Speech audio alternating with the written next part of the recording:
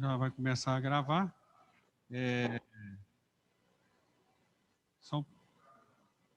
Só um pouquinho, Regis, que já vai... O Gabriel, que ele vai começar a gravar agora. Segundo a programação, está tudo certo. Estamos no horário, tudo certinho. Bonitinho. E já vamos começar em poucos... Só dar o ok aqui do Regis para começar. E aí você já manda brasa. Você está aonde em Brasília, o Gabriel? Estou na Asa Norte. Na Asa Norte? Isso. Eu estou sempre em Brasília, né? Atendendo aqui e ali. Já Brasília é o segundo lar. O senhor está em Goiânia, né?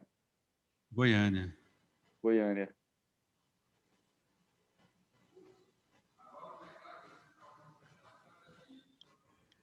Essa de baixo ou de cima?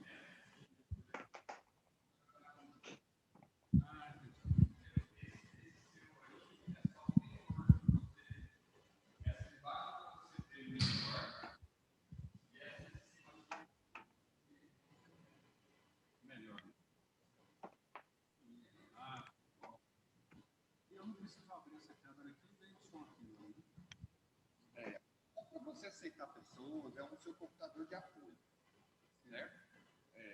Mas você vai aparecer primeiro na câmera lá. Certo.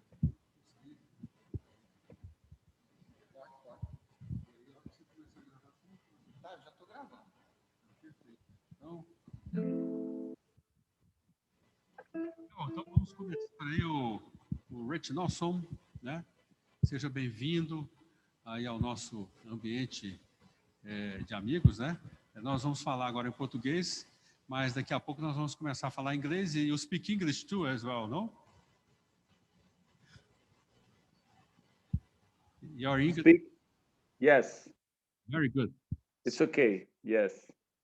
So thank you very much. So I invite you to start this meeting so with your great music.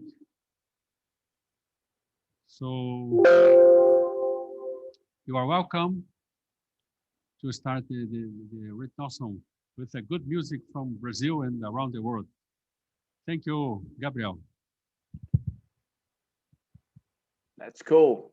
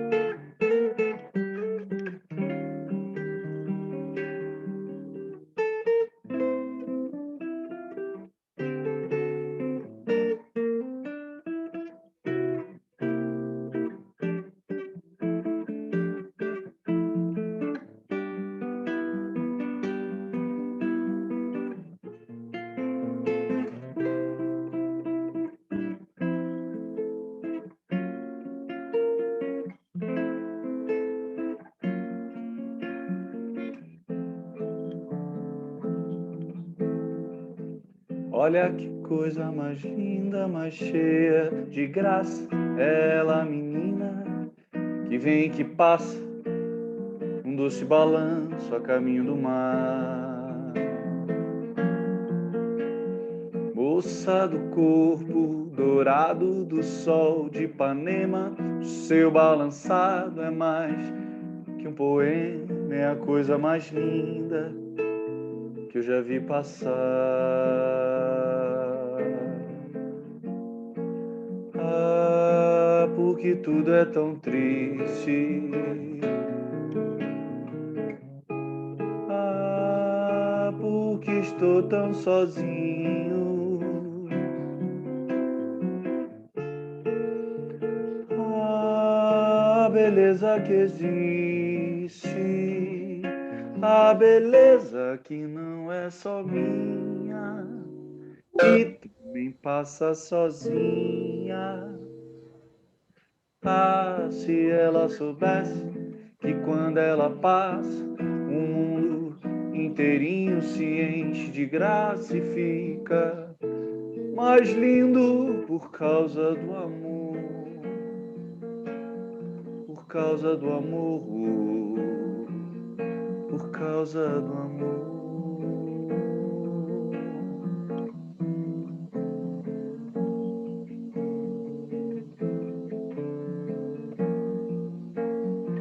Olha que coisa mais linda, mais cheia de graça, ela, menina, que vem, que passa, num doce balanço a caminho do mar. Moça do corpo dourado do sol de Ipanema, o seu balançado é mais que um poema, é a coisa mais linda que eu já vi passar. Ah, porque tudo é tão triste. Ah, porque estou tão sozinho. Ah, a beleza que existe, a beleza que não é só minha e também passa sozinha.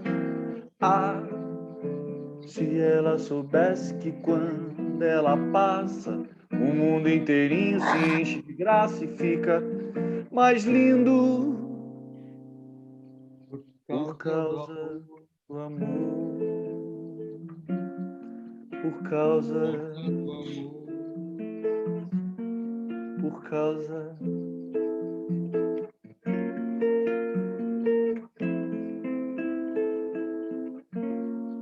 por causa do amor.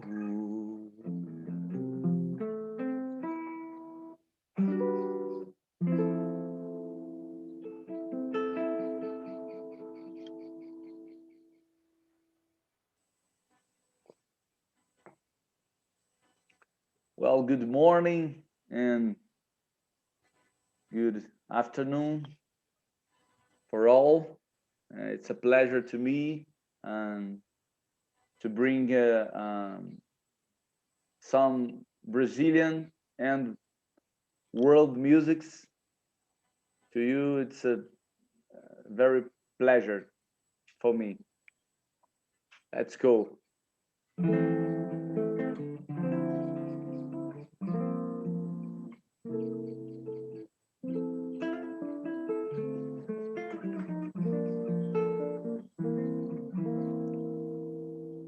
At last, my love has come along. My lonely days are over, and life is like a song.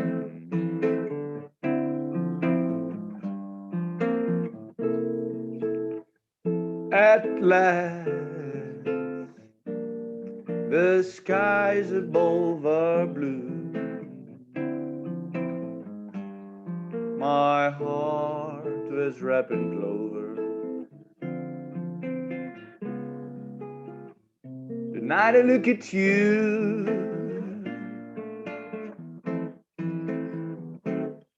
I found a dream that I could speak to. The dream that I can call my own. I found the thrill to press my cheek to, the thrill that I ever never knew. You smile, and then the spell was cast.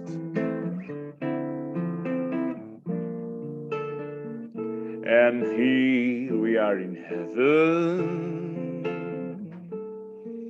for you are mine at last, for you are mine.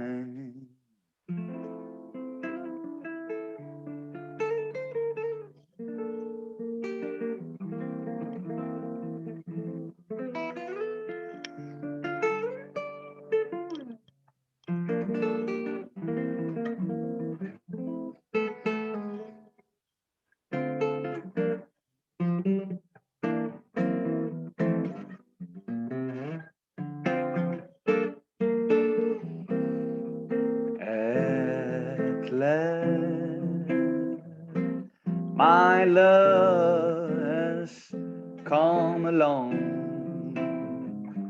My lonely days are over, and life is like a song.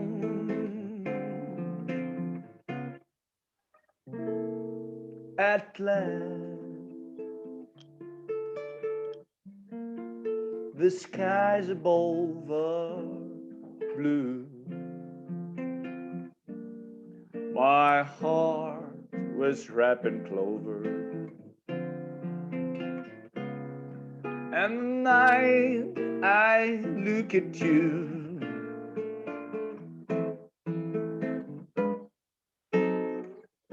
I found the dream that I could speak to, the dream that I can call my own.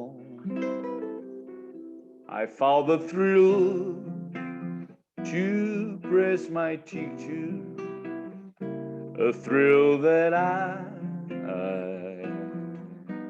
have never knew. You smile,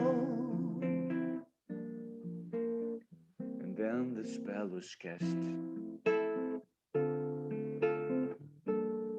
and here we are in heaven, for you are mine.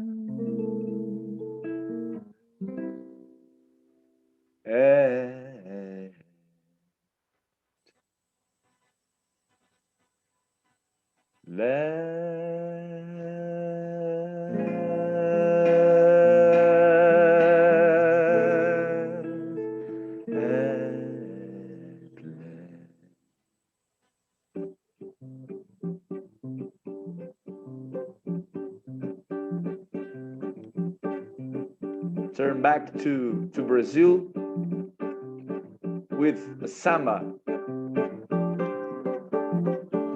Sambinha aqui do Brasil.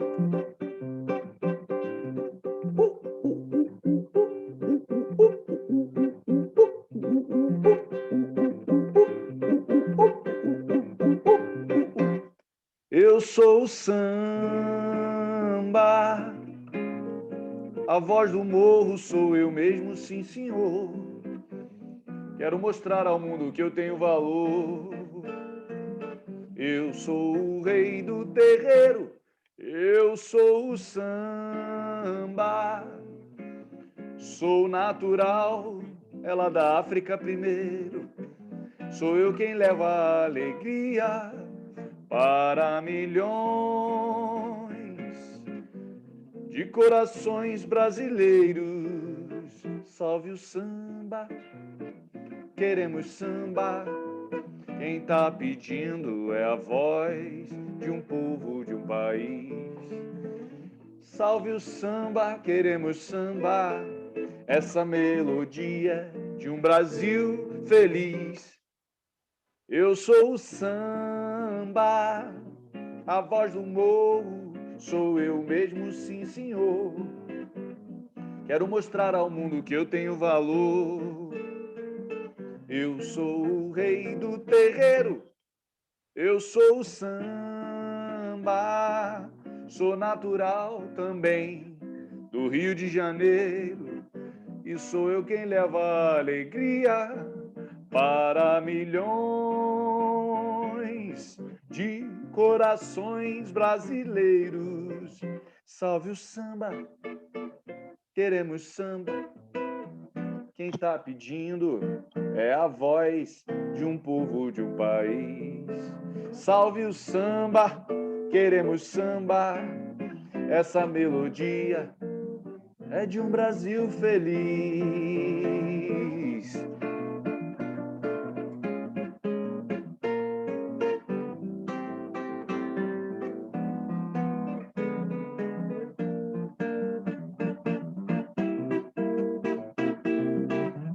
Eu sou o samba, sou natural aqui no meu Brasil inteiro. Sou eu quem levo a alegria para milhões de corações brasileiros, para milhões de corações brasileiros, para milhões.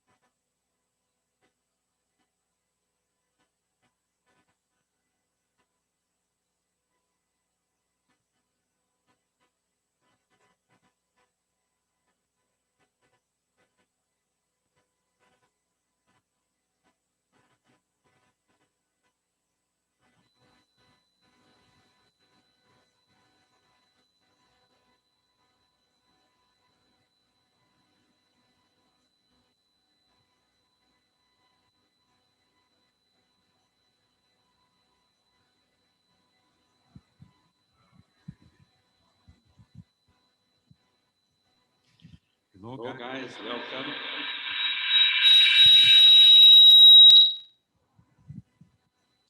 Hello everybody. Buongiorno, Barbara. Come stai?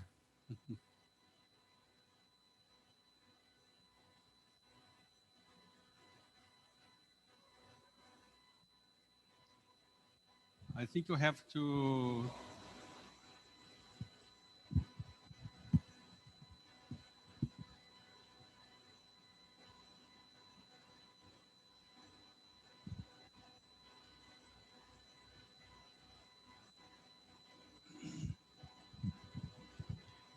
Hi, Barbara. Buongiorno.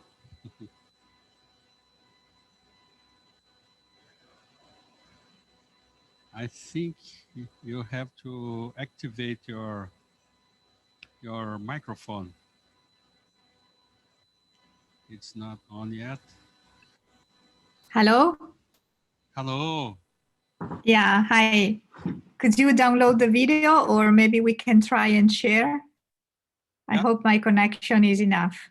We still have time, so we are new speakers are as co-hosts. Good morning, everybody in Brazil. Good afternoon. Good evening elsewhere. So Gabriel is there still singing, but I think he might have had some problems with the sound. But Gabriel, are you okay? Can you hear us? Yes, I'm okay. Here, can I continue with the music?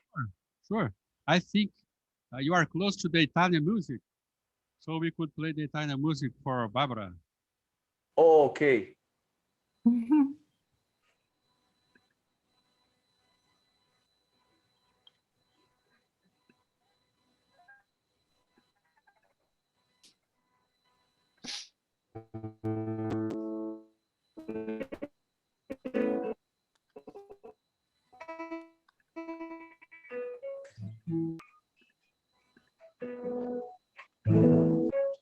Gli dipigevo la mani e la faccia di blu. Poi d'improvviso venivo dal vento rapito e incominciavo a volare nel cielo infinito. Volare, oh, cantare, oh, nel blu, dipinto di blu, felice di stare lassù. E volavo, volavo, felice.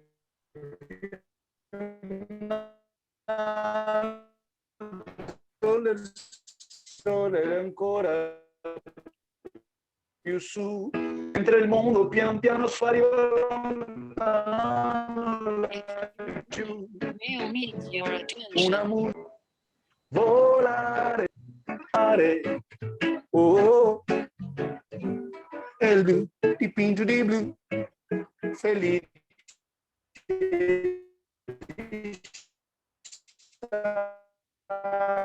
lassù.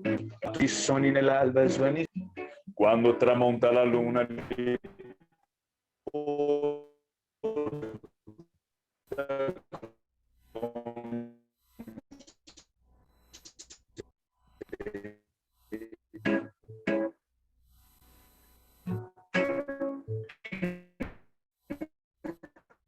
Mai guardare negli occhi a tuoi belli che lo trapunto di solare, oh, nel blu, dipinto di blu, felice di stare lassù, e continuo a volare felice più l'alto del sole e ancora più su, mentre il mondo pian piano scompare negli occhi a tuoi blu.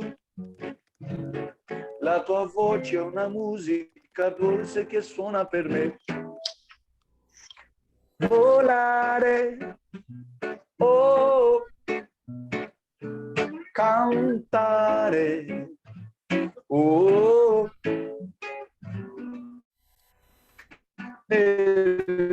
blu, dipinto di blu, felice di stare lassù, il blu, gli occhi tuoi blu, felice di stare, dipinto, felice di stare lassù.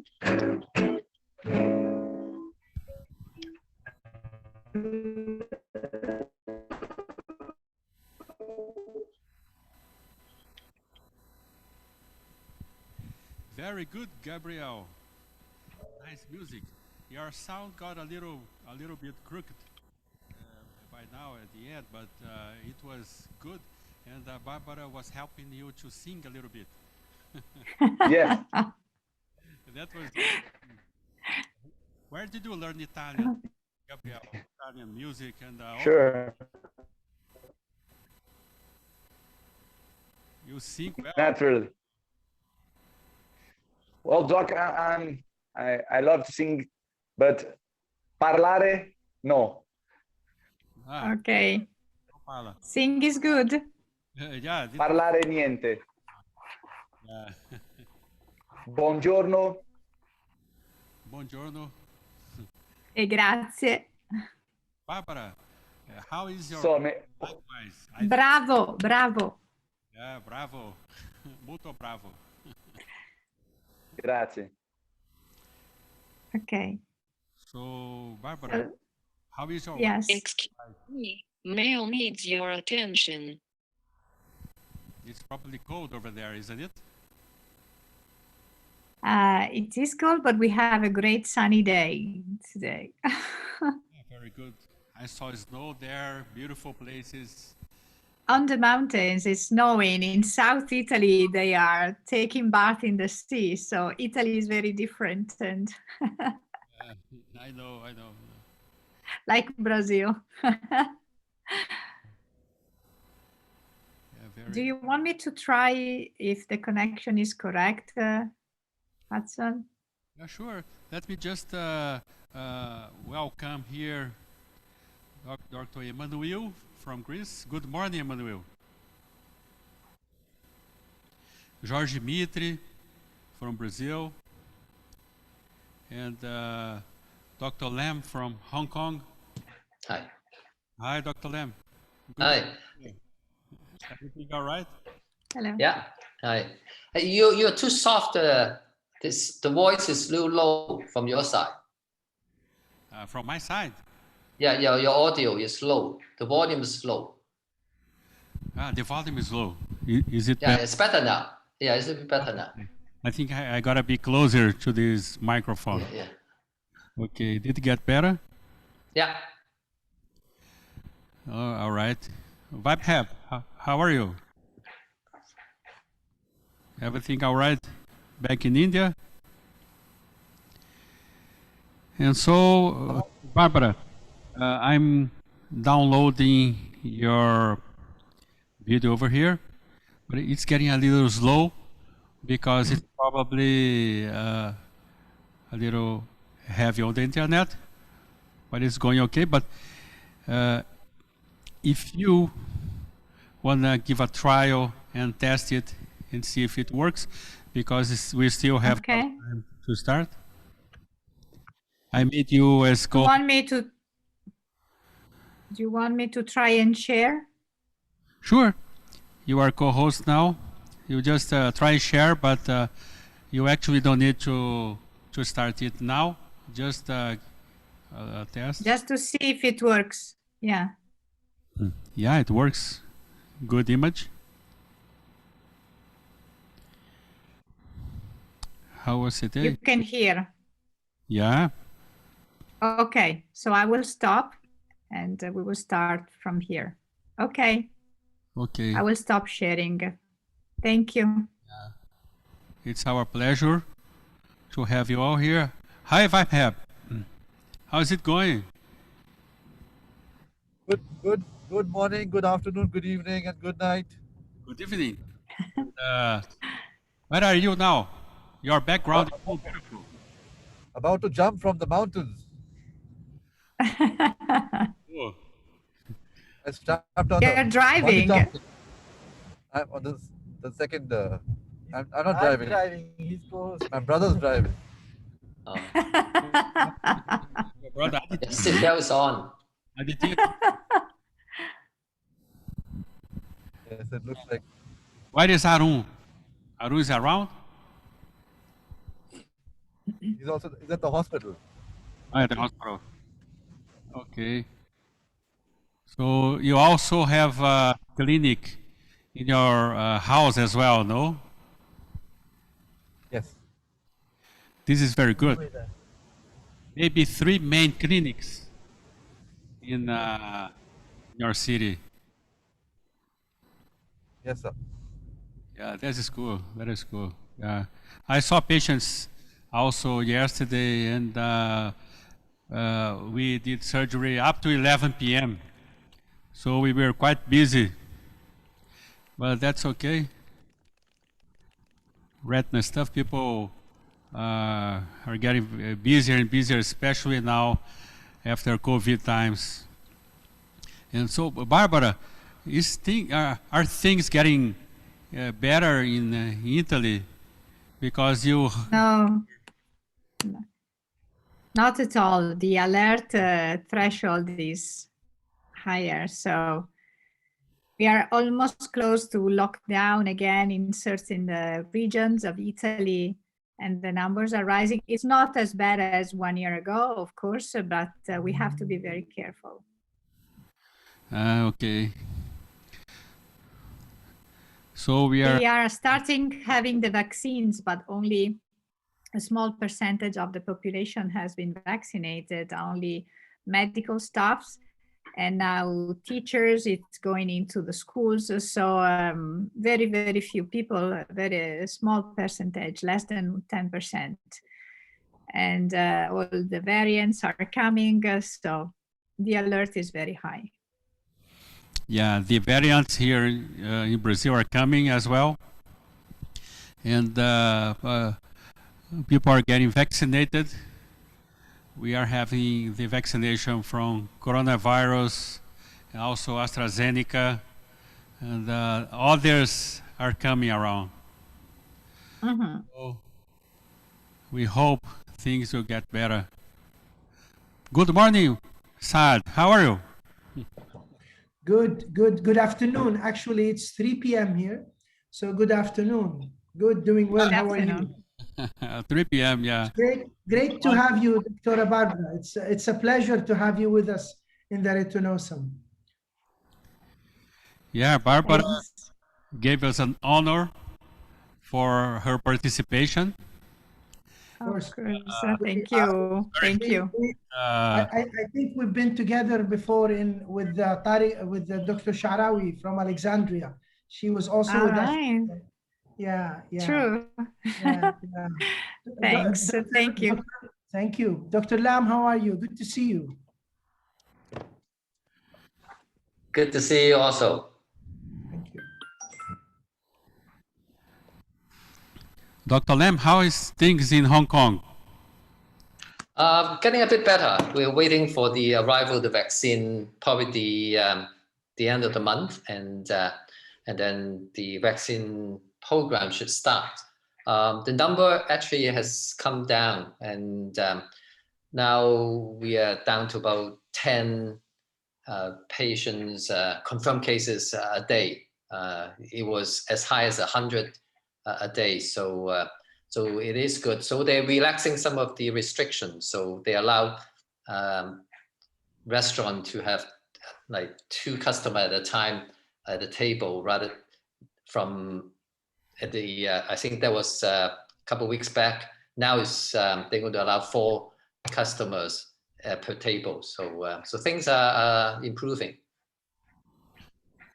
Yeah, we hope things are going to improve around the world, since people are getting the vaccines. And the problem is that some months ago, we were worried about the second or third waves, but now we are worried about the variants. So yeah, not quite easy to deal with that, but hopefully things are going to get just okay with time. Good morning, Jorge Mitri. How are you?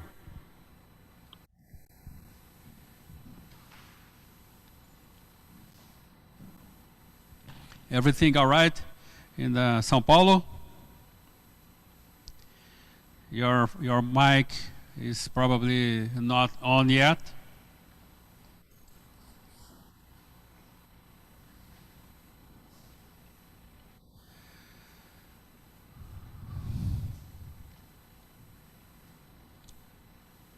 Mr. Barbara, nice to meet you. Nice to meet you. Nice to meet you too. And for all, Dr. Wei, Dr. Wabav, Dr. Saad, Kifak. You know Saad, Wahib, and Emmanouil Mavrikakis? We did a Retina fellowship with our professor, Dr. Waiching Lam. And it's also an honor to have Waiching Lam here with us. And I tell people that most of what I learned in retina, in the vitreal retina surgery, was from Dr. Lam. Oh, I would totally agree, Hudson. I would also say that we have learned much more than retina working with Dr. Lam. He's such a great human being. I personally have learned a lot from him as a person, as well as a very skilled surgeon. And we still learning from you guys him. Thank you very much. You guys are very too generous. I think you struck out on your own very well. I think all of you are very accomplished. So, and I'm so happy for all of you. Yeah, thank you very much. I remember the minute I was getting to Toronto for my retina fellowship, and I was seeing the retinas there. Dr. Lam would teach me everything in too much detail, and so whatever I saw, I could not probably see, but he said, no, you have to look at this structure here and there. And so I will never forget whatever you were teach me all these times, and still I call you for some doubts or whatever we have to ask. You are always ready. So great honor to have you here. It's always a pleasure to join this. I think you've done extremely well. This is Retinawesome number 8. This is just one thing that you do. You have done well with many other accomplishments. So congratulations for doing all this great work. Thank you very much. So I think in about 5 minutes. Let me add a comment on this. We are talking about Dr. Lam, so give me a minute. I had my shower. So to me, Dr. Lam, I mean, he's a father, he's a brother, he's the best thing has ever happened to my life. I could never accomplish whatever I have done without Dr. Lam. That's the truth. I'm really grateful to this man. And you know, the year I had in Toronto was the best year in my life. I was like a family to him, and I'm really grateful. Thank you so much, Waiching, for everything. Thank you. And as you said, Hudson, still, whenever I have a difficult case, definitely I ask for his advice, for sure. No, I'm so happy to be able to collaborate with you. It's always a pleasure, Emmanouil. And you have such a big heart and big hug. A bear hug. Thank you so much. So good to see you all. Thank you. Everybody likes Dr. Lam. Yeah, everybody likes Dr. Lam. I pay them to say all those good things. I don't think so. So, Jorge, how is São Paulo doing in terms of COVID?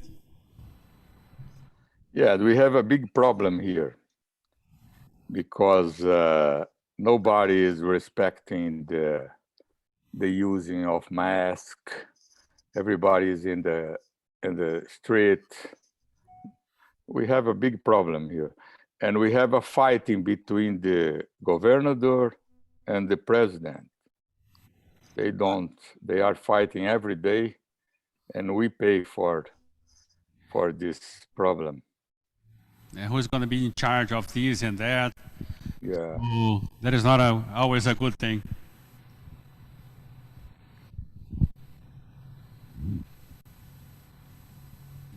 But I'm working normally.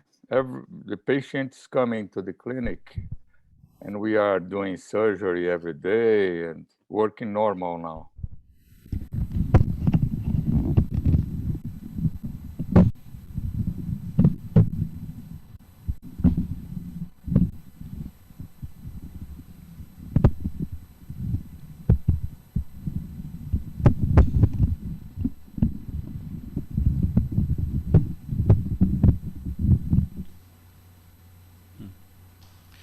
All right, so we have 2 minutes to go.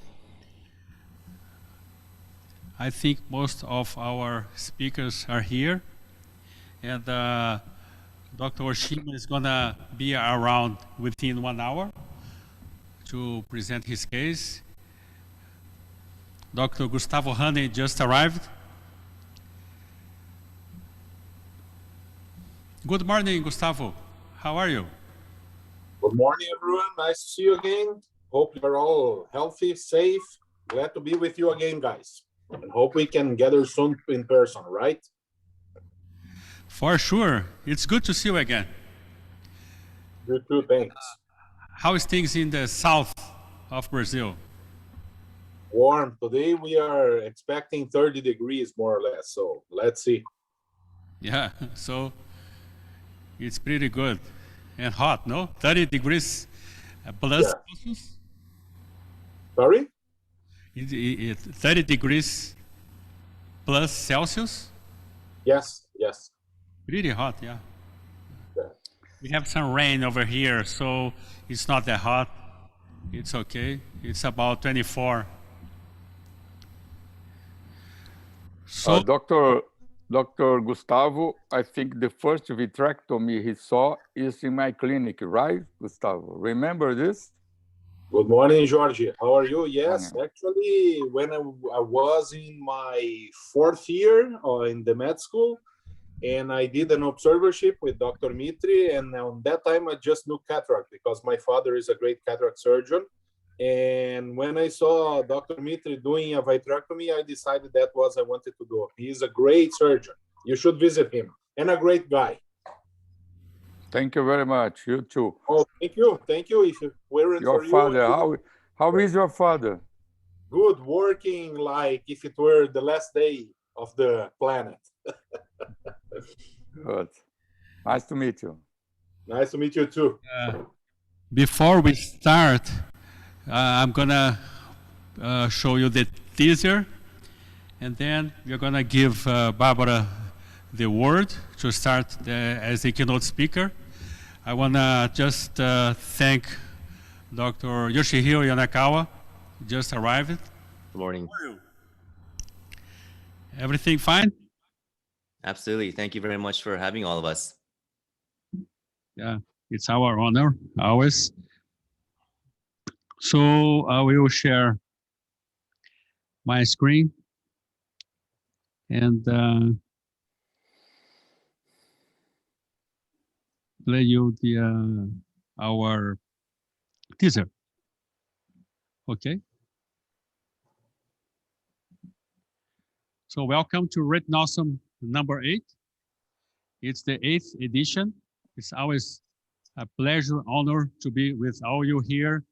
And we hope that we could show the best of our knowledge and also discussing whatever we could do to get better in our techniques.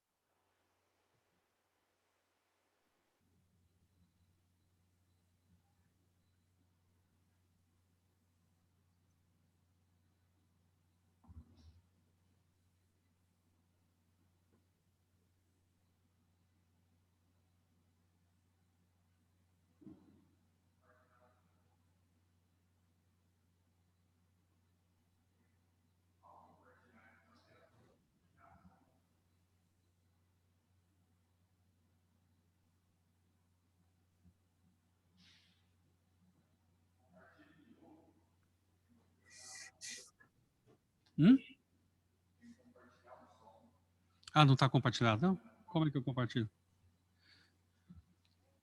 Como é que compartilho? Just a second. Our technician here says I have to put the sound. So the sound here. Não, já está share screen. Já tem new share. Share sound. Optimize sound. Okay. Sorry, guys. So sharing now with this.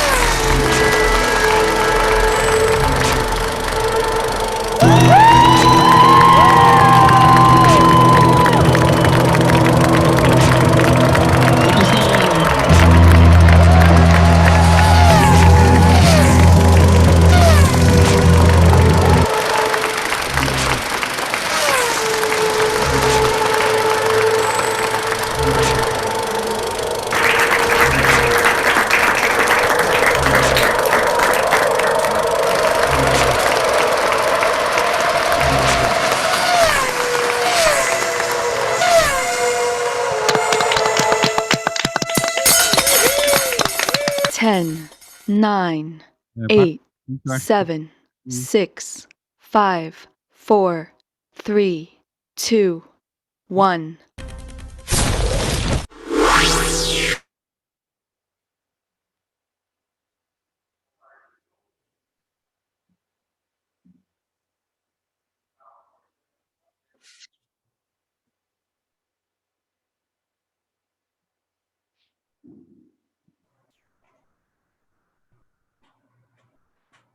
Bom dia, amigo Hudson. Bom dia, amigos. Agora. Good morning, everybody. Bonjour, mes amis. Buongiorno. Oi, André. Tudo bom?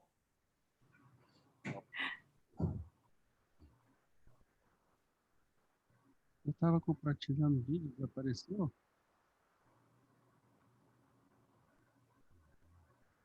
Jorge. Hi, André. How are you doing, my friend? Nice seeing you. Fine. And you? Nenhum desses aqui estava, de repente alguém compartilhou na frente. E agora? O vídeo é esse aqui, ó. Esse aqui.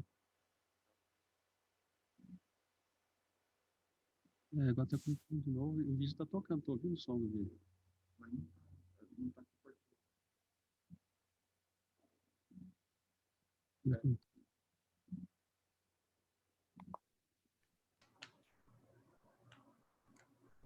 Fecha aqui? Aí.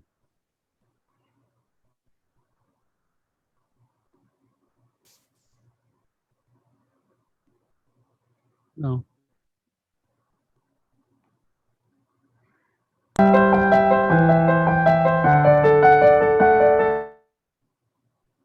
Mas eu estou ouvindo barulho aí, o povo. Olha lá. Eu estou ouvindo a música aqui, não estou entendendo.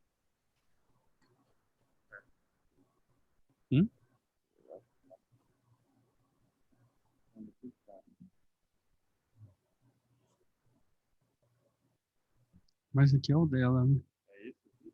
Não. É esse aqui, ó. Esse. Tá compartilhado? Vou fechar. Share. Hi, André Jucá. How are you? Fine, my friend. Great seeing you. Good to see you. We are having some problems here sharing the screen. So, video over here.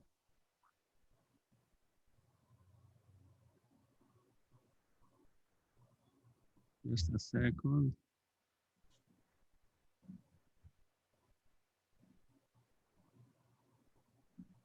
Aqui.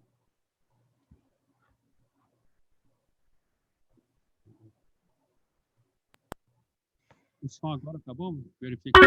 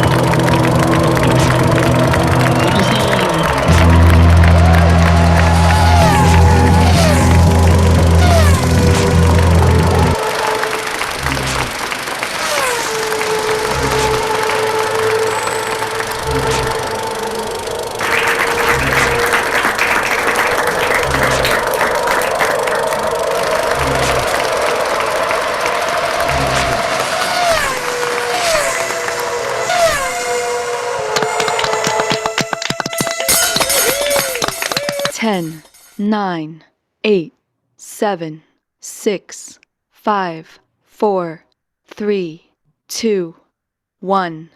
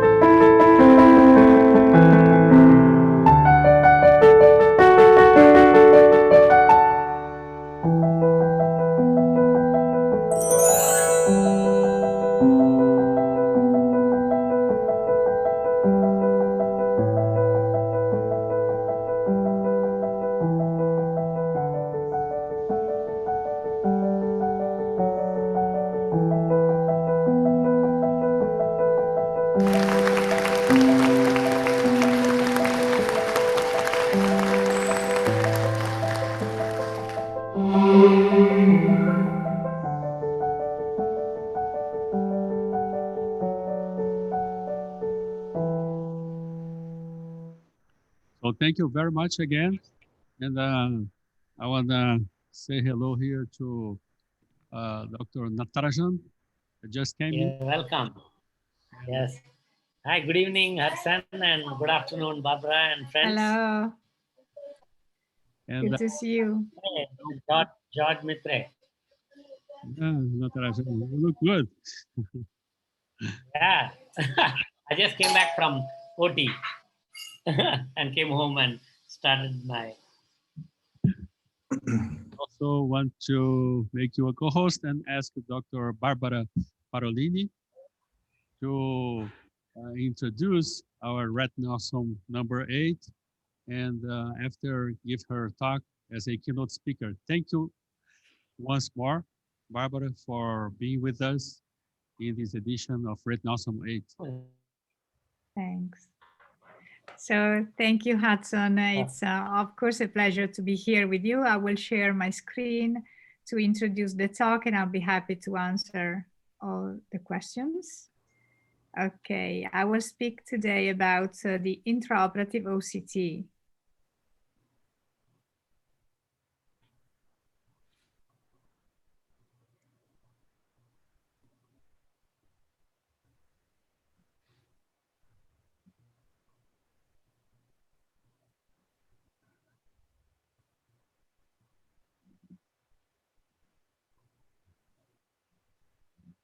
Barbara, can you hear us? Yes. Okay, that's fine. Can you hear me? Sure, pretty well. In the video? Mm-hmm. Yes. The video have no audio. You may have to turn up the audio for the video. Ah, hold on. You can. Hold on. You cannot hear the audio? No. Oh, I didn't know. It should have. No. Okay. Why not? Let me try again. I downloaded your video over here. If you want, I can share. Can you hear it now? The video. No, Barbara. No. No voice. Yeah, you have to turn on your computer's audio for this. It is actually on. So I don't understand why But the no computer. Maybe you can stop sharing and then share the full desktop. Barbara? Yeah. Yes, now, I stopped sharing. Yeah, now you share again and you share the full desktop. Not Okay. only the presentation. Okay. Let me try. I will. Hey, Athanasius. Why are you looking like this, Athanasius? Come on. You have to motivate Barbara. And you know the story, Barbara, me and Athanasius. Yeah? No. After you start presentation, not now. We will waste time later, right? Athanasius? Okay. You will tell me. Let me try again. Sorry. Right. Yeah. Doesn't go on, no problem. I share it for you. Can you hear? No. Oh, that's too bad. So I can talk, but it was just to be on time, and I'm already wasting time. Hudson can try that, I think. Hudson? Yep. Sure. You can try the volume. Just see whether it works. Okay. Anyhow, you know what? I will speak. I will not use I will just show the video and I will speak over, okay? All right. Okay. Or if you prefer, I share for you. Yeah, okay. Why not you try once? Try. Okay.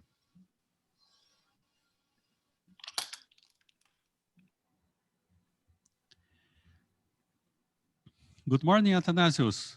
How are you? Morning. Nice. Today is nice. We don't have any more snow. So you're sleeping and you just got up, Athanasius? No, I always look like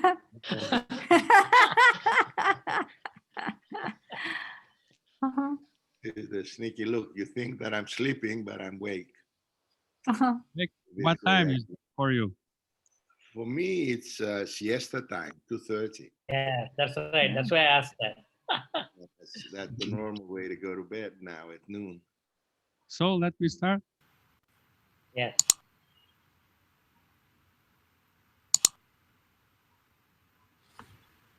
I would like to thank for this wonderful opportunity. I will present you today my experience on intraoperative OCT and all the situations when OCT guided and I followed.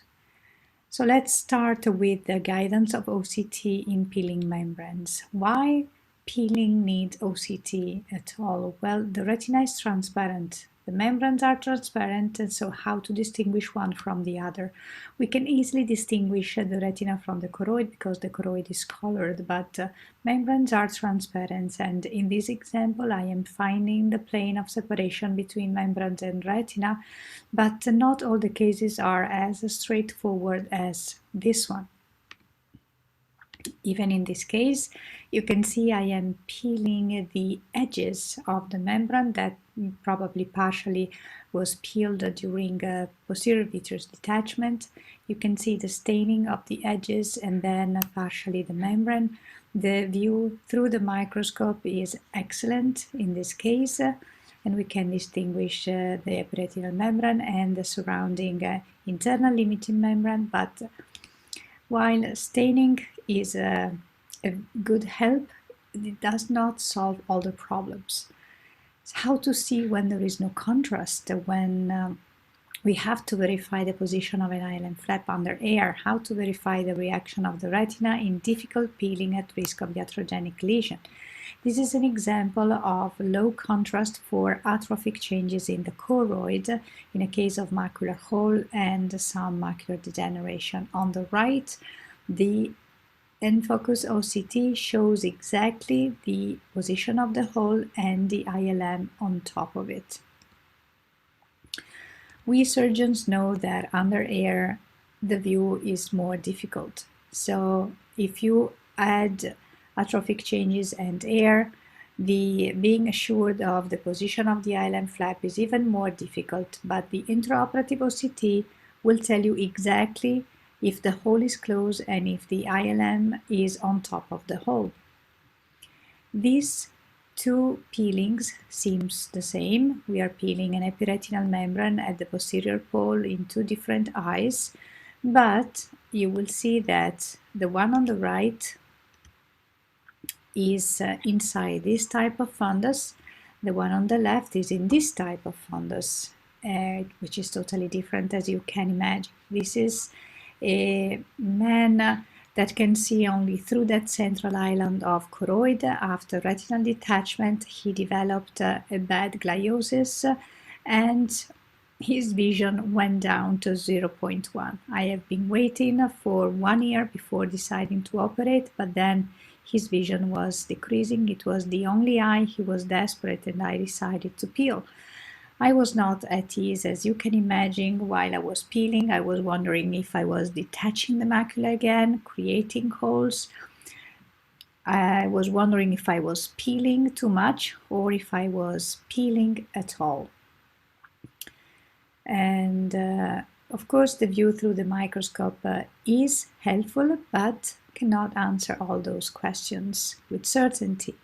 And it was good to have an immediate answer from the intraoperative OCT. You can see that at first I am just caressing the retina. I was not efficient in my maneuvers, but then I started to peel effectively, and the intraretinal folds started to unfold. I could see that I was not making any holes nor detaching the retina, so I was more confident.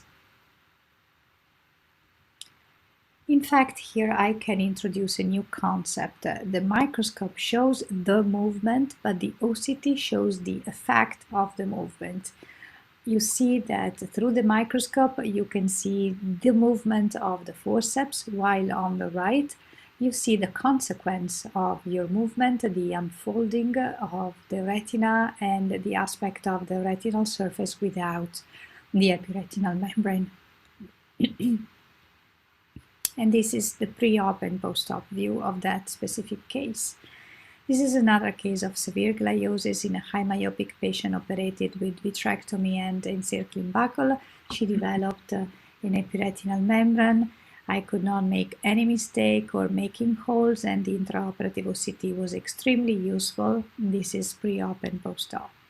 So I would say that in peeling membranes, the OCT is useful when there is no contrast, when the light reflexes under air are intruding, and when we are afraid of inducing iatrogenic lesion with peeling.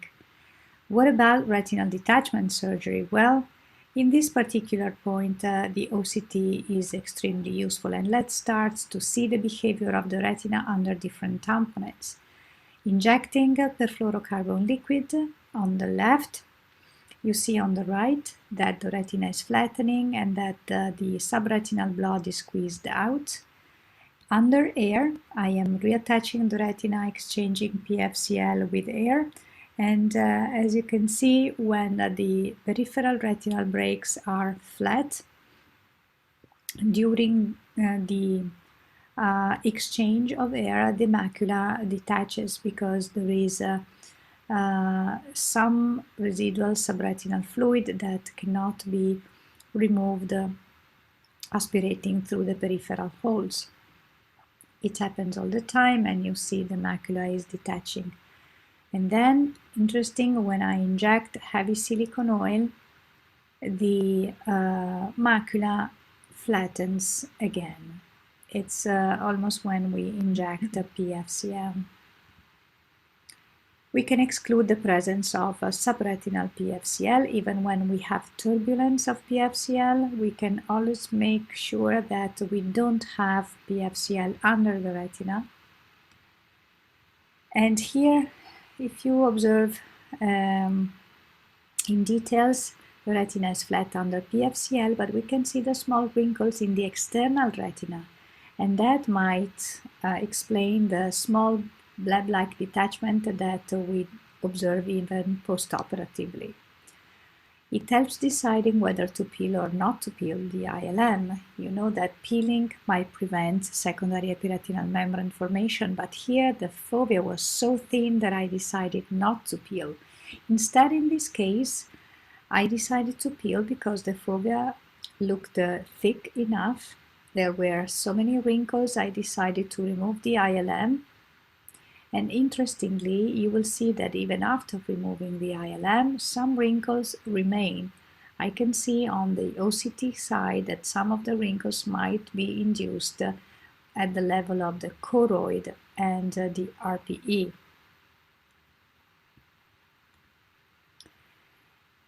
And we can also distinguish schisis from detachment. Look at this difficult case of retinal detachment secondary to retinoschisis. In the first surgery, I did vitrectomy, removal of the inner retinal layer, encircling buccal and silicone oil, and this is the intraoperative view of the second surgery. There are many uncertain findings in A, B, C. A, I am wondering if it is a hole or a cyst. B, are they retinal folds, PVR, subretinal strands? And C, are those two subretinal PFCL bubbles? Well, the intraoperative OCT was a guidance to understand that A was a hole close to an intraretinal cyst. B were areas of schisis and remnants of the inner retinal layer that I had trimmed in the first surgery, again here. And C were not PFCL bubbles, but again areas of schisis, so I could decide not to remove them. So the OCT is very useful in retinal detachment because it offers information on the behavior of the retina with tamponades. It tells if there are PFCL bubbles under the retina. It differentiates areas of schisis and detachment, and it helps deciding whether to peel or not to peel the ILM. And in PVR, well, all the topic related to retinal detachment still apply, but also it helps locating the immature intraretinal PVR and to judge residual traction. So this is a very bad case of PVR, and in these cases we can easily see the epiretinal membranes, but I think this is worse. This patient came to me for a second opinion. He already had 5 surgeries for retinal detachment, and with the long scan OCT you can judge the presence of a relapse, still an inferior retinal detachment under silicone oil, and this patient is very tired of surgeries. We cannot make mistake. So how to locate the immature PVR? I think this is a pathognomonic sign, the hyperreflective area with intraretinal folds. It's a sign of immature PVR. Again, in this point, you see that I am removing the epiretinal membrane that was highlighted with the OCT. You see, I have stained, but the staining is not so helpful, and even under the microscope, they could be just microfolds of the retina, but based on the information given from the intraoperative OCT, I am insisting in finding the membranes, and I finally find it and remove it. And even here you see the movements in the same spot with the Thanos scraper. I was trying to find the plane of separation of those membranes. I was caressing the retina. It was not enough as a movement to remove the membranes, and that's why I had switched to the forceps, as you have seen in the previous clip. How to judge residual traction? Can the OCT act as a tractiometer or traction detector? We all know that the greatest challenge in VR surgery is how to judge residual retinal traction. In a case like this, it's very subtle. Should we lift the retinotomy? Should we peel more membranes? Is there residual traction? It's not so easy to judge. So the edges of the retinotomy are minimally elevated and contracted, and there are epiretinal membrane when you look at the view of the intraoperative OCT. The edges of the retinotomy, even here, are contracted, and you can see the retinotomy is under traction, and the retina not completely attached. So again, I move on with more peeling and elevating the retinotomy and trying to relieve the traction.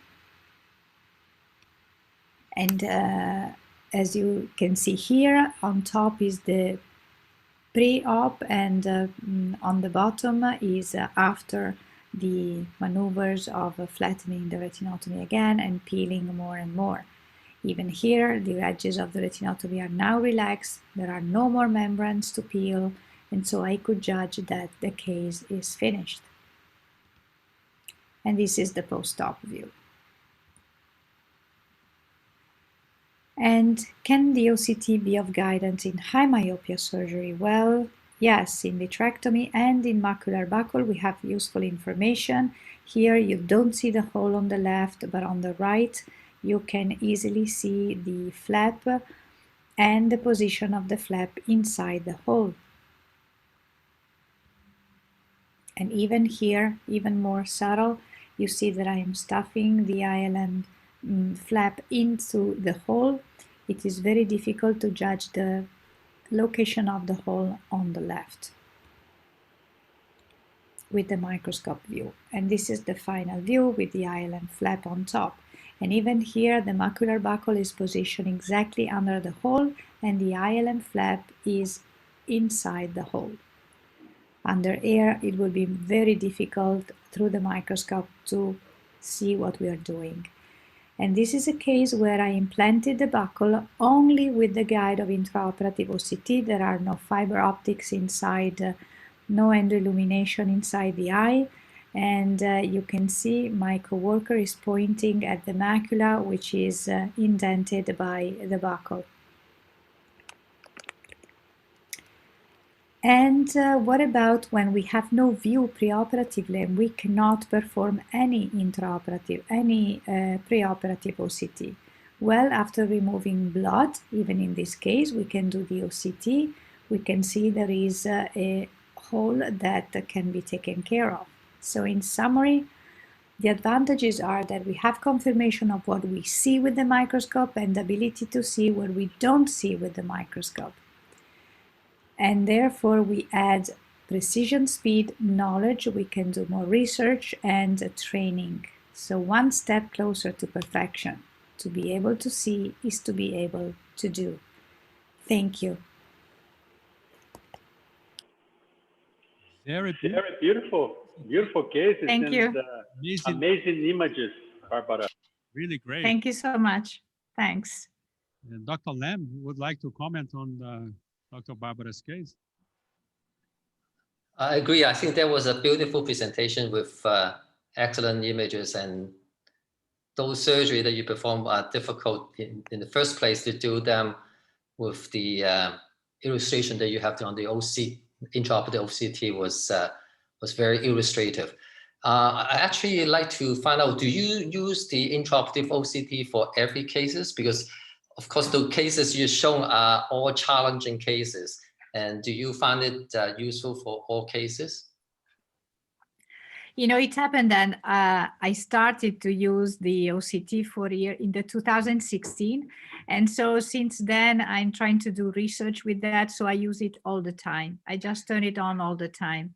When you get used to that, you don't avoid using it. It's just, you know, whenever we have a new technology and we discover all the beauty and the new information that it can provide, then you want to use it in every case. I'm not saying that we can, it is absolutely necessary, but of course I am finding out that the amount of information provided is extremely useful.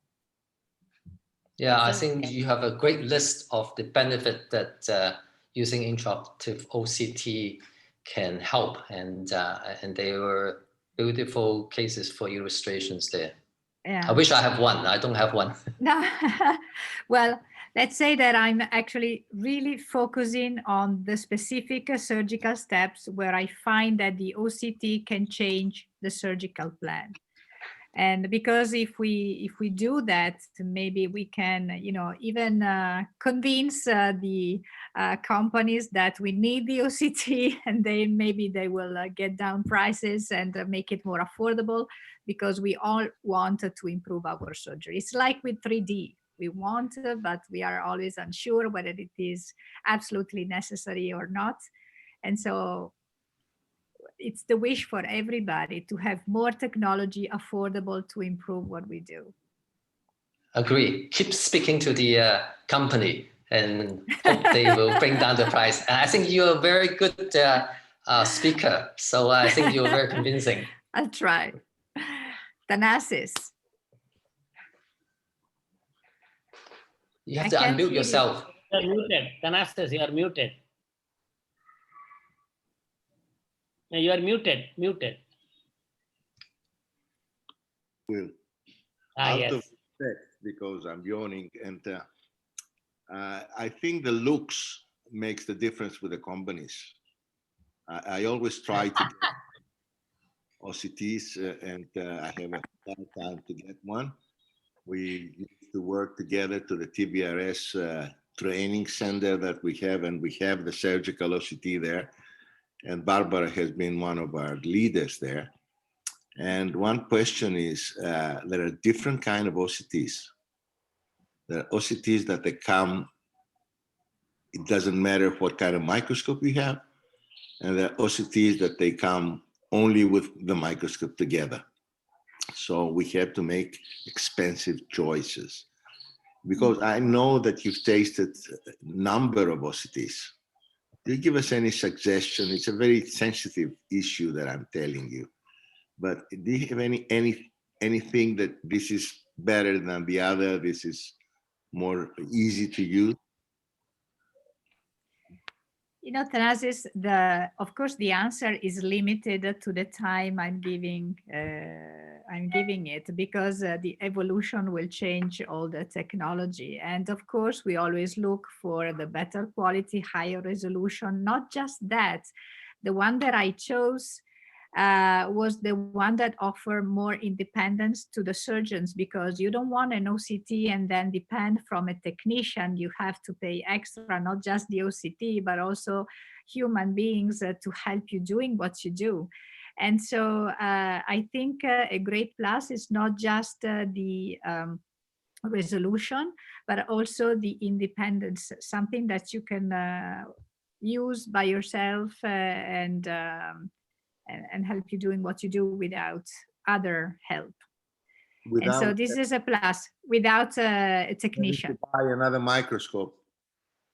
Yeah, and without having to buy another microscope. So the non-integrated is useful for this reason, so far. Thank you. So resolution, ease of use, speed of use, and independence from the surgeon. That's great. Thank you.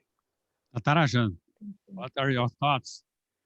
Yes, Hudson. No, I think Barbara is an excellent surgeon, and I've seen her presentations earlier also. So great, Barbara.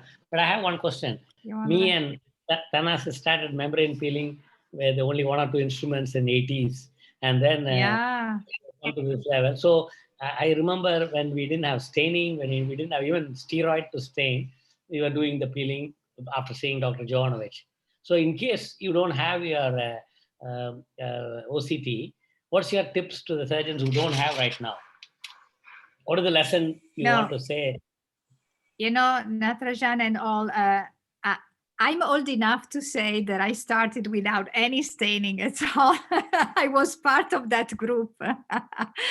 And so when we don't have technology, we always try to do with what we have. And we can do it. So I think that, the tips are the one we know. So we have to be careful and looking through the plane of separation and trying to start far from the fovea and to do the right movement, the zigzags, and then lift the membranes.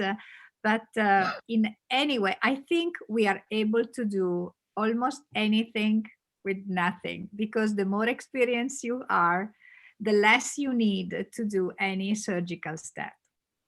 I just think that you might agree that technology just helps to make less mistakes and be faster and more precise. It's not the difference between doing and not doing. It's just doing it better. That's it. Very good. Excellent. Thank you. And I wanted to say, Athanasius and Barbara were there in Mumbai. I hope they can come back. Thank you I can so take much. part. I miss you all, so. Well, I miss all of you, and I would like to join you because I got the 2 sats already. So I can travel freely, and it's not by age or by, it's because I'm a medical practitioner still. And that's why they gave me the sats, because some people are trying to, I was the old people that they had to have the shot. So I have to make a distinguish to that. And the second thing is I would like to be with you, especially with Waiching, that we've been separated for many years now. And now the technology has brought us together. I miss him a lot, like I miss every one of you. And I would like to be alive and back again, talking to each other while drinking and eating, not by ourselves, but all together. Thank you for joining us. Yeah, thank you very much, Athanasius, Barbara, for your great cases and technology. I think we all would like to have an intraoperative OCT to carry on our vitrectomies, and that would be great. And I would like to call Dr. Lam to present his case. Welcome, Dr. Lam. Thank you. Can I share screen? Sure. Are you? Okay. I think you are. Yeah. Okay. I do. I can. Great. Thanks very much. Thank you for the invitation, Hudson, for participating at this Retinawesome number 8 again. And so I'm going to share with you a case of chronic traumatic macular hole. So this is a 13-year-old boy suffered from a soccer ball injury to the right eye about 4 years ago. And then he was found to have poor vision in the left eye, but he himself doesn't remember how long it has been. And because such a long history, the surgeon who saw the child wasn't keen to do any surgery at all. And you can see that the vision in the left eye is poor compared to the right. And on OCT, he has a full thickness macular hole, which measure about 823 micron in size. So a little bit on about the traumatic macular hole. So trauma is the second most common cause of macular hole. And the incident following a closed globe trauma is reported as 1.4%. And in open globe injury is about 0.15%. There are other causes of traumatic macular hole, such as laser injury, surgical trauma, of course, and lightning strike, and electrical current shock. And it's thought to be a combination of these anterior posterior vitreoretinal tractions as well as the tangential tractions that generated from the trauma that causes the formations of macular hole.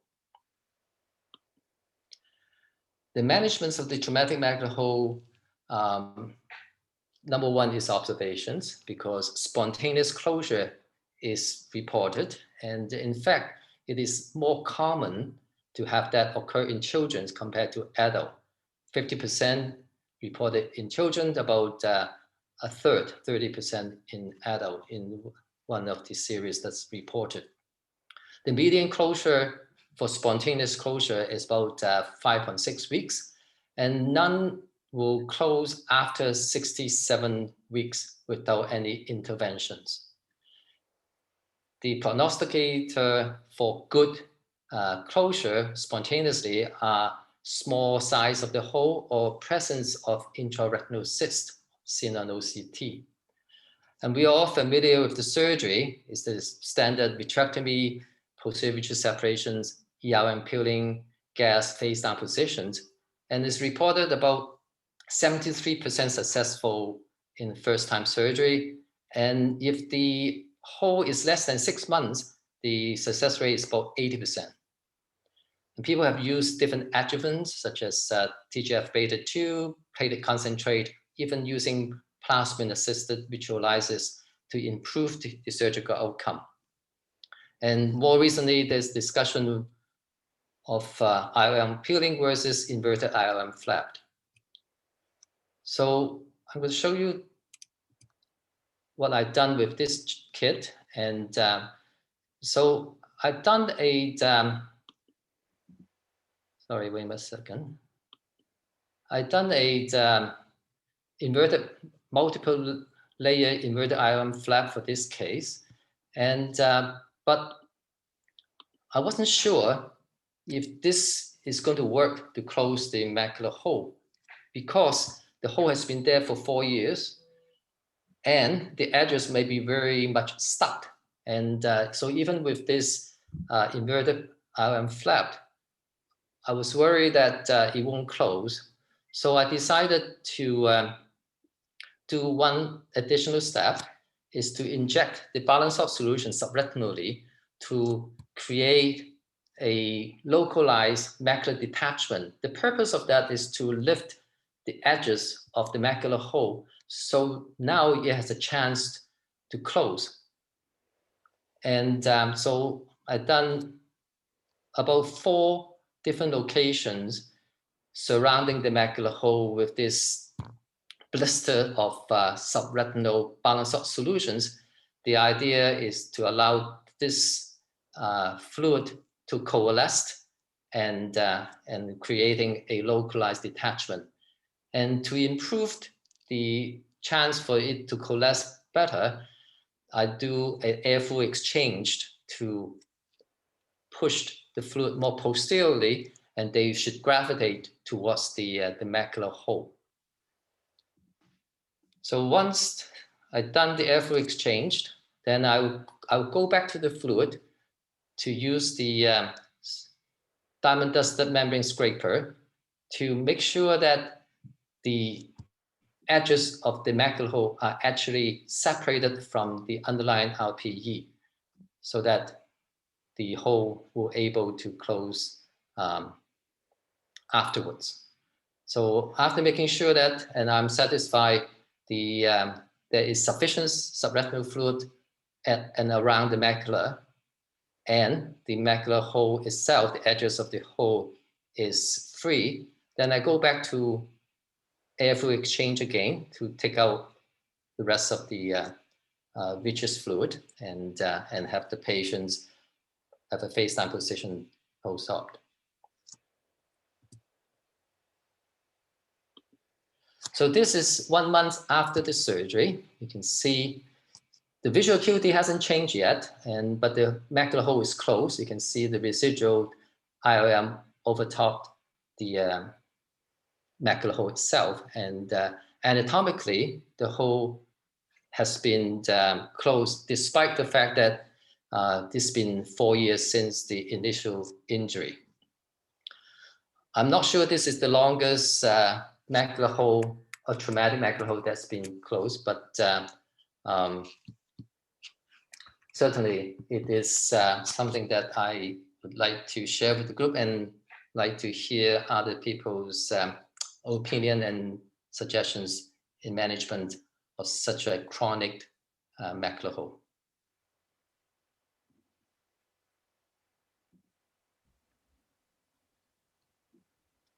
Hi, Dr. Lam. That was a great case. And both the ILM flap technique and the BSS macular dissection are 2 of my favorite techniques for difficult holes. However, I've never done it both at the same time. So I think that was really cool, number 1. Number 2, I think this would be really interesting for intraoperative OCT.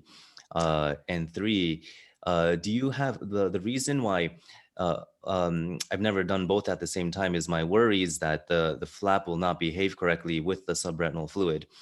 what were your pearls to keep the ILM flaps intact? I don't think there's any pro that I need to share. I think most of us know that if you peel the flap all the way to the very edges, then it certainly have higher risk of dislodging. And I'm doing a multiple flap, so it's much easier to stop short of the edges and leave yourselves a bit of space. I'm not even sure whether I need to do both, and whether one or the other technique, meaning that if I just detached the macula with the balance of solution, that might be sufficient. Just that I start off thinking that I can get away with the multiple inverted flap. But then when I was looking at it, and the edges looks very much stuck, and I recall the preoperative OCT, the flap, the macular hole itself quite stuck, and it's kind of like those flat open configurations. So I was concerned whether just the inverted flap is sufficient. So that's the reason why I went to additional steps. And I was never able to tell whether one alone will be sufficient for this case. Got it. No, I think that was great, because in traumatic macular holes, I think there is a lot of kind of scarring that takes place, and the macula tends to be stuck down. One additional technique that we reported on with Tony Capone was sometimes the ring of the macular hole edges can be very fibrotic. And then where we do radial retinotomy, snipping the edges of the macula or the fovea along the right at the horizontal meridian. But it's a little extreme. I think your technique is much more elegant. Thank you. Can I comment? Yes, please. I'm always worried not to close a macular hole. I think it's a greatest failure the next day. So what I used to do since many times, and I'm still doing it, although I do the ILM flap, is to mobilize the hole, not with the retinotomy, but with the tunnel scraper, instead of lifting the retina all around. And because sometimes it happened to me to lift the retina around, but not to mobilize the very edge of the hole. So I try with the tunnel scraper to close the hole and see how mobile the retina is. And I do that as first step, because when you have the flap, if you touch it with the tunnel scraper, you risk to remove it. So that's what I'm trying to do. And I wonder if I can obtain the same mobilization with the tunnel compared to the detachment of the retina around. Do you think it's as efficient, or should I lift the retina as well? I think you're right. The retina itself has some elasticity. So you can, you can stretch the retina. So the fact that it has some elasticity, it means that you can retract back. You stay open, and may not able to stretch to close it. So I have tried both techniques, and I found using the balance salt to create the separations allow a larger area for the retina to be mobile, so that the edges, the hole can come closer. And I have more than one case that I failed using just the tendon scraper to get the edges to come together, because at the end of the surgery, I found it looks good. It looks like the hole gets smaller, but then during the postoperative follow-up, the hole actually remained open, but in a open flat configuration, but still open. So it's still, like you said, for me, it's still a failure. It is not a closed hole. I want to see the hole to close. So I suspect the reason that happened is even though it looks like it was closed at the time of the surgery, there might not be sufficient mobility of the edges, so that it couldn't stay close. Can I have a suggestion? Please. Great case. I mean, these are usually difficult because they're rare. We don't see these cases, but I think I've read something about using OCTA preoperatively to try to study the deep vascular plexus, and that might give you a clue to the prognosis. I've done very few cases on these, and I agree it's very variable, and sometimes you get anatomical closure, but you don't get any functional improvement. So I don't know if any of the speakers have any experience with doing OCTA for these patients as a prognostic point.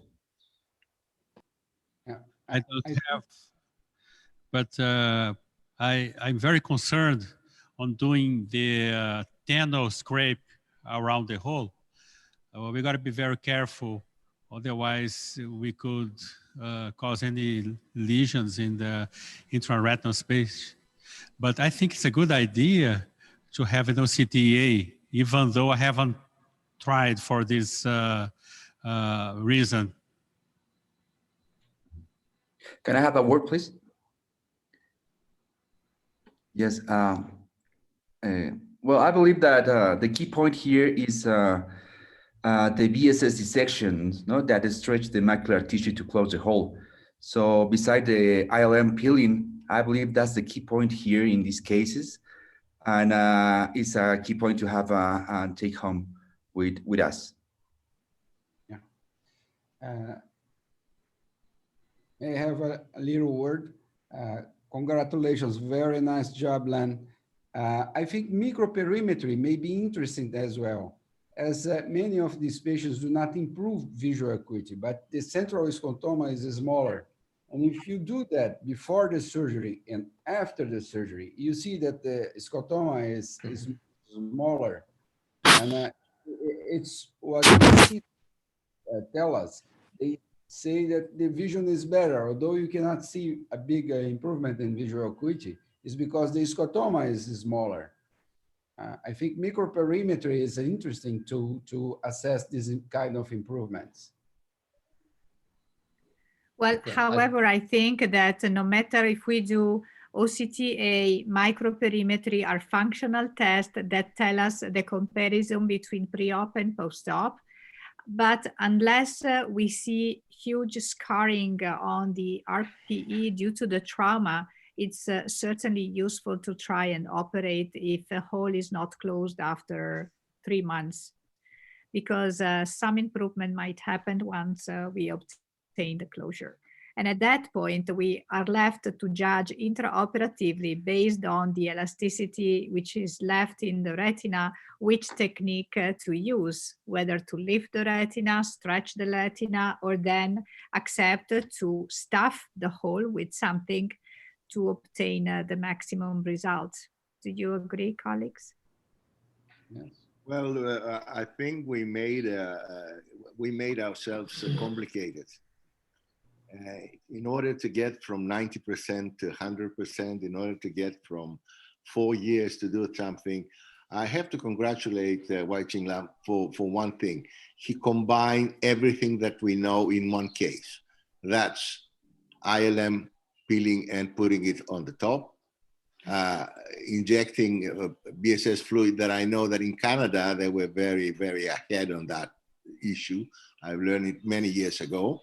And the third thing is that he was doing massaging also for the hole, which each one of these things have been implied differently by other people to say. But we have to remember that this is for big holes. This is for refractory holes. This is for holes that are not supposed to close easily, because all the mechanical things that we do on the area of a certain macula can produce mechanical damage to the macula.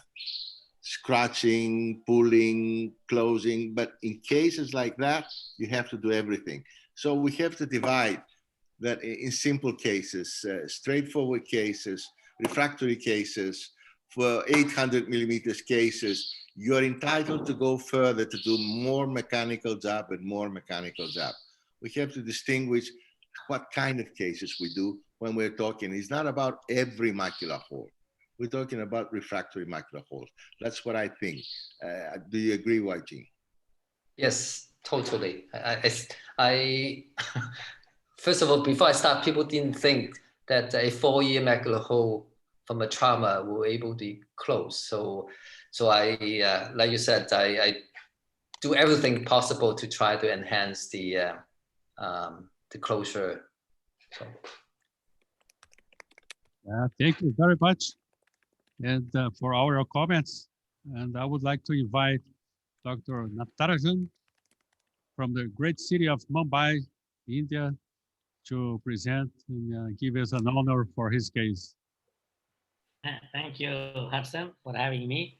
I'm happy I'm there with you from the day one, and probably we both did the first webinar on March 28, when we didn't know how to do, and you did it with the mobile. Thank you, and thanks for the opportunity. And so today I have a surprise for all of you, because I think Athanasius would have seen this, and this is about late 90s or mid 90s, I don't remember, but I thought I'm now archiving all my old videos. I'm glad. So I'm a little thrilled today. So I took some other case, but I'm showing the one done in the 90s. So this is a twin light illuminator designed by Klaus Eckardt. As you know, Athanasius and me spent a lot of time with Jonovich and with Cesare Forlini and Klaus Eckardt. And this is what, whenever Klaus Eckardt innovated an instrument, and I was first to buy the toy, and Jonovich will say, no, I don't want to buy anything new because I don't want to answer my nurse. But I thought that time we were almost half the age, so I wanted to explore, and this is what you will see. This is a 20 gauge infusion, and I'm using a 20 gauge forceps and a 20 gauge. This is a beautiful curved vitreous scissors designed by, again, Raja Jonovich, made by Gerd Feinfinkel from DOC. Gerd Feinfinkel is a different company now. The things have changed. We now have 25, 23, and 27. But I think I want to show this. The idea of the case is, one is I was happy to use the wide angle, and I always, Jonovich used to say, oh no, you have wide angle, but I can do with contact lens. That's because he said his team was not ready to adapt to the new things. But the wide angle was a wonderful thing because one, you have a chandelier illumination like this with the twin light, and then you have one hand forceps, and you can do the bimanual dissection. As you see here, there are some amount of hemorrhage happening, which will clear it with the retinal brush, and I'm alternating with the scissors and using the cutter after I dissect the membrane. And the idea of the design which he made was that it's like exactly a curved one of scissors, which was used in the anterior segment for iris and other anterior segment surgery. And here you can see you can lift the flap, and you can see the adhesions between the membrane and the underlying retina, and you actually dissect the underlying the adhesions, and that's the advantage. I think we all learned, and I still remember when Dr. D. Juan published, and I think Brooks McQueen said 19.5% hygienic breaks are expected in 95 for vitrectomy. He used to say, how can you have 19.5%? And I always thought about it, and I remember seeing iatrogenic complications happening, and he always explained, when you don't, you're not careful and meticulous, iatrogenic breaks happen. And in spite of all the precaution it can happen, you can see there's no perfluorocarbon liquid. I think that should be maybe 93 then, I think, I'm not sure. Because I was there for the first perfluorocarbon liquid meeting by Stanley Chang and Peter Kroll in Marburg. I'm sure our Athanasius was there. So you can see, you can do a total en masse dissection by using and this is another case where you are having a severe fibrovascular proliferation, and again using the same thing. Now I use a chandelier illumination. Yes. You want to enlarge your screen? I think. Okay. Beautiful images, but it's gonna look better, larger. Okay. It's okay. Perfect. All right. Okay, so now you see again which is forceps, and then again all from DOC that time, and now you are using the curved vitreous scissors to dissect by holding it. So you have that tactile sensation through the forceps, and this is what I think. There's a beautiful book called Concise Mastery by Robert Greene, which mentions about the skills of Michelangelo and Leonardo da Vinci, and I think it's good for any surgeon. And I think the idea is what you have in the mind, it happens on the table. And that's what happened with Michelangelo as well as Leonardo da Vinci. So I think same thing here. What you have it in the mind, you actually demonstrate on the table. And that's what you decided, not to have hypergenic break. And this is what was my philosophy from earlier also from Badrinath's time, who was my mentor. But I'm remembering in 80s when we were operating, when Dr. visited us in Madras, that time in Shankarnetra, I had a lot of hypergenic breaks, and then Dr. Badrinath went to the advanced course. Why I'm saying it looks like I'm talking old history and becoming old. No, I want the young surgeons to know that history is important because I take it as a high story. And the idea is to learn from that. That's why I showed this video, even though I had the latest one. But I think there's the lessons to learn. The idea is to have no hypergenic break, which is possible, and even in the 90s and even today. Only thing you need is meticulous surgery, patience, persistent, and perseverant surgery. And you saw that using the OCT Barbara showed, and also Waiching showed how to close a large macular hole. So I think all of us are trying to innovate within, and you can see either you can remove the full membrane and study for a membrane, or you can dissect as you see alternating. And then if you have a hemorrhage, you can clear it. And we never used silicone oil unnecessarily. So thank you very much, Hudson, for the opportunity. And so I'm open for discussion. Thank you, Natarajan. Just to show you what somebody to deal with. Who can, you think you do some modern surgery today, but in 90s, the only one that it was 20 years old and he was able to operate like that, because I think he in 90s you were 20 years old or something like that. Now I'm 18 years old. Oh my God, to see you again and to see me next to you, and we say we're the same age. I mean, you got to drink something. You got to have some potion there in India. I'll come and get some. Okay. Chili. And you know that, and Barbara knows that. And you also know that. By manual peeling in the 90s by this guy. I mean, this is only by itself, it's crazy. Thank you, Natarajan. Thank you. Beautiful. Thank you. Another comment? Yes, comment, Hudson. Yeah. George Mitri, can you hear us? Yeah, Hudson. I can hear. Yeah, I want to comment on the technique. Oh, it's perfect. I think that Emmanouil is the only way to remove all this membrane. I don't think other kind of surgery. I use sometimes the perfluorocarbon during the surgery. Or viscoelastic. I use viscoelastic sometimes to stabilize the retina during the peeling with Emmanouil. But the technique of Dr. Natarajan is perfect.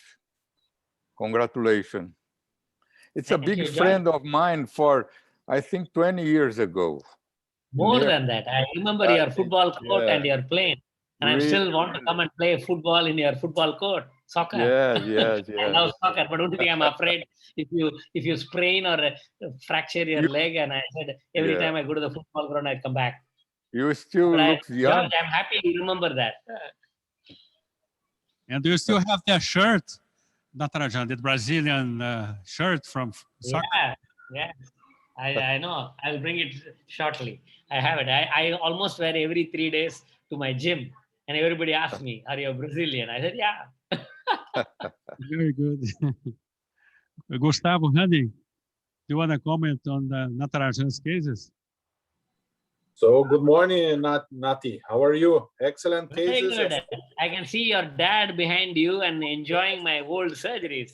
So hi to you, Professor. How are you, sir? How are you? Fine, and you? He's saying here he will abandon cataract and start Retina fellowship with me tomorrow. I'm happy. I'm happy he can do that. Yeah, for sure. So about your case, Nati, very good. Congratulations. Like Athanasius said before, seeing that many, many years ago. I agree also with Dr. Mitri, sometimes using perfluorocarbon or using OVD to dissect the membranes helps a lot, because sometimes you can't find the plane because it's too attached, or you have a strong PVR, and trying to avoid doing iatrogenic breaks is really tough. Sometimes you can't, but in this situation, you were brilliant. Congratulations. All right. Thank you, Gustavo. Let's move forward. I'm gonna show you my case. Actually, I moved my case a little earlier because, you know, we are in different areas and some locations. We have to sleep a little earlier. And so we have different times and schedules. So I'm gonna show you this case of Macular Pucker. It was a tough one. I'll move on the video and comment on the case.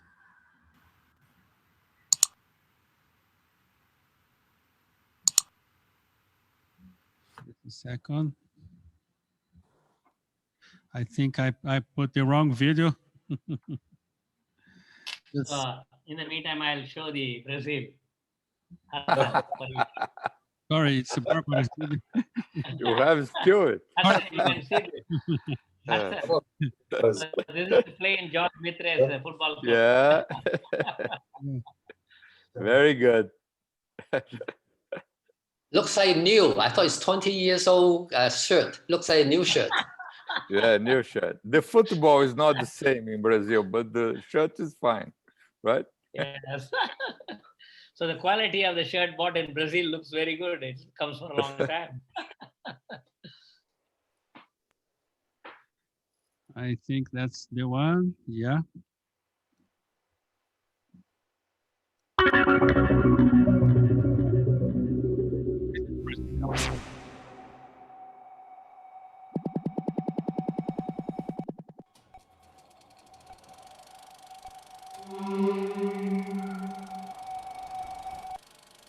So that was a top.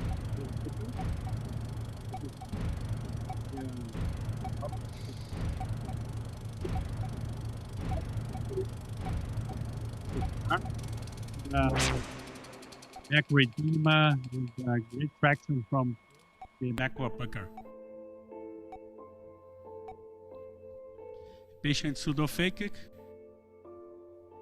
So you start the vitrectomy and you see how deeply rooted is the Macular Pucker. So I like doing this vitrectomy and complete after the exchange. So it looks a lot better with the dural exchange for the brilliant blue to stain on the macular area.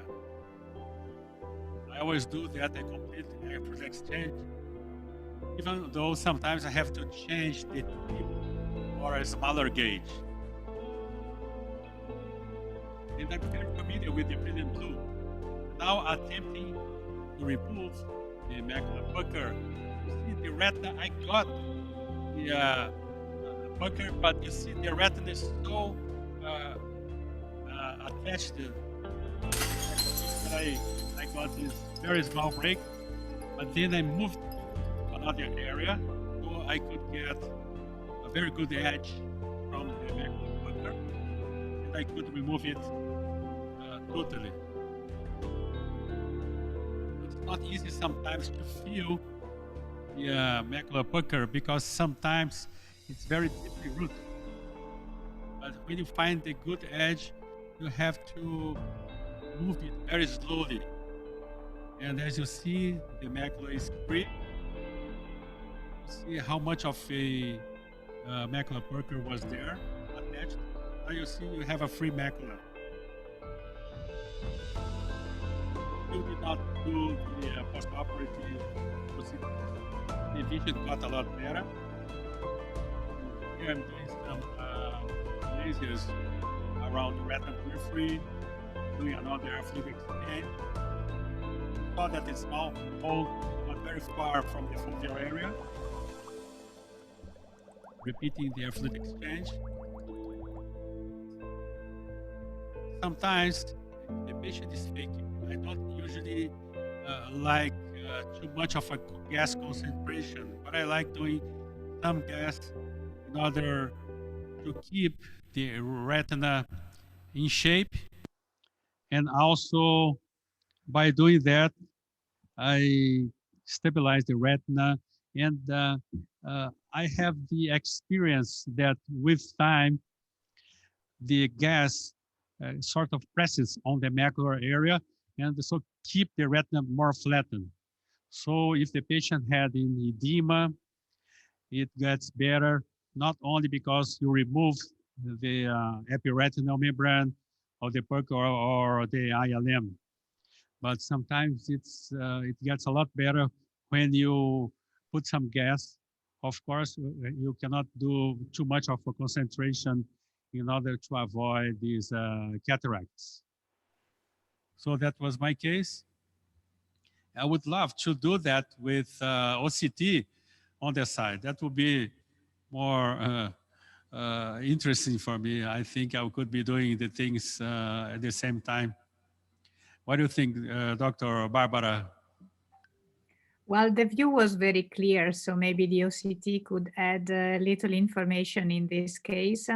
I just wonder if, I mean, it happens sometimes, rarely, to have macular holes, iatrogenic macular holes after peeling. If they are located at the posterior pole, we have to decide whether to laser or not. I don't think it's necessary to laser them all the time. And if they are too close to the fovea, it might be even worse because the atrophy of the laser might expand in a second time. So we should maybe agree when to laser and not to laser, because like the macular hole, they don't always are rhegmatogenous and they don't induce retinal detachment. Although I think in this case, the macular pucker, was it primary or secondary to like a PVR, secondary to? It was secondary to this inflammation, secondary to toxoplasmosis. It is very common here in Brazil. And so the patient had toxo scars. She had in the other eye, but did not affect the vision. It was the nasal side. So she didn't seek for attention. So after a long time, she decided to operate. And so we did the vitrectomy, and still we could separate the macular pucker. And I agree with you.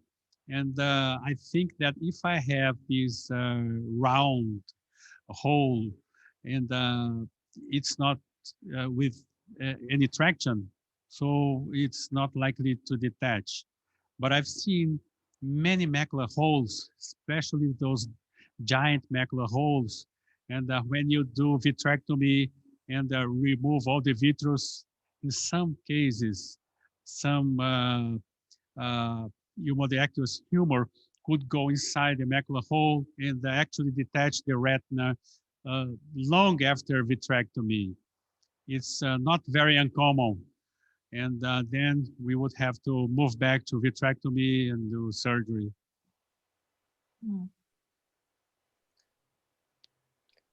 I just want to comment, like the posterior hole, for instance, the one that you have created, is similar to, I'm sure those who have done subretinal surgery before, it become outdated. We make a retinotomy to gain access to the subretinal space so that we can remove the subretinal membrane. Those retinotomy, we never have to laser, and they never create a problem. I think like if you have a defect in the retina, meaning that you actually have a hole, missing tissues, you might be more concerned than just having a break in the retina, just like the one you have. And those break will actually closes with gas flow exchange without having to do with laser. And I agree with Dr. Parolini, suggests that if you have to laser a break that are very close to the macula, it will create more problem than benefit. So in the past, we never have to do any laser for those subretinal surgery retinotomy. So. Yeah, that is another reason that I didn't laser, because I was relying on the gas, also positioning, and also on the concerns of getting better the edema. So the case went well, and I've been following this patient. There is no gas anymore, and I should be doing the OCT. Oh, let me make a comment, Hudson. Okay. Sometimes it happens the same in the diabetic case. When you are you removing the membrane, you forget far away from where you are. You look to the forceps and forget the periphery normally. So this is a problem. We have to look every time in the periphery what's happened, because before the retina make a roll, the traction was very important. And you don't need to remove the membrane in that point. You can cut if you see before. Like in diabetic, you are removing the macula, but he is putting his traction in the vascular area, in the big vessel. So you make a road there without seeing. We have to take care when we are pull the membrane. We have to look in the periphery what's happened. So sometimes I stop and use the vitrectomy and continues and use the vitrectomy, you know, in the periphery before happened that.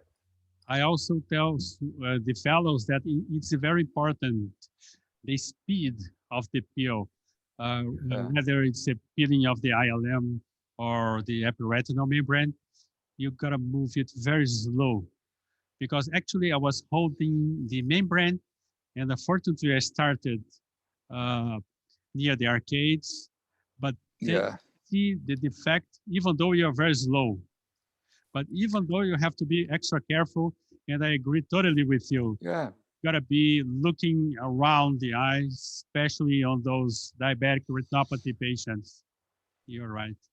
You know, I was very interested in Dr. Yonekawa's comments on the radial retinotomy that you do sometimes for these large macular holes.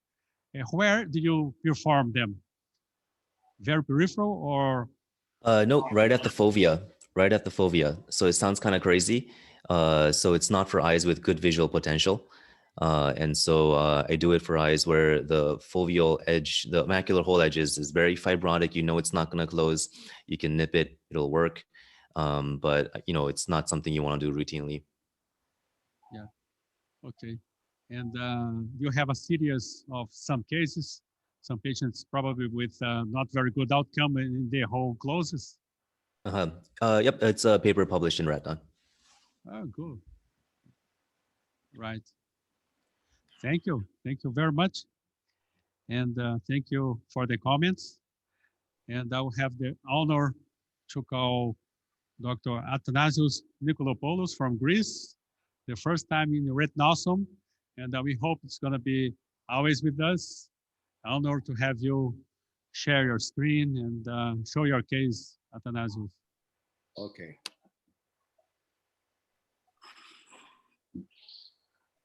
First of all, until I find my presentation, I would like to thank you very much. Can you see my PowerPoint? Hello? Not yet. Not yet. Okay. Let me see. How can I do that? Did I make you co-host? I think so. Let me just check it. Yeah. Okay. Yes. Okay. Now it's there. First of all, I'm deeply honored for the invitation to be with so many important people together. And I would like to start telling you about something that happened in, it's happening to everyone. And the problem is that nobody is discussing it. So it's not an unusual subject. Sorry, I'm trying to get them because my Apple computer is not what I call functioning at the time.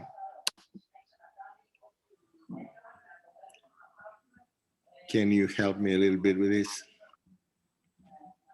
Let me see if I think you sent me your video. Let me just check it out. If you want, I can. Yeah, the only thing I was trying to do is to try to click it to start showing. So if you can go back to where we were before. You have to close this screen. You go to the close this on your left corner, the red cross. Yeah. Okay, that's why you're. You can go to the play. I have to go this way, so I think it's okay. Great.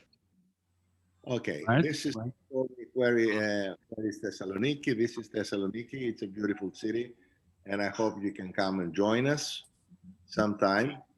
And I would like to tell you about the zipper syndrome. It's very funny to hear this zipper syndrome story, but this is what's really happening.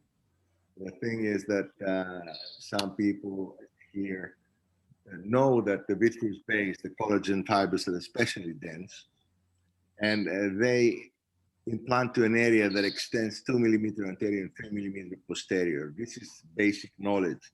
But these fibers are very difficult to disinsert during surgery, and they extend radially toward the vitreous gel for several millimeters. And it's very important that I have to go to the next one down here. To understand this, it's very important while you're doing vitrectomy in a detached thigh, that sometimes this area is not what we're supposed to be. And it's going to areas that are further down. So the vitreous base can be posteriorly inserted. The average distance from the ora serrata to the vortex vein is 7.6 millimeters. So all this redetachment and proliferative vitreous retinopathy still occur despite knowledge of the disorder and adjuvant treatment. So what is happening when the base of the vitreous is not what it's supposed to be, but it's much more posteriorly. So you can have multiple tears in this particular zipper syndrome, multiple tears in one meridian in a retina detachment without PVR. And the same plain tears also in attached retina. So you can have, as I show you in the video, and a posterior base insertion. Give the impression of the continuity that acts like a zipper that given time can open all of them like a giant tear. Sorry for the noise, but I got a 5-year-old son, if you believe it or not. And this is the typical show of the continuity of the tears that you see while I'm blazing them. And this is a case that we have these multiple tears at the base, and it's an attached retina. So you have to look very carefully in this syndrome, the attached retina, and this is the detached retina. So you can see they have the same thing in the attached and the detached retina. And now I'm removing some fluid behind the tear. And now you can see that the whole area, almost 360 degrees, is full of tears, but in the same exactly meridian. And this is, you can see now with when I'm filling it with gas.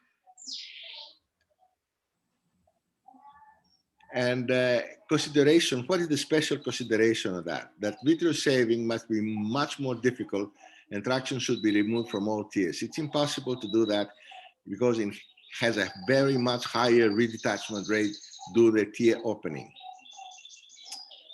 You can see in this video what I mean exactly.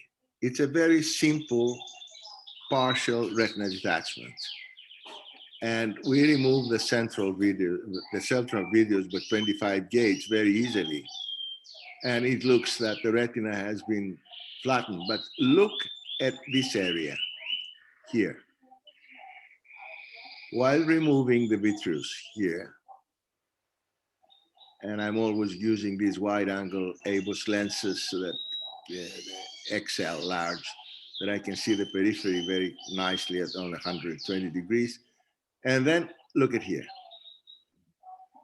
This is the vitreous base. This is phenomenal strong. And even with a vitrectomy machine, you cannot cut it.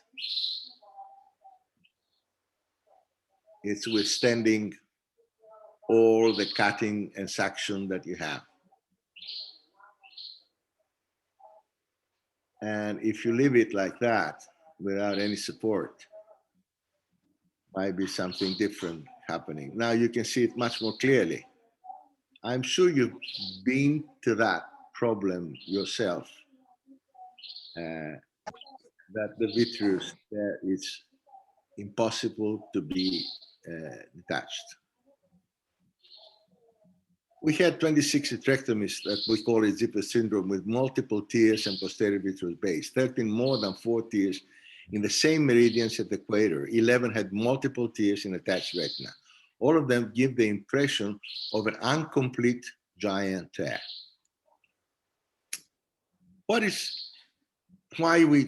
If it's recognized, a simple primary vitrectomy probably is not enough. And we have to go back. 360 laser might be useful. And probably this is of 360 buccal indication. And this, going back to the buccal indication, because everything is in the same plane and you can cut them with a circumferential buccal. I think in these cases, when you see this kind of vitreous-based disinsertion, and when you hit this resistance of vitrectomy, you should put a buccal, or you have to go to fluid C3F8 because it has to stay longer than this. Of course, as Nakamura used to say, progress comes from doing the unconventional. So going back to buccal, it's unconventional this time. And I'm sure that few of you know that you have participated in training people and training. And also I want to mention one of my colleagues that died, Parolini Cesare, that we did together at TVRF, Thessaloniki Vitrectomy training school, that I would like to say that we use artificial technological eyes, only artificial eyes. And we're training here. You can see one of the Hanning trainees to learn the handshake technique in a 3D. We got all these people, and I'm just showing you how we train people from all over the world in Thessaloniki for 10 years now.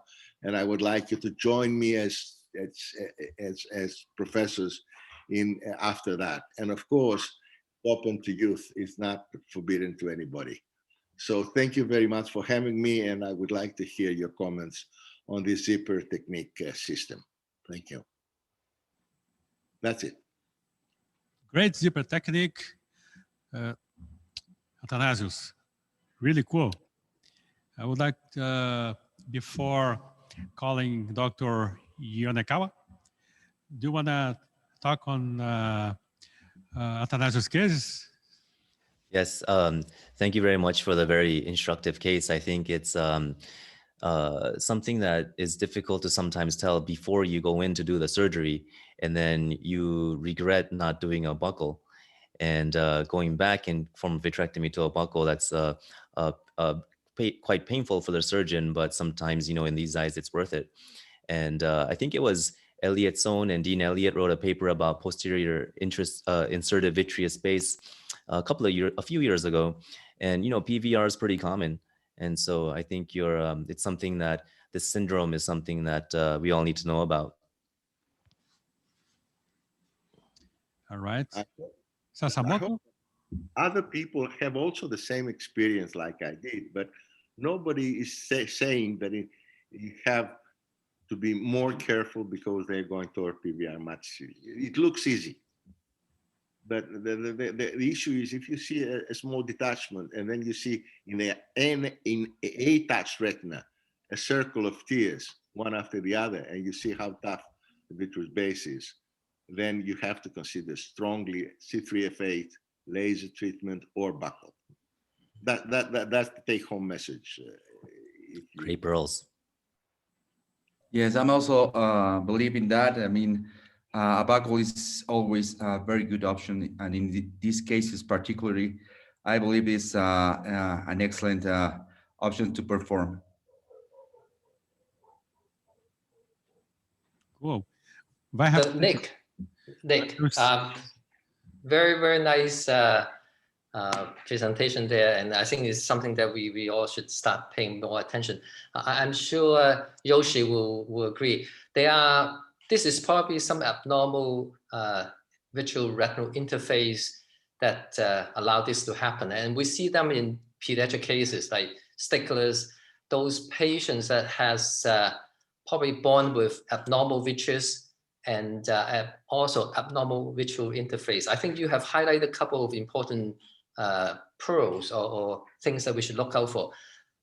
When you remove your peripheral vitreous, I think it's important not to have your full vacuum. In fact, it's probably a good idea to slow down your vacuum because by pulling on the vitreous very vigorously, you can actually create breaks, especially in patients with zipper syndrome or with abnormal vitreal retinal interface in the periphery. And you may not know that, you may not even see that, but the fact that if they already present with retinal detachment, it tells you that they probably have some abnormality to allow the retinal tear to occur in the first place. So in those cases, you even have to pay more attention. I've seen myself that I do my vitrectomy, and then all of a sudden I start noticing the peripheral vitreous was pulling too hard on the retina as I was removing the vitreous, and then I said to myself, oh, I'm going to have a break, and truly,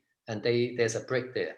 So I think it's important for us to pay attention to adjust our surgical technique when we approach the peripheral vitreous, and particularly in those patients that are potentially at risk. That's a great tip.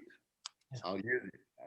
I just wanted to show you that I try my best to cut it and remove it, and I wouldn't. And so that's a plus. And thanks for that. I didn't have any detachments.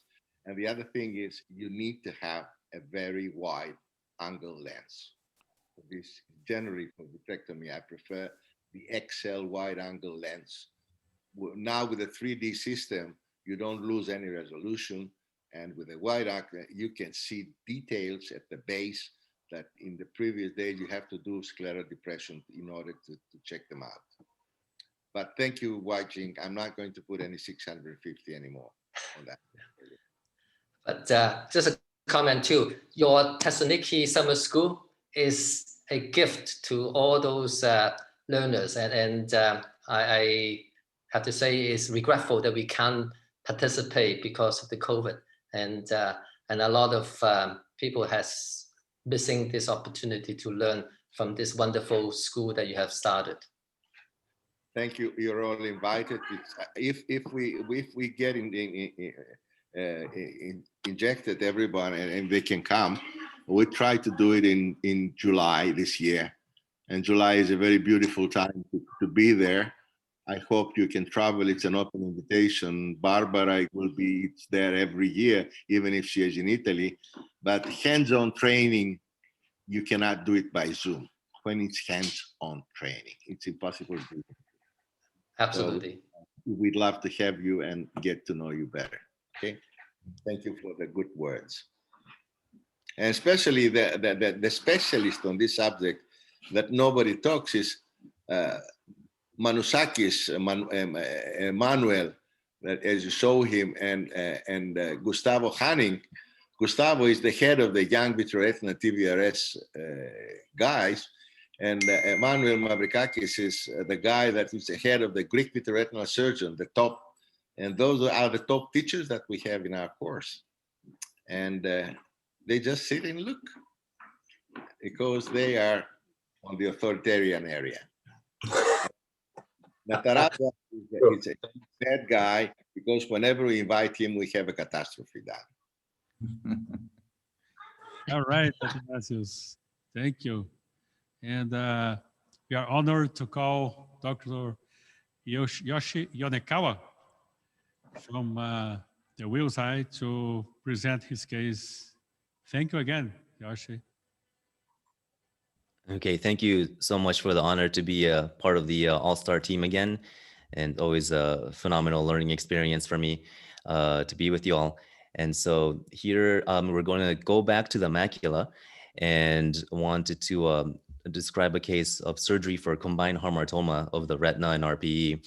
And this video is made by my fellow Matt Starr, who helped me with the case. He's going to be on faculty at Mayo Clinic starting later this year.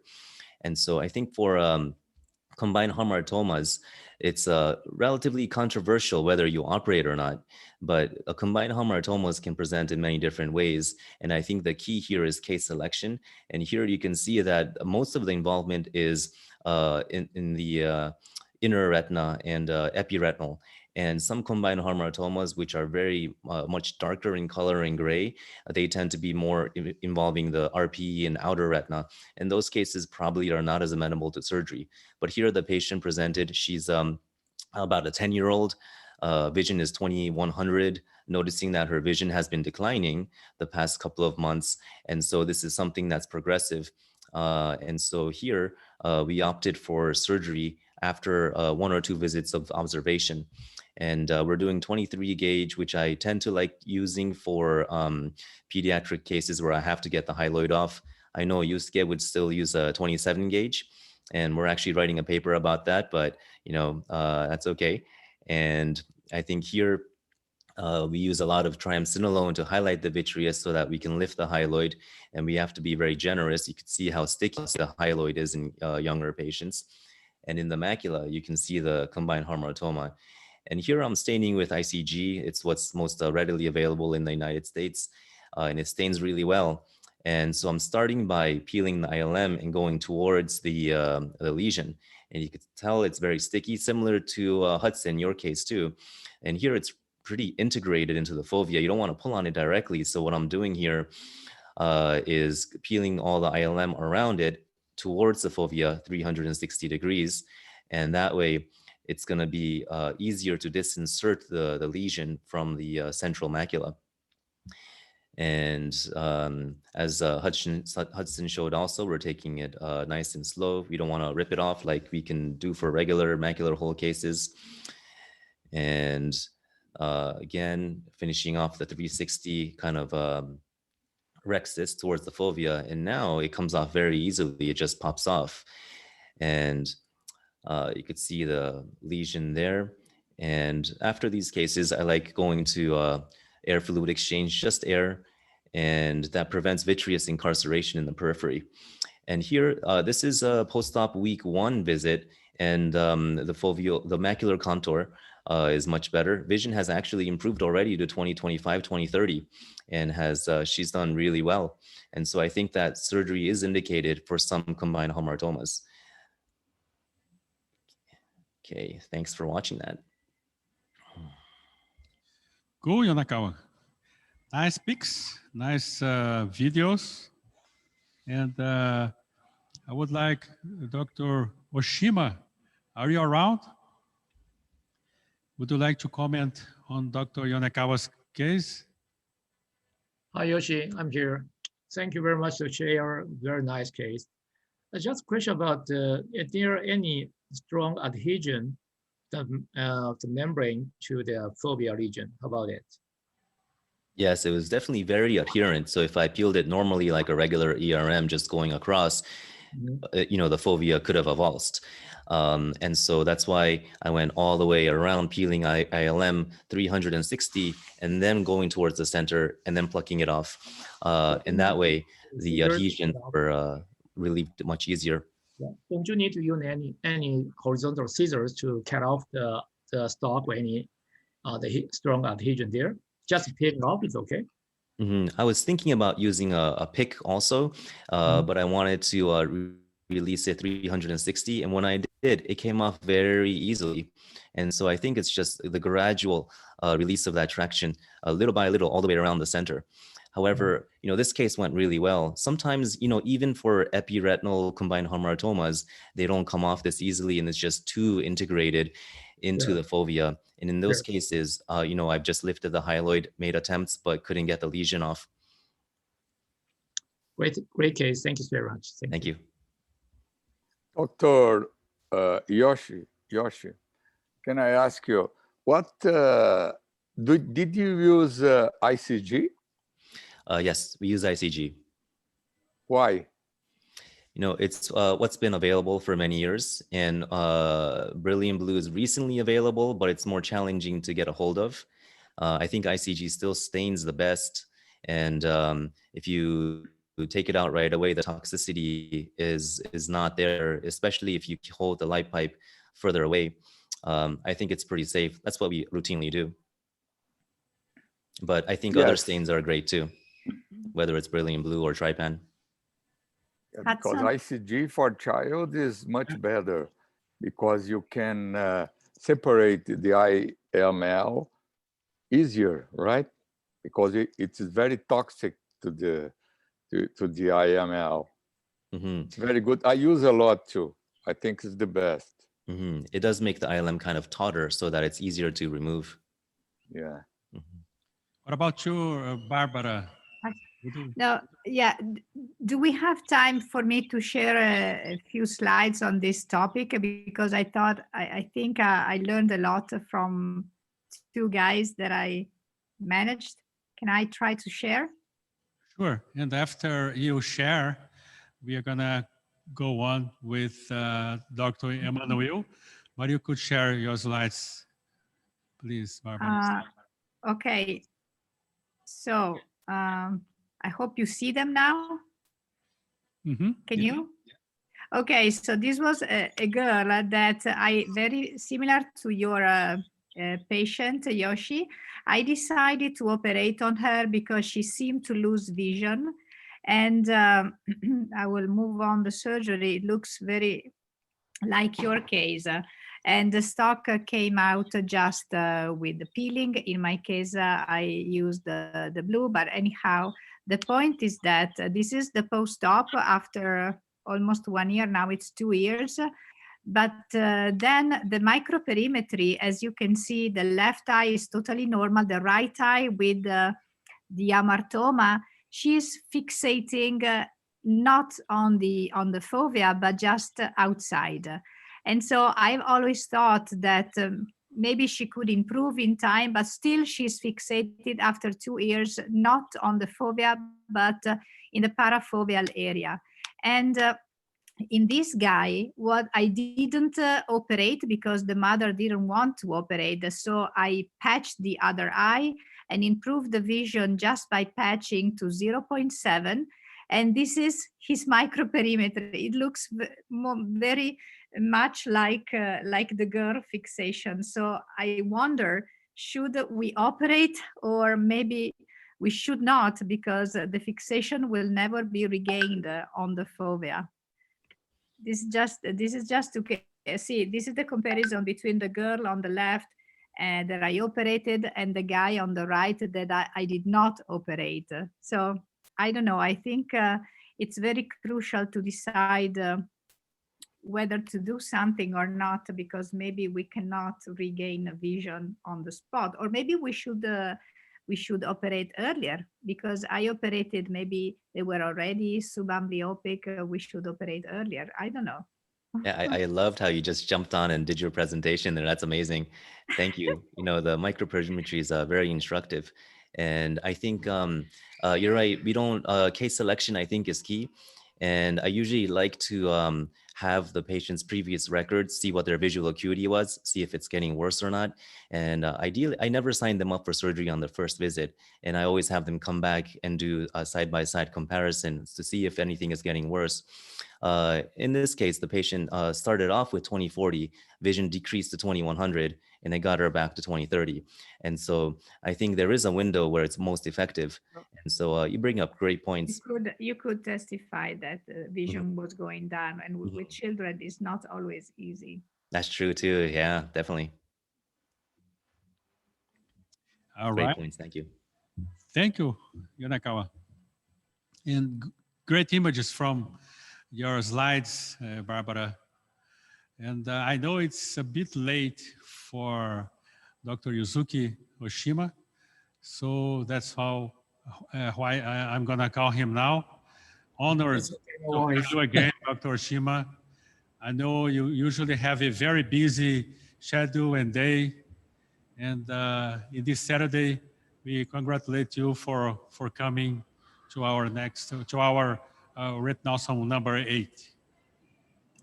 All right, thank you. Thank you. Thank you again to invite me to this nice meeting.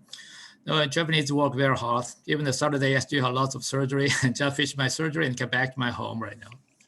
So I show a case here. They're very similar to the Waiching case.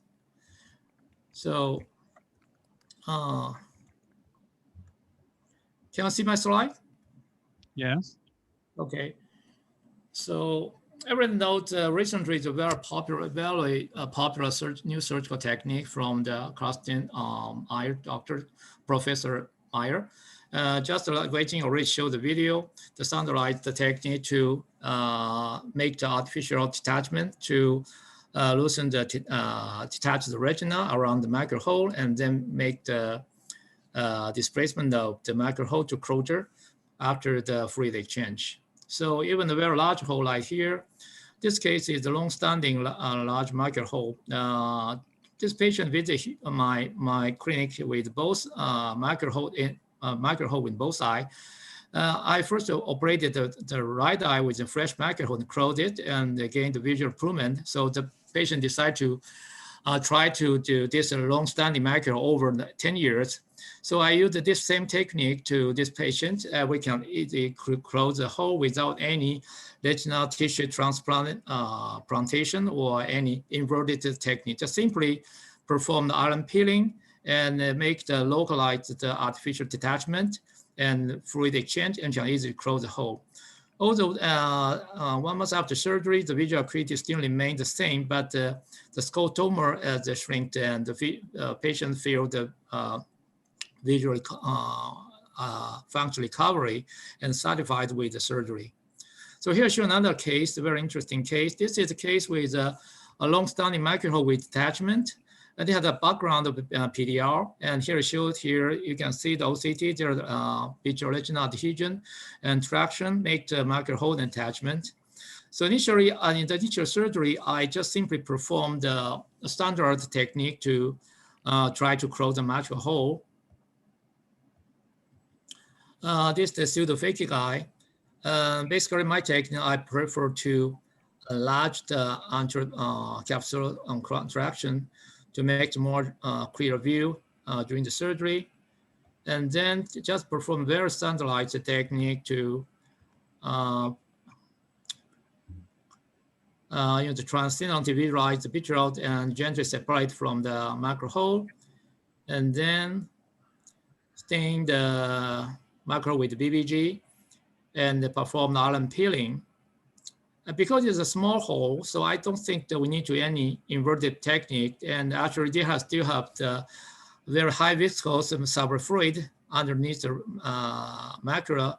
So I just simply perform the iron peeling and make the air fluid exchange and fill the eye with the C3 fate a little bit longer gas tamponade. But unfortunately, just the gas disappeared, almost remained only 30%. You can see the hole remained open. Just only a little bit fluid decreased, but still keep the attachment with the hole open. So then I tried to use that Dr. Meyer's technique, and I show here, just taking a very similar to Waiching showed. Initially, I tried to use the powerful carbon stack the macro, but I think if we use the technique, we can inject the solid fluid, it can push out the high viscous fluid from the macro hole. So I just aspirate the powerful carbon to remain the macro hole open. And this is the 30 gauge needle. I make a little small amount of the detachment around the macro hole area. And because it's already performed ion peeling, I don't need to penetrate the retina, just use the gently about 10 dpi injection, flash injection, just touching the retinal surface. We can easily to make the flash underneath the retina, just like here. Don't need to penetrate the retina, so full penetration. And after gently, I inject BSS, I can confirm that some high viscous fluid push out from the macro hole. And then make the simple fluid air exchange. And still try to use this fine needle to aspirate the solid fluid from the macro hole, very carefully to not touch to the edge of the macula. And then I can close the hole during the surgery.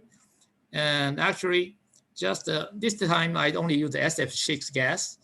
You can see 1 week after surgery, 1 week after maybe 10 days after surgery, only made the same amount of gas, or you can confirm the successfully to close the macro hole with complete aspiration of the suppression fluid. So this is my case. So thank you for your attention. Thanks a lot, Dr. Oshima. Dr. Saad would like to comment on Oshima's case? Sure, this was a great case. Thank you, Dr. Oshima. Again, just as we spoke with Dr. Lam case, the decision of which procedure or which technique to do is sometimes difficult, but I think it was nicely done. Thank you for sharing the case. So this case, if we try to use the inverted technique, I don't think it's easy to complete aspirate the high viscous subret fluid. So it's not easy to cover the hole because I already performed large ion peeling in the first surgery. And another technique to try to use the retinal tissue implant transplantation, but actually it's also detachment. It's not easy to do that one. So I think that this may be the best way to try again to close the hole. Actually, very lucky to close the hole. Yes, and do you think, because the hole is not that large, would you try inserting, for example, even if it's not possible to do the inverted ILM technique, but to move ILM from elsewhere at the retinal periphery inside the hole? What would you use, if you would use? So if it's only the large hole, I think that maybe inverted technique may try to peel off the membrane from the other elsewhere to take it here to cover the hole. But actually, it's not easy. I think that this surgical technique is very easy to do. Very reasonable because still remains a cone cell around the macro to try to close it. Okay. So this case worked very well and very good video and images. Anybody would like to comment on the Dr. Oshima's case? Yes, I had a question for Dr. Oshima. A very nice case. Thank you for sharing with us. Yep.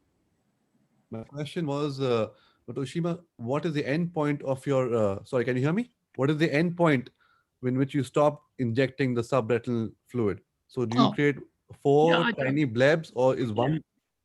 Yeah, I tried to, just very similar to the Waiching showed the video. I just injected around the macro hole, 30 way around my hole.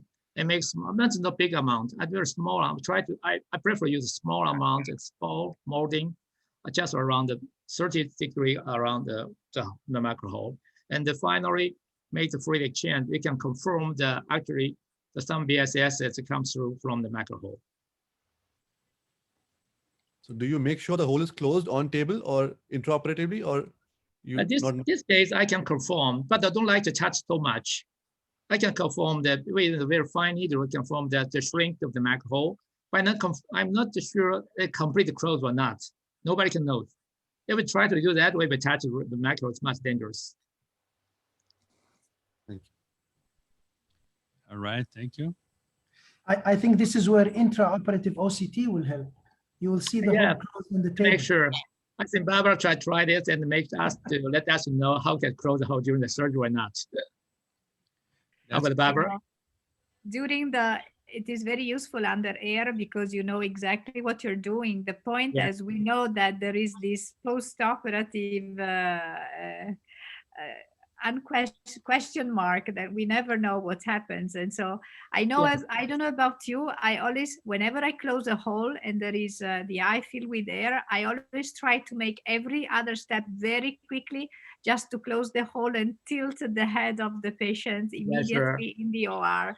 So I try to prepare the OR with everything, and I put pressure on everybody. Let's close quickly, because a new fluid can.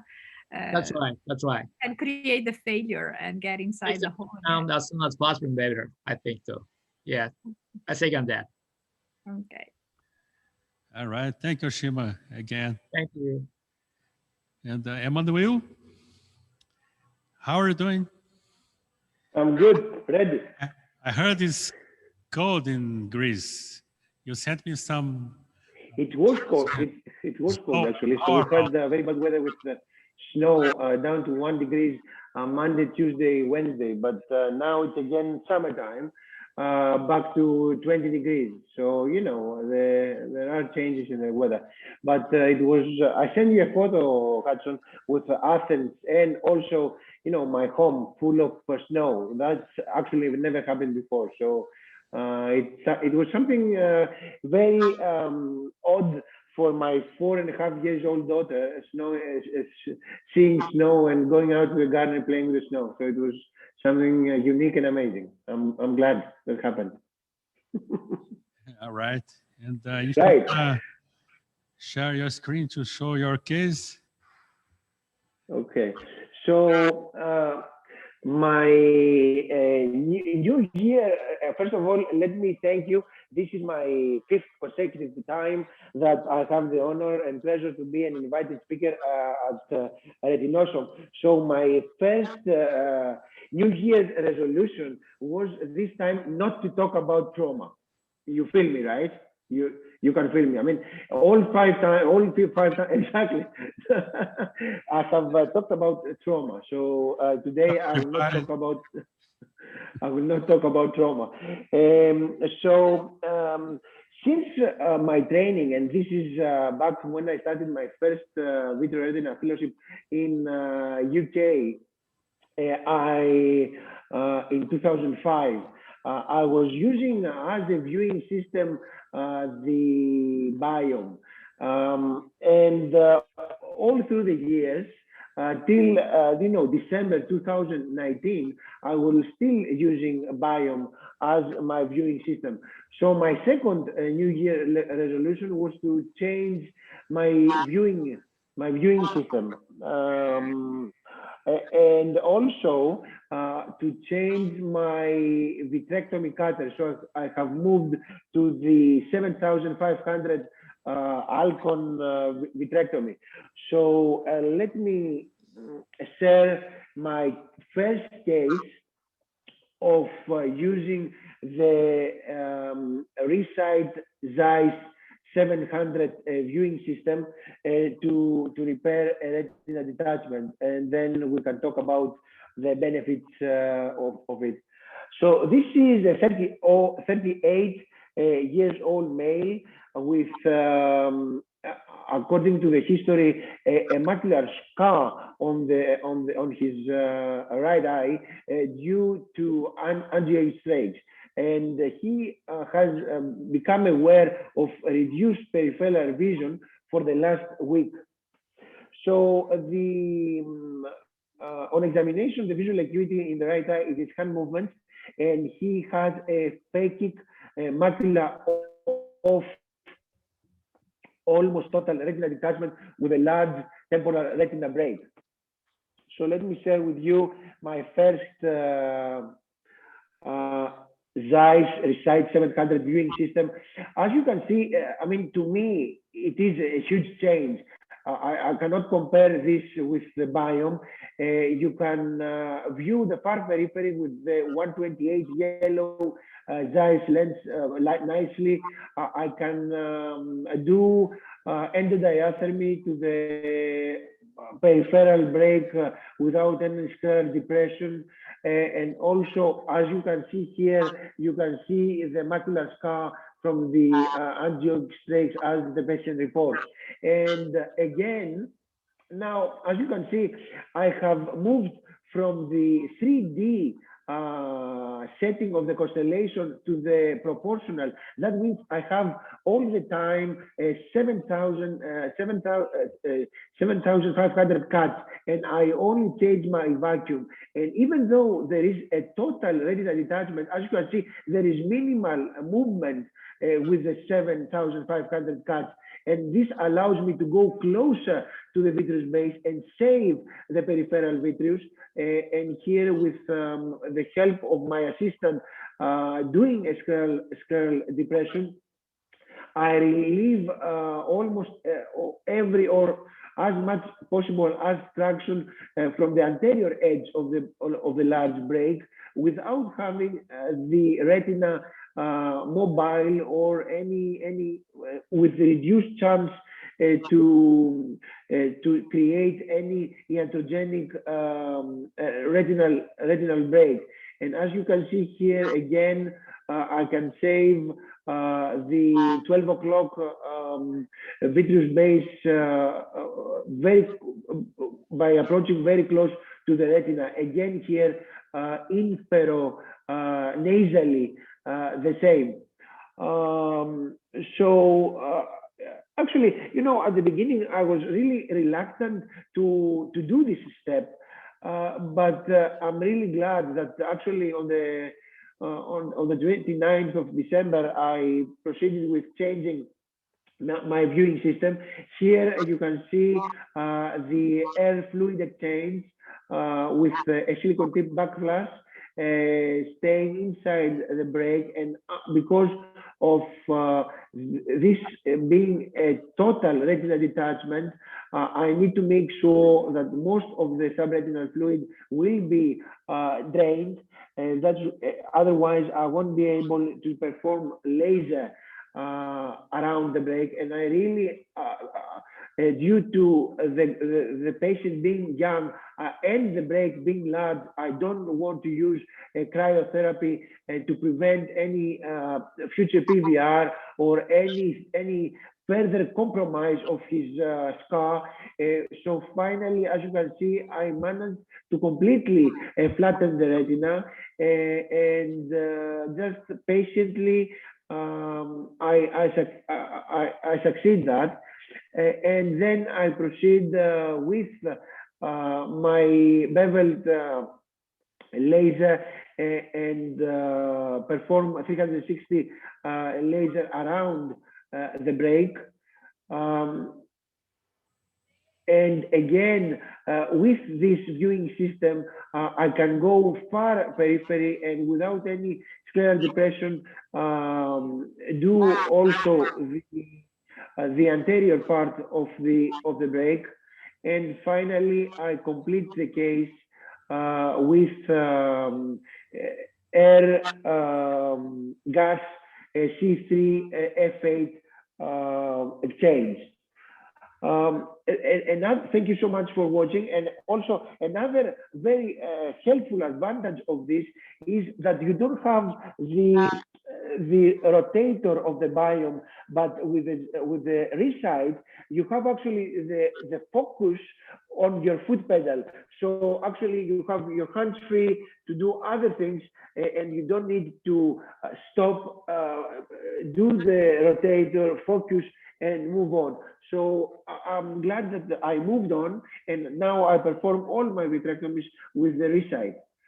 Thank you so much, and I'm very excited to hear your comments and hear your opinion. Thank you.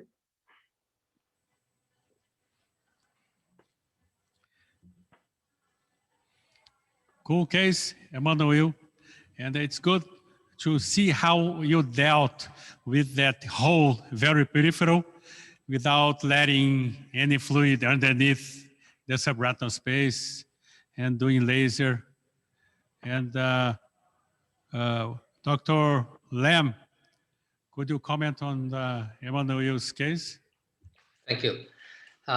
Very nice. The surgery is very skillfully done, and saying that change is good. So I agree with you that the changing of the viewing system for you has made a big difference.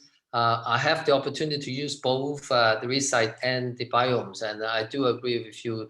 There are some advantage with the different system on their own, and true also that the higher cut rate will give less tractions, and even when you're operating on the mobile detached retina, you are able to get close enough to do it. And I think Alcon is moving from to like 20,000 cuts from 10,000 cuts. So I think the surgical maneuvering is going to become easier and easier. But at the end of the day, it's still the skill of the surgeon that determine how the outcome of the surgery. The machine are there just to assist you. I think that Barbara has mentioned that earlier too, about managing cases. Even we are not so fortunate to get the intraoperative OCT. We'll have to do without it, and then we'll have to use other to make up for that technological gap. And but nicely done. I see that you has drained the fluid even just using the cutter. I didn't see you switching to a soft-tipped backflushed. So I think that also takes skill to able to drain. No, Waiching. That was a silicon tip backflash. Oh, okay. I never, ever in my life drained subretinal fluid using the cutter, ever. That was a silicon tip 23G backflash. Very good. I thought you didn't switch instrument. No, I switched. I thought that was very difficult to do otherwise. Yeah. I have steps in my mind. I follow them every single time. For example, I have seen disasters happening by using the cutter. For example, the foot pedal can go on and you can, completely rip off the whole retina. So I always do all my air fluid exchanges with the 23G silicon tip backflash. Yeah, that's a very good advice to the novice, like to the trainees, that using the cutter has potential risk, and also the aspirations from the side, not from the end, and it always leaves you some puddle of fluid behind otherwise. So great case, very skillfully done.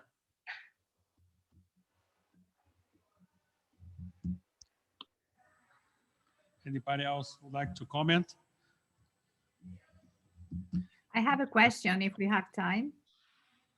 Sure. Emmanouil, you're skilled in trauma, and in this case, you were dealing with a huge hole in the end.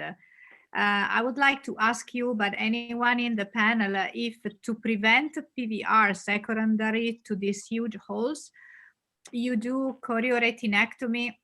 Sorry, not chorioretinectomy, removal of the RPE and choroid where the big holes are in order to prevent RPE induction of secondary PVR. Like we could do. No, Barbara, I never do this. I've never done it. And I've never thought of doing it. No, the guy, that's one single case. However, it is now 3 months follow-up. The gentleman is completely flat and everything is fine. We have all done a huge retinal breaks without removing the RPE, and still I don't have that much PVR. So I don't know if it is necessary to do an RPE removal. That's my opinion. Waiching, what do you think? I don't do it myself, although I do that only in trauma cases following the suggestions of Ferenc Kuhn. But I was wondering if this could be helpful in prevention of PVR as well, and not in trauma cases, because I'm trying to pay attention now when I have PVR, where PVR is stimulated and what I have done in the previous case. And it seems I am noticing that usually PVR always starts around the flat holes that are lasered, of course, and it seems all very nicely done, and then the retina seems okay, but then PVR starts, and it starts always where there is RPE exposed. So I was wondering if we could maybe do a better job of removing that RPE, but I have no way to demonstrate that. And so I just wanted to share this idea with you. Yeah, you wonder when you do your RPE removal, you actually potentially disperse more RPE to the surrounding, and that itself could be. I think inflammation also plays a role in the PVR, and I think Emmanouil has mentioned avoiding cryopaxy will helps to reduce the inflammation and reducing the risk of PVR. And for the same reason, for instance, in giant hair, that you have a large area of exposed RPE, and we don't deliberately go out to strip those RPE that are exposed. And we don't always get trouble with PVR if you do a good peripheral vitrectomy for those giant hair. So even though you have a large area that's exposed. So I'm not sure, but interesting idea though. And definitely, I think you're right that the PVR, the cells from the PVR are from RPE source, because it's the metaplastic changes of the RPE. Yeah. You know, the very first basic observation is when we have tear, a retinal tear, and we have an epiretinal membrane only if we have done laser around an open tear. If we have a flat hole, no laser, and maybe the hole is partially closed, we don't have a secondary epiretinal membrane. So anyhow, it's a matter of a long study.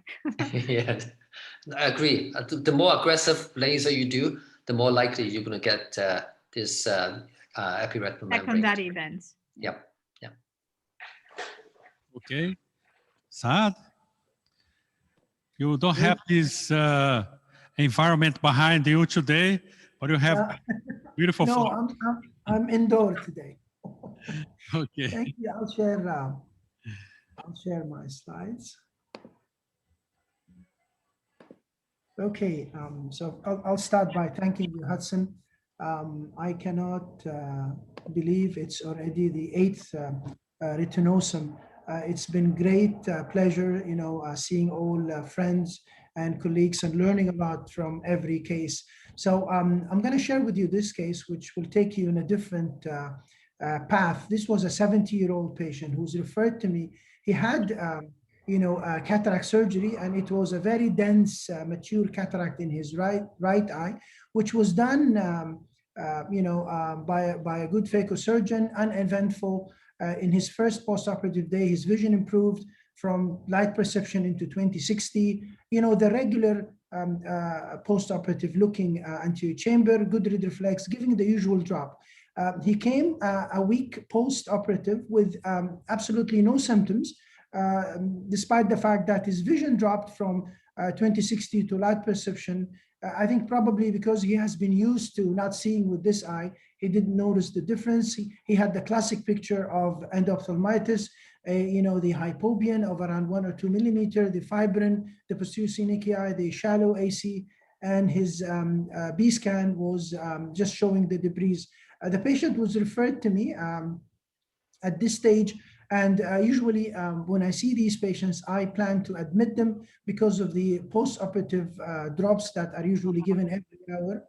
And because the patient has been referred to me during the COVID time, the decision of the hospital was to do the test, which will usually take between 4 to 6 hours to come. So I didn't want to wait. I did a vitreous stab and I injected intravitreal ceftazidime and vanco, and I routinely use steroids in the form of dexamethasone.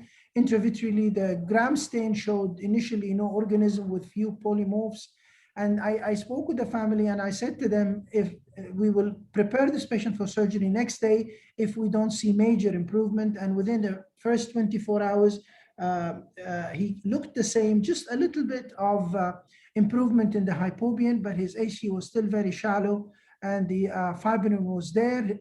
The other thing is that he grew coagulase negative gram positive cocci in the form of staph legionnaires, which is very rare, but is an aggressive normal commensal in the upper respiratory tract. So this is when I informed the family that we're going to go for vitrectomy, because I think early and aggressive treatment is probably the best thing to do for these cases. So what I'm trying to do here, I'm trying to remove the fibrin to manage the anterior chamber first, removing the fibrin in the AC, which came as a single membrane. And then I'm trying to take all the posterior synechiae, and you can see there's still some cortex, I think, left from the previous surgery. I think that's an important step in these cases. You want to make sure the cornea is clear, the AC is clear, and sometimes not just removing the membrane, sometimes you even have to scrape the epithelium. You start with by doing a vitrectomy, just a core vitrectomy, trying to remove the cortex. And what I usually do in these cases, I try to open the posterior capsule. I use antibiotics in the bag, and you can see here the retina is vaguely seen with a lot of vitreous opacity, partly from the remained cortex and partly from the inflammation that is happening. I think what is different now, in the past, maybe a couple of years ago, we would just do a core vitrectomy, inject the antibiotics and leave.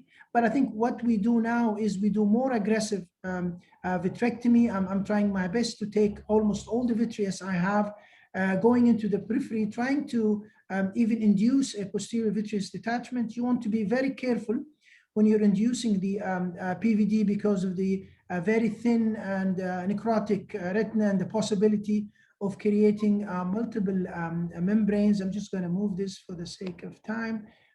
Again, you're going all around to try to clear as much vitreous as you can.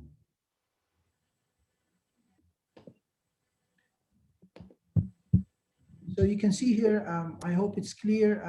I'm just trying to induce the vitreous detachment. I'm trying to hold the posterior hyaloid phase.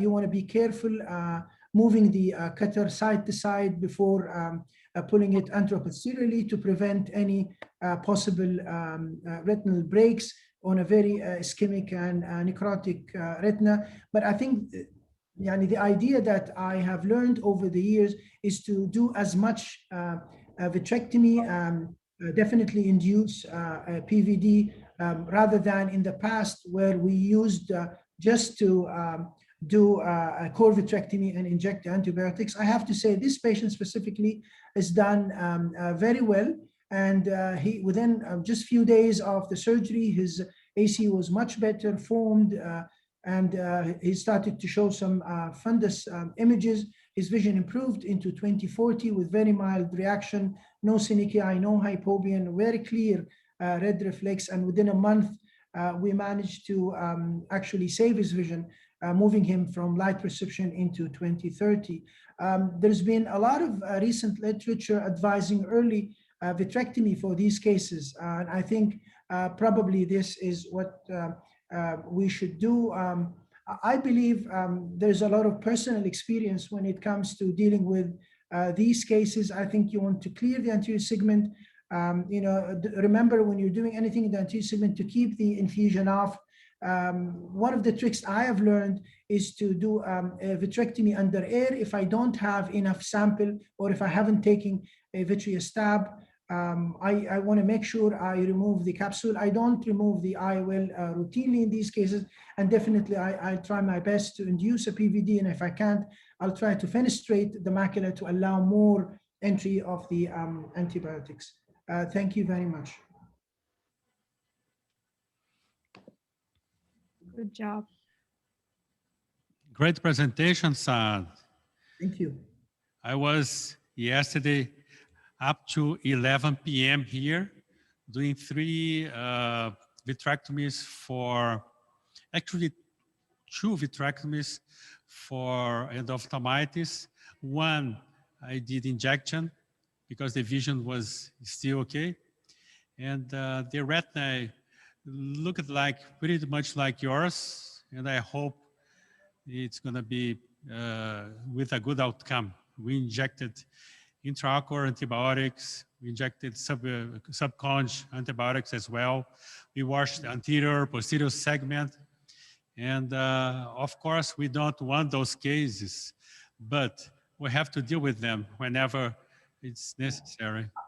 I totally agree. And I think depending on the endophthalmitis vitrectomy study, which was done back in the 90s, might not be a good idea. The technology, the evolution in vitrectomy and in the viewing system is remarkable.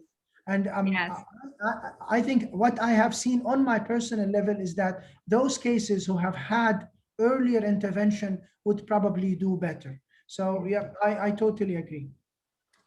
I agree with you, Dr. Wahib. Even with the European Vitreoretinal Society, we collected many cases from all over the world. And although the comparison between injection of antibiotic and vitrectomy did not seem so significant, the difference did not seem so significant, it is true that the patients that we operate are doing much better as far as vision. We don't have to be afraid because vitrectomy in the past is not as the one we do now. And so it's better to clear up. And as you pointed out, it is not necessary to remove the IOL. Many people used to do that, but then you find yourself with another problem and you have to deal with aphakia, and it's not necessary. So the thing is to remove the pus and clean up, right? So thank you.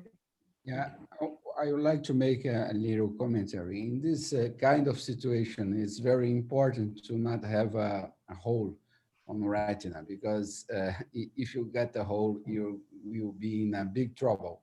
So you have to do the surgery and try to not be very aggressive in removing vitreous bases and everything. Maybe it's a tricky situation, but you must not get in a situation where you get a iatrogenic retinal wall. Yeah, I want to add congratulations for your case. Beautiful as always. Which bacteria did you have there? Do you know? Oh, I said it. It's Staph lugendicis, which is a very rare. It's a rare coagulase negative gram-positive cocci. I expected Staph aureus, and most of the cases we do are actually sterile, where we don't grow anything. But I think the fact that he grew organism also tipped my decision to try to operate earlier on such cases. But yeah, we don't always get them. I don't know this bacteria, but for example, when you have like Pseudomonas, which is extremely aggressive, and it doubles every 16 hours, they are doubling, so it's really fast. And I agree with one thing that André Jucá just said, that depends of the case. In this case, you were lucky, you didn't have corneal edema. Most of these cases, they already come with edema, and you can see. So I prefer doing a core vitrectomy just to open space for the antibiotics, and I also consider corticoid very important. So let the eye get a little bit colder, because sometimes it is too warm, too hot, and you make the iatrogenic breaks, and at the end you have a retinal detachment.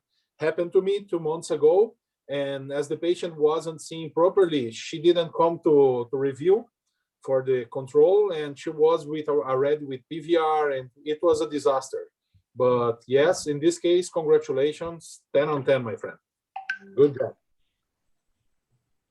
Yes, 10 over 10. Really cool. And I remember our last case yesterday, I was commenting with Dr. Italo Mota, my associate here, and we didn't go towards the periphery. We removed enough vitreous, but we were very afraid of going too peripheral. And actually, the cornea has too much edema. We had to scrape the cornea as well, but then we got a pretty good view from the posterior pole, and the surgery was okay, and I think the patient is gonna get better. And Gustavo Hani, without further ado, and honored to have you into our Retinawesome number 8. And so welcome again. You are always welcome to participate and present your cases. So good morning, everyone again. It's a pleasure being here with you. Thanks for having me. Dr. Mitri, my retina inspirer, André Jucá, Hudson. Thank you for the invitation, and thanks for keeping this Retinawesome. You're doing a great job. Sasamoto, Dr. Parolini, which we have already met sometimes, Waiching Lam, miss you too, VIII, Mavrikakis, and where is Nikolopoulos? I think he left there. As he said before about the VRS, you should go there because it's amazing. So about my case, I'm gonna show you something which is, I think it's a consequence of the pandemic with COVID and not the disease itself. Where I work in a private hospital and a public hospital. And the problem in the public system in Brazil is the delay, the waiting line we have here for ophthalmic assistance. And the greatest consequence we are seeing so far is that the cataracts which are coming to us are becoming, the rate of brunescent cataracts is becoming really, really big. We used to have between 10% more or less of brunescent cataracts. And I can say to you that now this has raised to 30. So I'm gonna show you a case of myself that the posterior capsule ruptured during the hydrodissection of the cataract. Let me just share my screen here and you're gonna see, 1 second. Okay, let me find this here. Can you see my screen? Yes, yes, pretty good. Okay, perfect.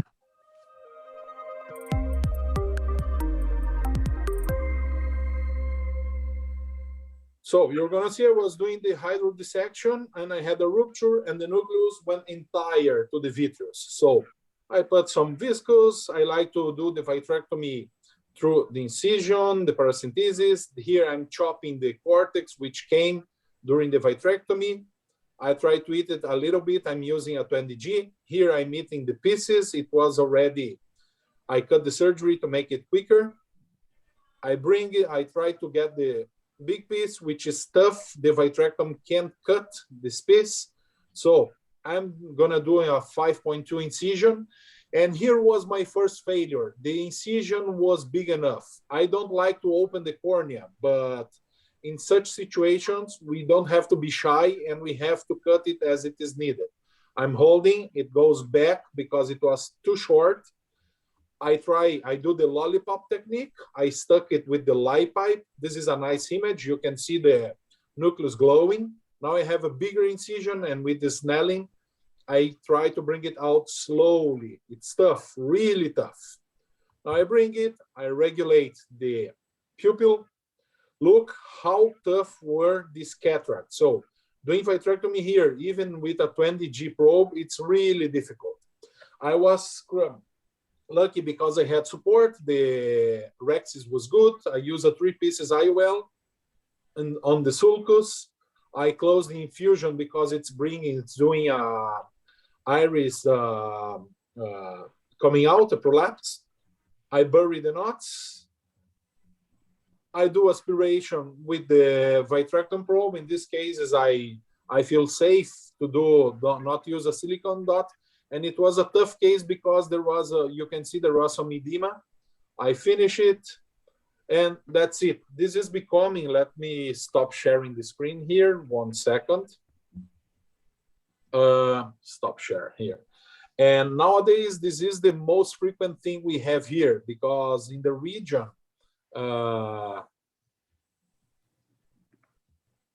sorry, can you listen to me? Okay, now I'm back.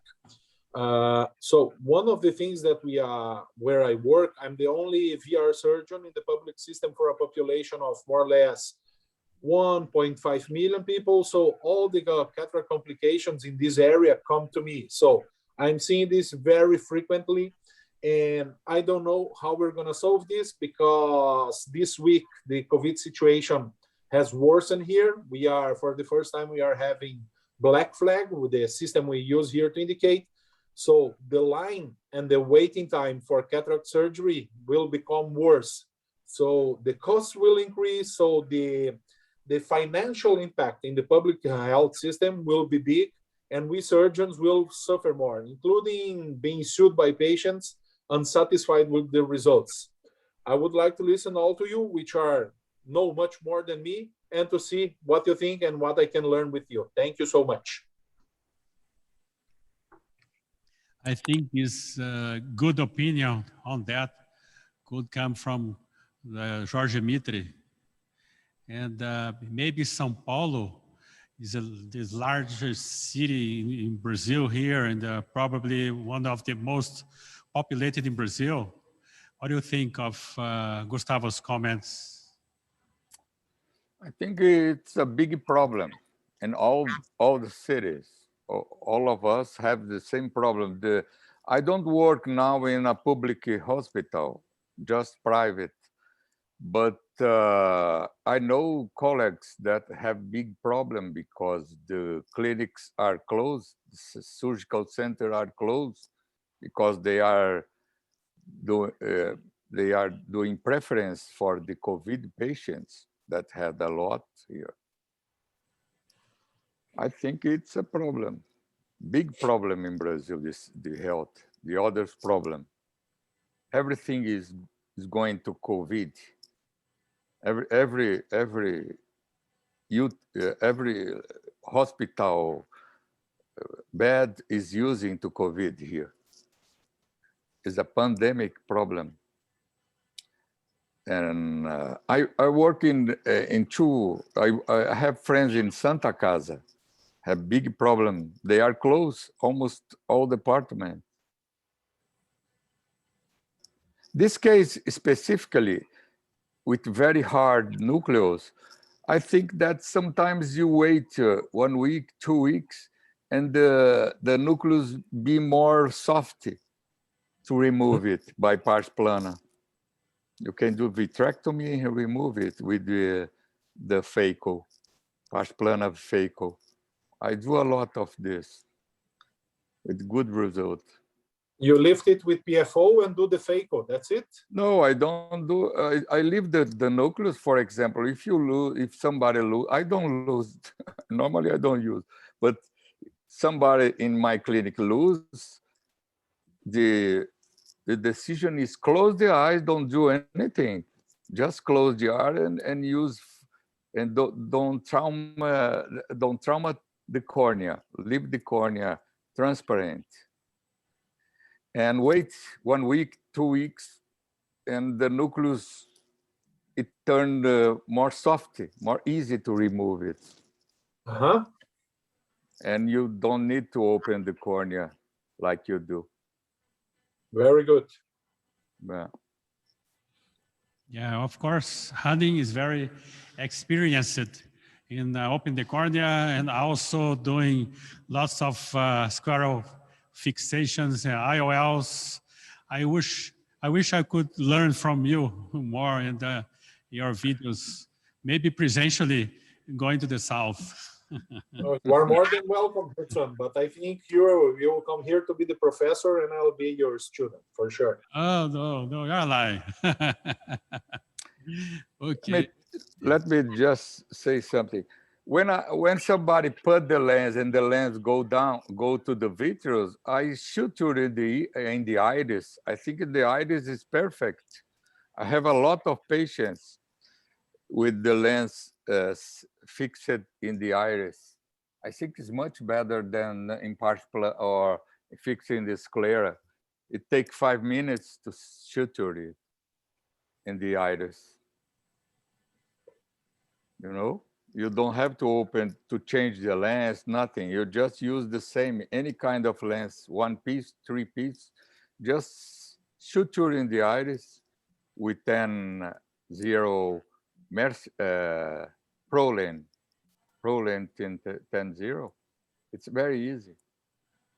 I don't like fixing the iris, Jorge, but I like to use in these cases, for example, if it is a single piece, I like to use the safety basket from Dr. Masket. That's one of my favorite techniques, and in my hands work perfectly. Yes, but sometimes you need time. You don't have to lose time. It takes a long time to open the sclera and take the lens in the vitreous. So you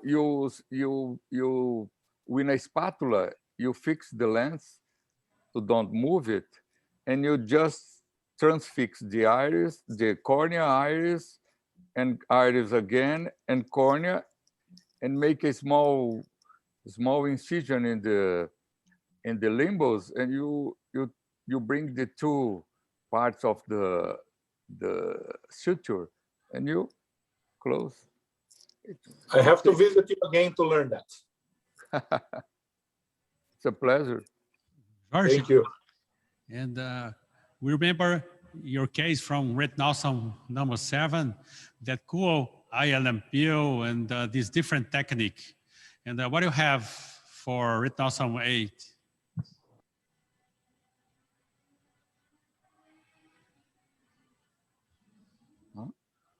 Who? Sorry? Yeah.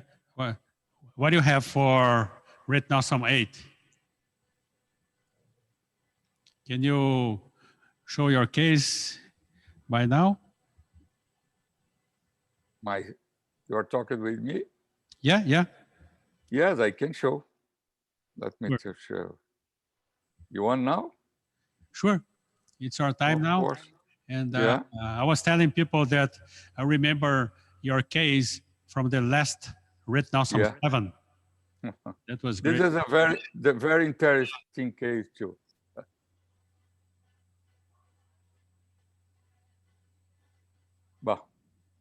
Well, I will show a patient of 7-8 years old, male. This was in 2013, right?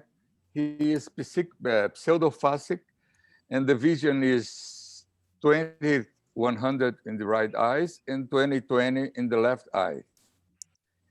He came to our service about with the story of many injection and 1 photocoagulation in the right eye. So the vision acuity was changing during the time he stayed with us, from 20/100 to count fine 2 meters in the right eyes, and the left eyes. Now the last time he come with us, he is 26.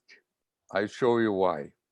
Well, this is the first, in 2014, he has a big scars, atrophic area, excuse me, not atrophic area in the right eyes, you see in the slide in the left, and a lesion like pattern dystrophy, you see, very radial lines.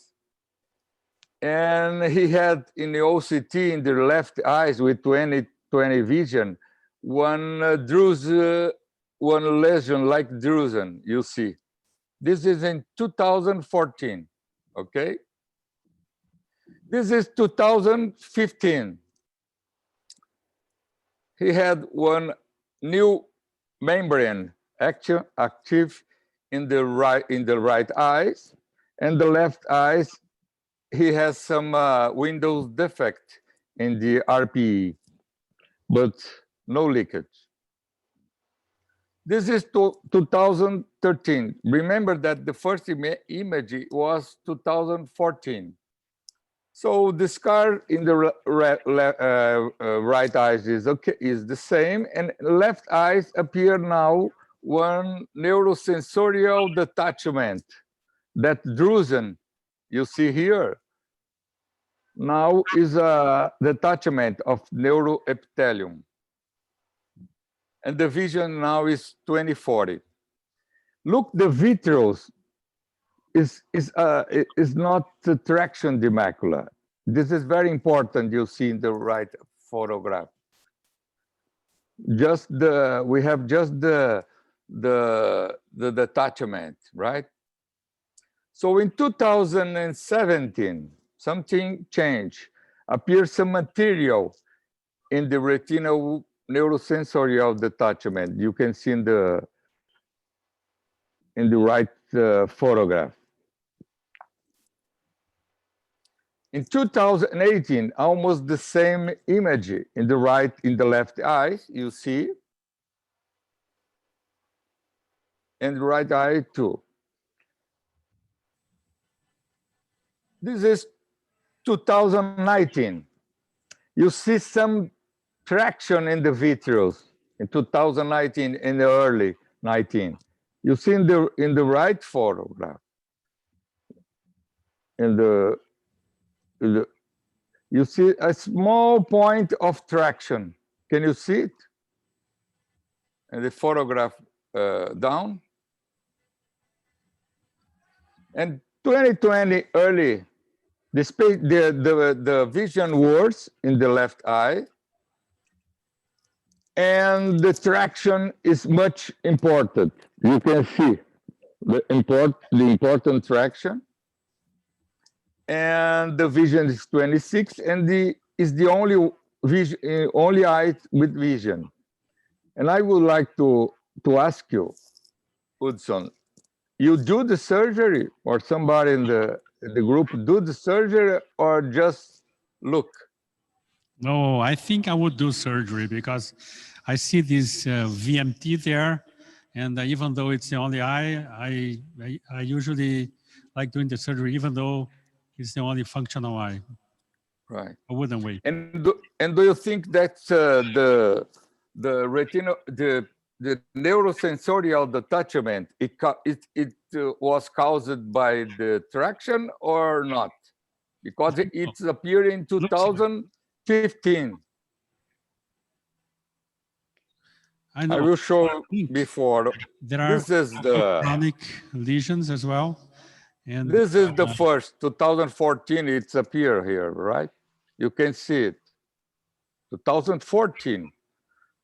So almost the same image, something now is empty. There is no reason for the traction to be worsening the situation.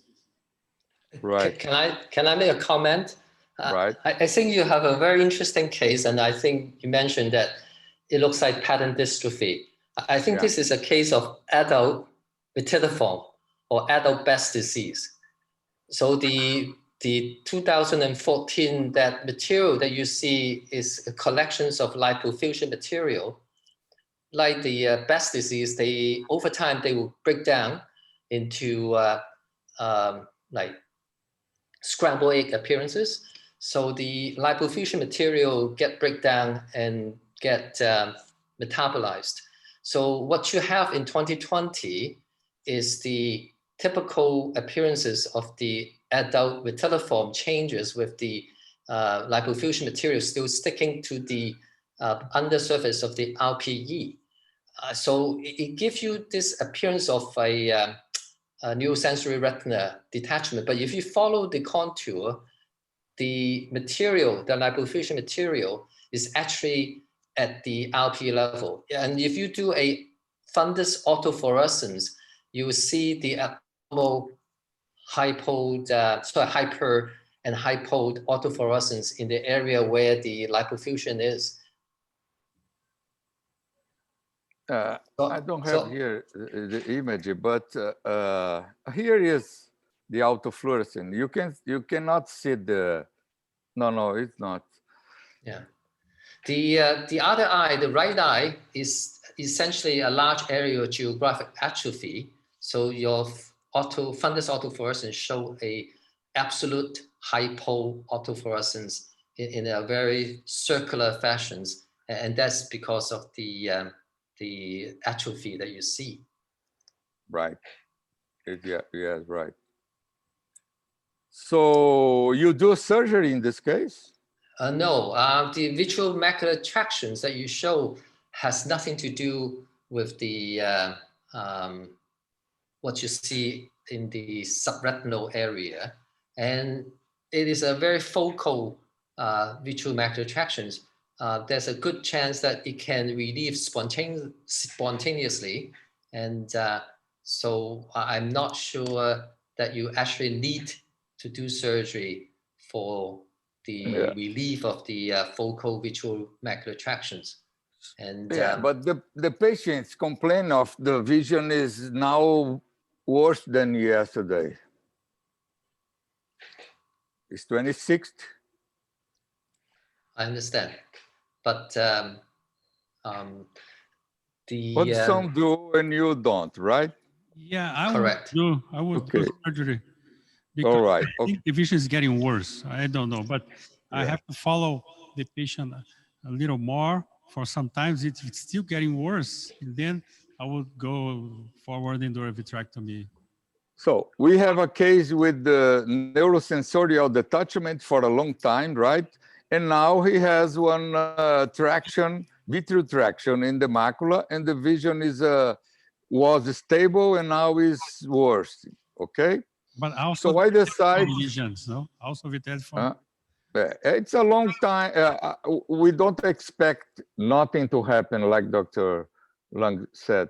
That nothing will happen to the detachment, right? Wow. Because it's chronic. Yes. Yeah, tough case. Oh my God. Yeah, no, I would like to show. I don't know what, but something's wrong. One moment. Would you be keen at doing the surgery, George? Yes, I do, but no, but my computer is not working now. I think you could close why. and open again. Huh? You could close it and in the PowerPoint and open it again. Yes, but I can't access it.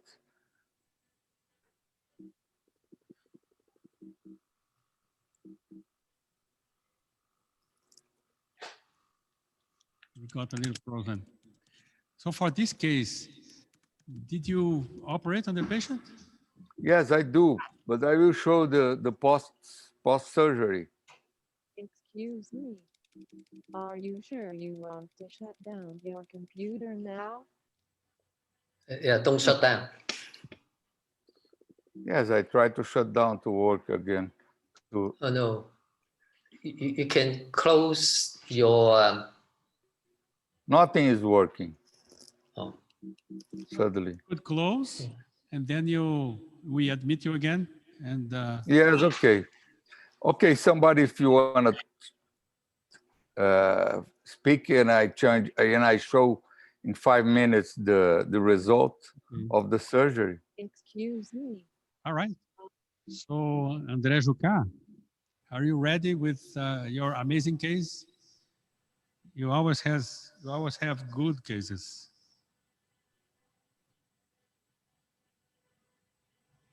Thank you, Barbara, for participating. Excuse me.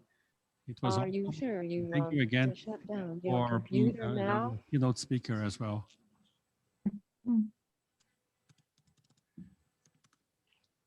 I wish we could be a very good meeting in Italy in the near future, Barbara. Thank you. I hope too. You sent some beautiful pictures from the surroundings there. It's really amazing. Yeah, true. At the same time, we have snow in the north and very hot weather in the south, like in many other countries, of course.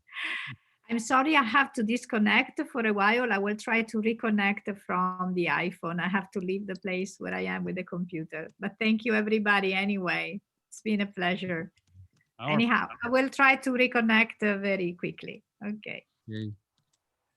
See you. See you, Dr. Barbara.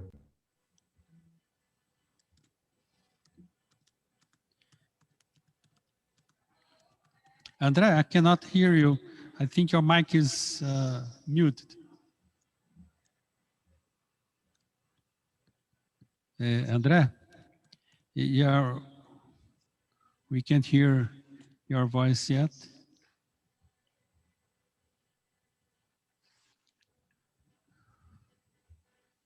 Okay, I'm activating it. Okay. Okay, thank you for inviting me for this 8th episode. Okay, can you see my screen? Yeah. Okay, I just want to thank you for putting this 8th Retinawesome up with so much nice people. I have been learning a lot. And I just brought today this case of macular pucker that happens after routine pseudophakic retinal detachment. Is a special case because this was done in a guy that was a surgeon. He was a otorhinolaryngologist surgeon. He has this superior retinal detachment here, you can see. And he did not want to operate right away because he was a big guy with many surgeries to perform. And he said, no, I'm going to operate on Saturday. I have a lot of patients to treat. And, you know, he was just a guy like us, just in another ORL specialization. And his brother was a friend of mine. He was an ophthalmologist. He was a young brother, so he didn't listen to him anyway. So he said, no, I'm not going to do that. And he has this macula on 20/20 visual acuity, and he has a PVD. So you see here the vice ring, and it seems just a very easy case. I'm going to show you. And we did that, and just a straight 25 gaze, 10,000 cut. It's of course the video is accelerated because it was very simple case, as you can see.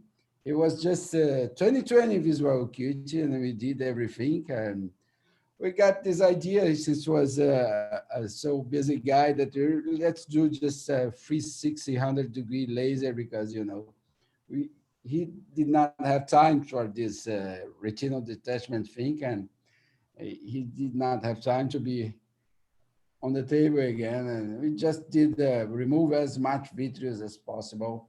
We did just drainage through this break and itself, and it just worked very fine. And we did 360-100-degree laser and everything. And the surgery was just fine. And we put SF6 on the eye, and he was just doing surgery 1 week after that. Again, he got nice visual acuity, 20/20 visual acuity as well. As you can see here, you see the 20/20 visual acuity and small bulb of Cassius performing surgery.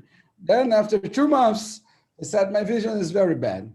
I just lose my stereopsy. I cannot do surgery very well. And he was with this macular pucker. It's a kind of tricky situation because the pucker is not mature yet. So it's kind of tricky to remove it, but we have to do it.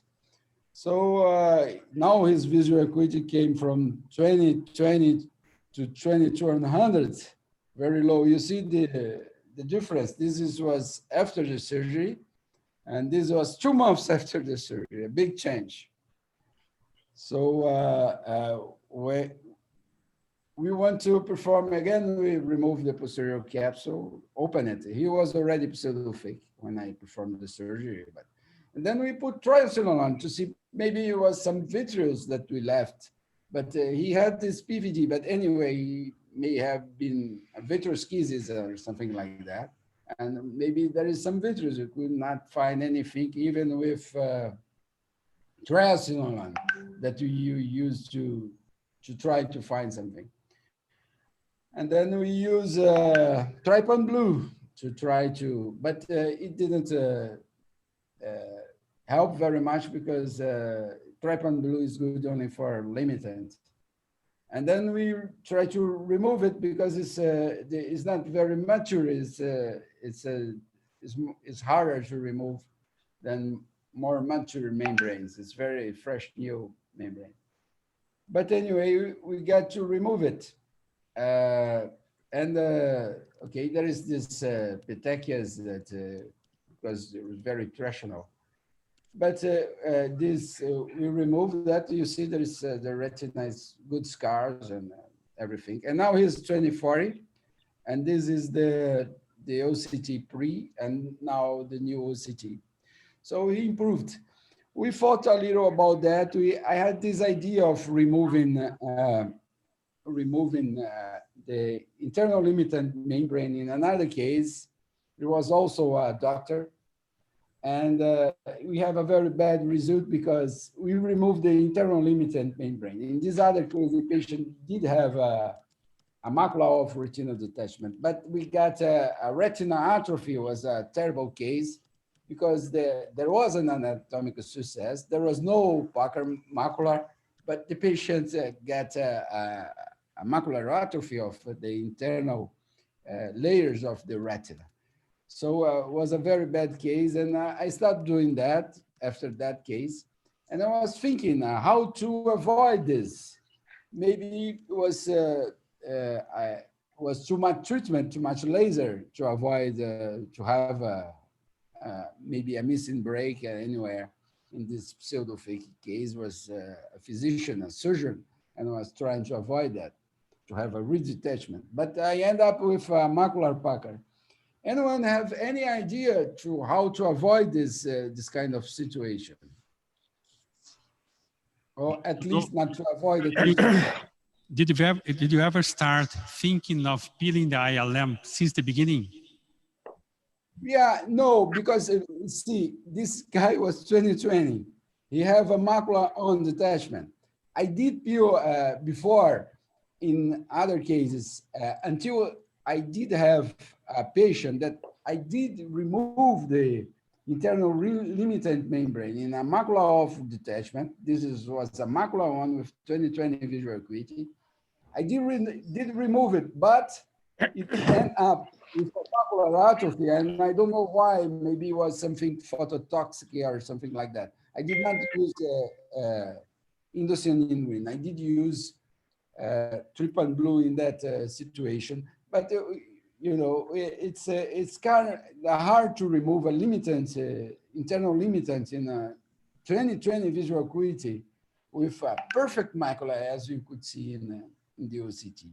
So it was kind of hard. And you see, the patient have a PVD. So I thought that the vitro was all up, but the physiopathogenic, I think there was some vitreoskisis. And this was the thing that we should look for, vitreoskisis, I think. And I made an opinion. I think in these cases, the laser generates inflammation. And sometimes I put some triamcinolone at the end of the surgery just to avoid this pucker. Yeah, you know, I agree with you. The laser may be involved, but I don't think it was inflammation, really. You know, I think more in vitreoskisis as a pathogenic effect, because not a lot of inflammation. The guy was 20/20 in 10 days after the surgery. Then after 2 months, you got this pucker. So inflammation with no macular edema, anything.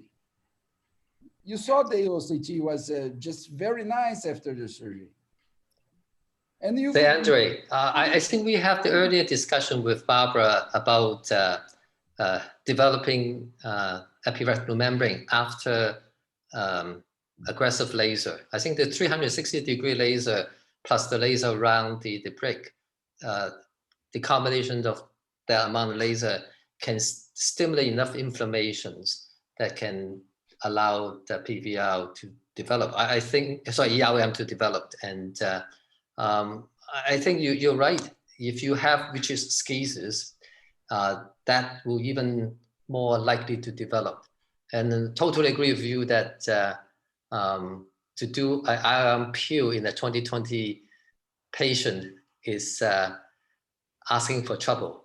And you might get cystoid macular edema by just manipulating around the macula as a complication to the surgery. I think you show a very interesting case of situation that sometimes happen despite everything goes well, and the epiretinal membrane or macular pucker complication occur following the vitrectomy, especially when there is a lot of laser done. Yeah. Maybe the laser was an over-treatment. Maybe if I did just a localized laser. But anyway, I thought it was better to do all the laser because there was this possibility of missing a break. And there was this guy that was really, sometimes we change a little bit for surgeon. Maybe the pearl here is not changed the way you do the surgery because you're doing in a special patient. VIP syndrome. Yeah. And I think Masalo's suggestion of putting intravitreal steroid may be a consideration when you do a lot of laser. That could have help. Yeah, potentially. Yeah, maybe, but the intravitreal steroids, it's just have been showing not to avoid PVR, just to delay it. So in the end, may not solve the problem. I thought perhaps the break was big also, and this may also have contributed. There is some things that may cause PVR, a lot of laser, bigger breaks, inflammation. These are known causes of PVR. And of course, there is maybe some genetic predisposition and maybe vitreous cases as well. Maybe if you do not remove all the vitreous, that we may end up with that. But this was a tricky situation because I just showed you in the first photo that the patient did have a PVD before the surgery. So I now will pay a lot of attention to look for vitreous cases. Yeah, very interesting. And the good thing, Andre, is that the case ended with 2040. So you saved. Maybe it will still improve. I hope so. Yeah. With 2040, you already got some stereopsy, so this may help him to perform his surgeries. Yeah, we will for sure. Thank you again. And I would like to call Dr. Vaibhav from India to present his case. Great honor. Into his meetings as well. Before, okay. I have the slide. Yeah. Can I show before him? Your case? Yeah. Okay. Yes, I do. Before Vaibhav case, you could proceed with the case that we just started some minutes ago. Can you see my? No. You didn't share yet. One more. Share.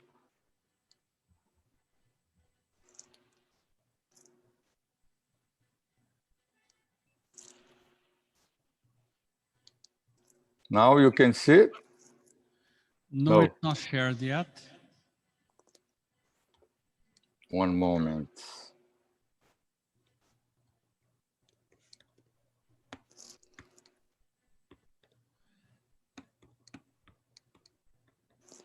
Yeah, now it's okay. It's okay? Yeah. So I stop in this slide, right? Can you see here? Okay.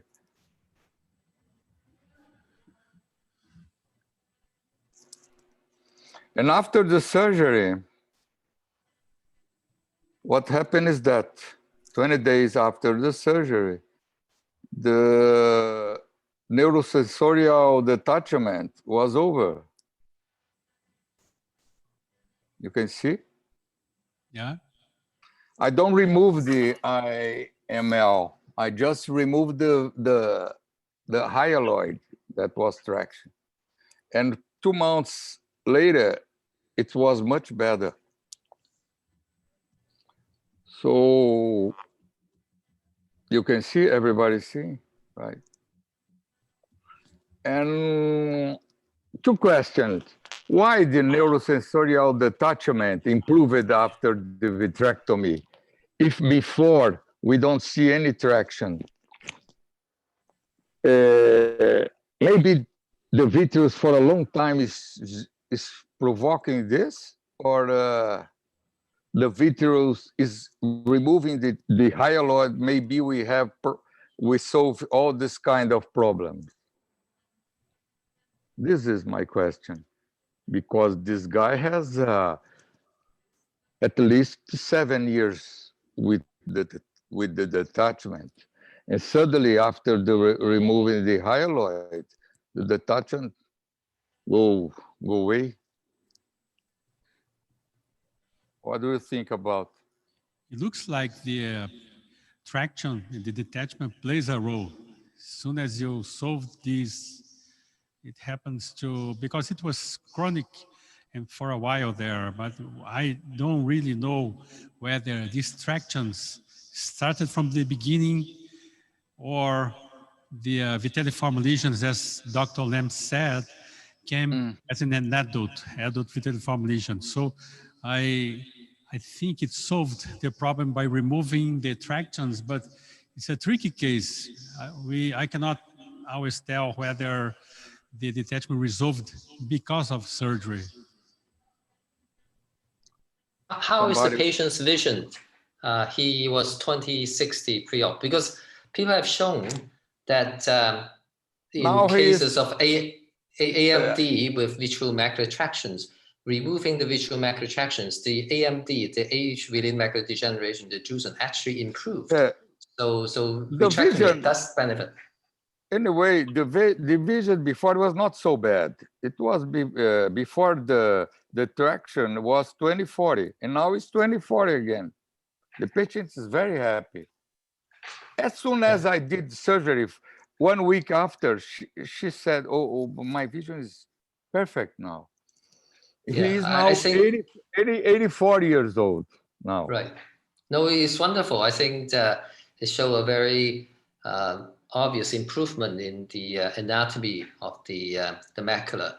And as I said, it has been shown vitrectomy, especially in a setting where there's visual macular retractions, can help AMD conditions also. So whether it's the tractions, whether the fact that it changes the oxygen content inside the vitreous, because we know that after vitrectomy, the oxygen content inside the vitreous cavity increases. I think yeah, this is maybe we can use in all the case in the future, or in some cases, because I never did this before in my life. Okay, thank you, Dr. Hudson. Great case. We surely are going to use it, and I think to study and to get to the conclusion after more cases. But great images, anyways. Yeah. Thanks. Right. And I would like to call Dr. Vibhav from India and from the Arunadaya team to join us with his Retinawesome case. He gave the idea for Retinawesome 7's name, and we are missing him for a while. He got COVID, but then by the time Retinawesome 7 was presented, he was already very good. Thank you, Vibhav. Thank you so much, Dr. Hudson, and it's really an honor to be here, present and listening to everybody, all my teachers, and as well as my colleagues. And I'll be presenting an interesting case.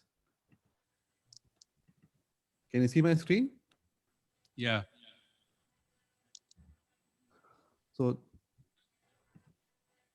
this was an elderly pseudo-phakic female who had a retinal detachment with macula off. So I've changed the way I deal with any retinal surgery. So I always put in a chandelier. So in this patient, I already put in a twin 27 gauge chandelier and I normally do a stain with triamcinolone to make sure that I have a PVD there in case it's present or not. And there are many advantages to putting in a chandelier, as I'll show you in this patient. So in this patient, there was a PVD. So the break was very peripheral. It was temporally, it was a very, very small, tiny break, which I had seen on examination. So I had two thoughts, what should I do? So then the good part of the chandelier is that with the help of the chandelier, you're able to indent very, very well. So your other hand is free.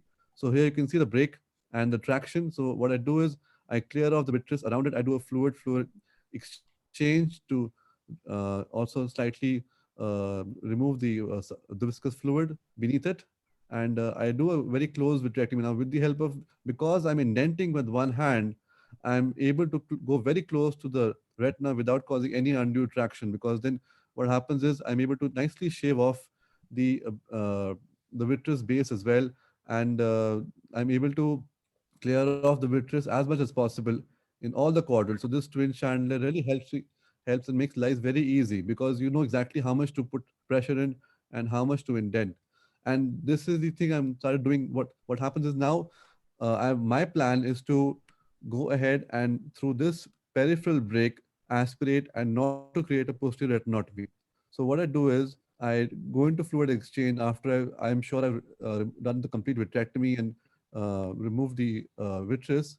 And what I do is I milk out the subretinal fluid with the other hand. So my right hand has the flute needle, and the other hand has I'm indenting. And the same time, I'm making sure my posterior retinotomy is not closed at any moment. So I'm basically indenting and rolling the sclera from posterior to anterior and from the sides, so that I'm milking up all the subretinal fluid from behind and the posterior pole till the time I'm completely sure. So here, even here, my the break is open. So I'm making sure my break is open till the very end, till all the fluid right up to the break is dried up. So I don't have to create a posterior retinotomy anytime. So I again roll out and milk out, and then when I'm finally sure, I go back and I've done the retinopexy, and after fluid exchange, I make sure that I re-examine, re-evaluate the posterior pole is flat, and I finally inject gas. So this is what I wanted to show, and also take the panel's expert opinion on managing peripheral breaks by milking out the fluid with the help of a chandelier. Thank you very much. Yeah, lovely surgery and great to use chandelier. I use often, not very many times, but of course it helps so much. Marcelo, do you ever use or use currently chandeliers? Most of the time I use chandeliers. I think it's a very good option, another hand to the surgeon. So I believe like 70% of my surgeries are with chandelier. Yeah, very good. And makes your videos even better. You see more of the peripheral and works. And the good part is in even macular surgeries, like if you're peeling the ILM, if you're putting in the stain, you can use the other hand to hold the hub of the needle. Otherwise, and you can be very safe while injecting the BBG, the dye or the ICG. And also while peeling the ILM, sometimes you might have some micro tremors because you're very focused on the posterior pole. So you actually can just stabilize the other hand and do a nice, safe peeling of the macula. Yeah, I think it's good to use chandelier, but I think the thing here is, for example, to peel an ILM with the hand, what is not the hand you use more. For example, I like peeling sometimes with the left hand because I have to, especially when I go do ILM feeding in the left eye. So I have to, sometimes I need to.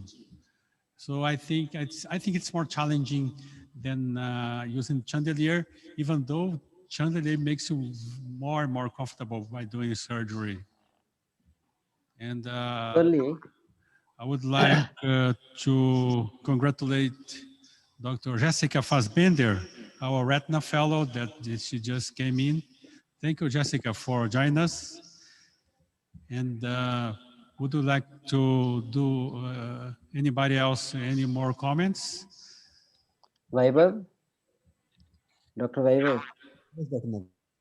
Yes, very good surgery. So, okay, but the thing is, what I say is, taking out the or draining the subretinal fluid on the table completely may not be required, because you did a good job actually milking out all the subretinal fluid. But once the peripheral brake is closed and some amount of fluid which is remaining posteriorly, putting the gas or oil, whatever your choice, that goes up actually. Very next day it clears up, and it gives a very good vision, because taking all the fluid completely, the visual acuity may not be comparable. Many studies have come even. So subretinal fluid, some amount of subretinal fluid which is remains at the end of surgery, that goes off.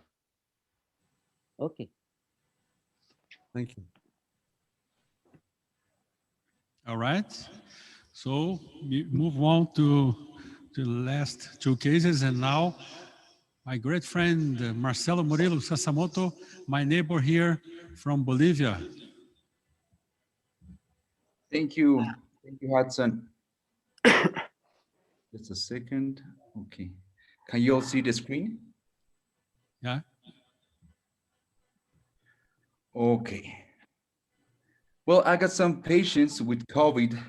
So this case number 1 is a 60-year-old female that was intubated for more than 30 days, treated in other hospitals for 3 months after being extubated. The chief complaint was sudden decrease in vision and eye pain. The visual acuity in the left eye was light perception.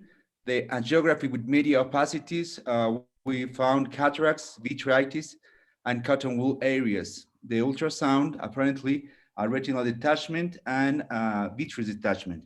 The visual acuity of the right eye was 20/20. So it was a really tough case. If you can see all the synechia in the anterior chamber, remove it. We tried to perform a cataract surgery, but it was really too complicated. So we performed a lensectomy, and part of the cataract was in the posterior pole. So we have some trouble with the iris, with the pupil. Actually, we found we use these De Juan retractors, and as you can see, all the we perform a vitrectomy, and as you can see, a condensed vitreous. And the curious part was dust around the retina, like asterodialosis, but really attached to the retina. So we moved the vitrector to remove it, and it was really complicated for us. We found these 2 tears in the lower portion of the retina. We put some laser on it, and at the end, we filled the eye with silicone oil. So it was really a tough case. And my first question is if any of you have this dust appearance in COVID patients. It's new to me, and I have no any register in any paper describing this dust appearance. Any comment, please, in the first case? This COVID patient, he was under intensive care treatment before you saw him. Maybe he got endophthalmitis, endogenous endophthalmitis. Probably, yes. You can see the ischemic part of the retina, but my concern was about this dust appearance. I never saw that. I know that some patients that we have with COVID, they have this ischemic portion of the retina, like plaques, and but dust appearance, it was really new to me. Did you try to find the germ? Maybe it was fungi, no? Yes, we did. There was no fungi, there no bacteria appearance. We used vitreous to see if we find something, but it was nothing. Everything was clean. Now I'm going to the second case. It's a 60-year-old male, general surgeon. He's also patient was with a supplement oxygen in intermediate therapy for 20 days. The angiography shows a vitritis, cotton wool macular plates, microhemorrhage, suggesting ischemic changes in the papillomacular area. The visual acuity was light perception. So as you can see, all the plaques in the macula, the vitritis, these are some of the angiography that we did before surgery, an OCT. It was really tough to perform an OCT to show the plaques in the macular area. So we did a phaco vitrectomy at the beginning, and also you can see the same pattern of the vitreous, this dense condensed vitreous in this patient. And you can see also these plates. So then we perform ILM peeling after the vitreous removal. It was really tough. We did by parts. And at the end, we fill the eye with silicone oil. So curiously, the results was really different. This is in December, this is January, and in February, again, we have the same plaques. So I really can't explain this evolution. The patient is with negative for COVID. There's no a reason to explain that evolution. I mean, the appearance and the evolution in January, that it was really favorable for us, but in February start again the plague. So any similar cases that you have seen passing this ischemic part? I don't know if any have a comment on this second case. Yes, I also saw a few cases. In fact, the second case what you showed actually the similar cases of the thick exudates will be sitting on the macula or around the macula, posterior pole, but the vasculitis changes I did not see. But these thick exudates, which are maybe they sort of last 10 days back I operated a case which was actually in fact paramacular granuloma which was sitting. I sent for microbiological studies. I did not come anything. I don't know, culture negative came. I was thinking maybe some fungal infection maybe, but why it is happening post-COVID? The patient had actually COVID and he recovered from COVID and he landed in this sort of situation. So many cases coming. Yes. Thank you. Well, this third case is the same patient. The right eye is a good one, but it starts with vitritis again. The right eye. Let me show you this.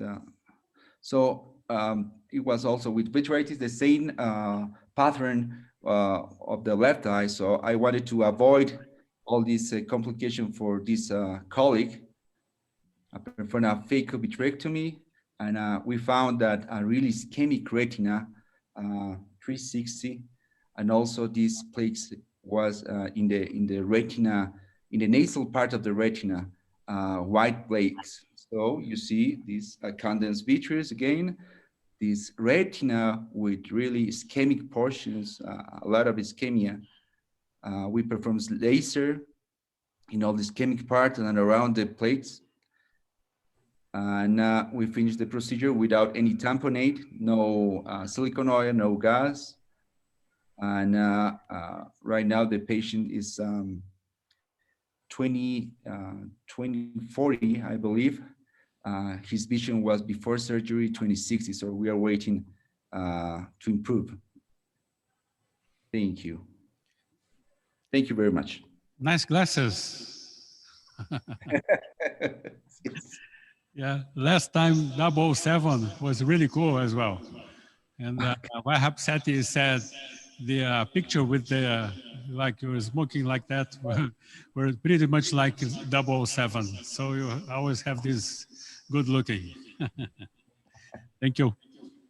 And anybody else would like to comment Sasamoto's case before we move on to to wrap up this event with Nageswar? I think that's a very interesting case series that I think he should publish it, because I think they all has a common theme of retinal vasculitis, occlusive vasculitis with severe vitritis.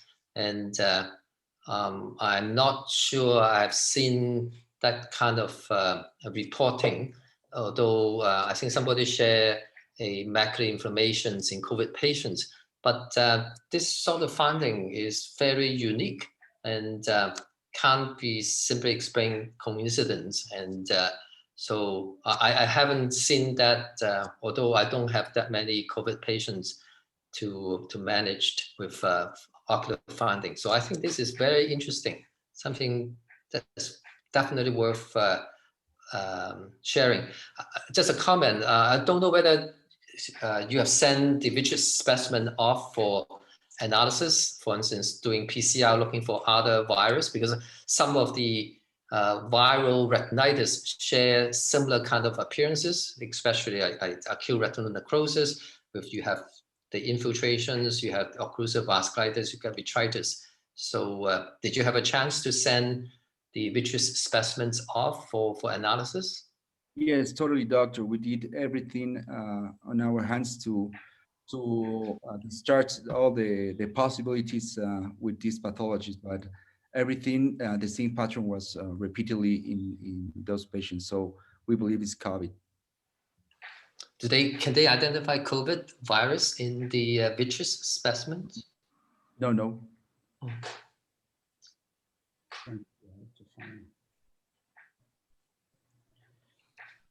Really good. And Nageswar, you are last but not least on our list. It's always an honor to have you.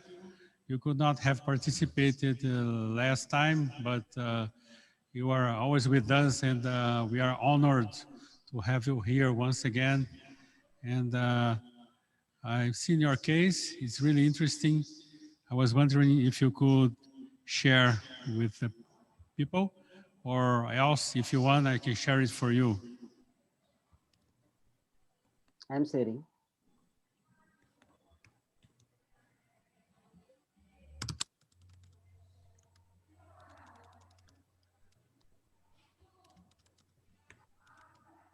Just allow me to share my screen. Hudson? Sure. I'll go now. Allow me to share. That now. Just a second.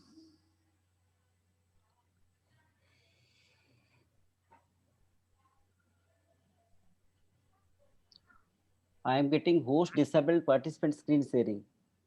Please allow my screen to share. Okay. You are set?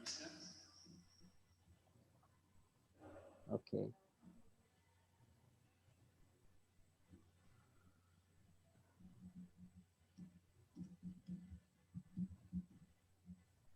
You are able to see my screen? Mm-hmm. Yeah, it's pretty good. Okay.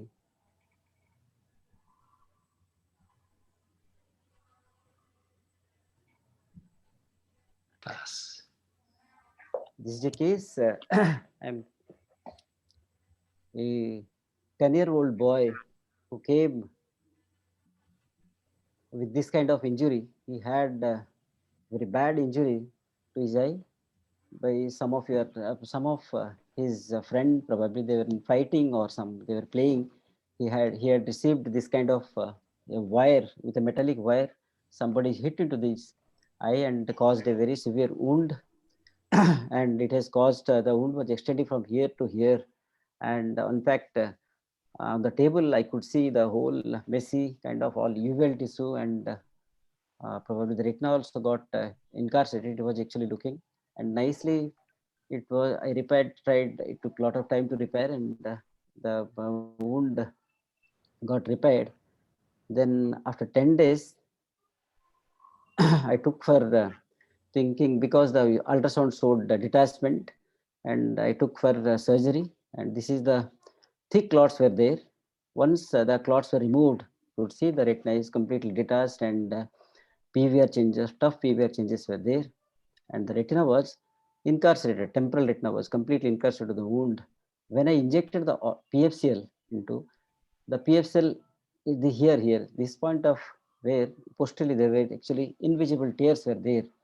Through that, the PFCL got accessed into the subretinal space, and I had to do this, relax this one, incarcerated retina temporarily, and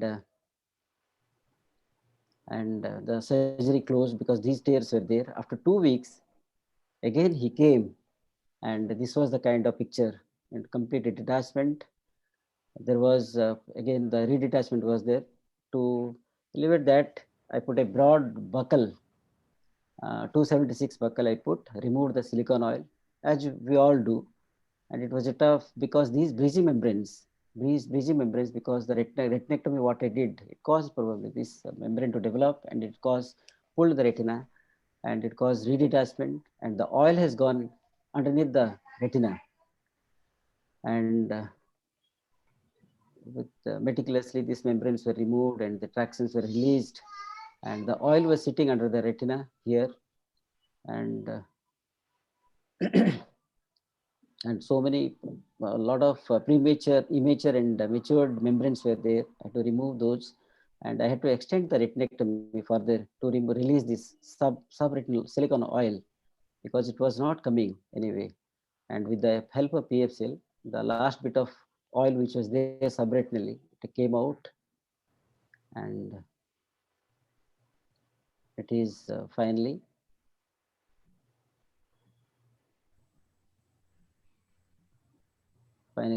it is closed with re-injection of silicone oil, because this is a tough case anyway. And he came last week, because I did not put his picture. Last week he came. His retina is very good at us. Vision is very much limited to the 1 meter distance only vision came. When I explained to his father regarding the visual acuity gain, because his father very politely he said that, no sir, we are very much thankful, at least the eye got saved because of whatever this one work we have done. At least it could save my son's eye. That is great. But I should thankful to the technology technique in the VR surgery or retinal surgery, or the tools which are available to us today.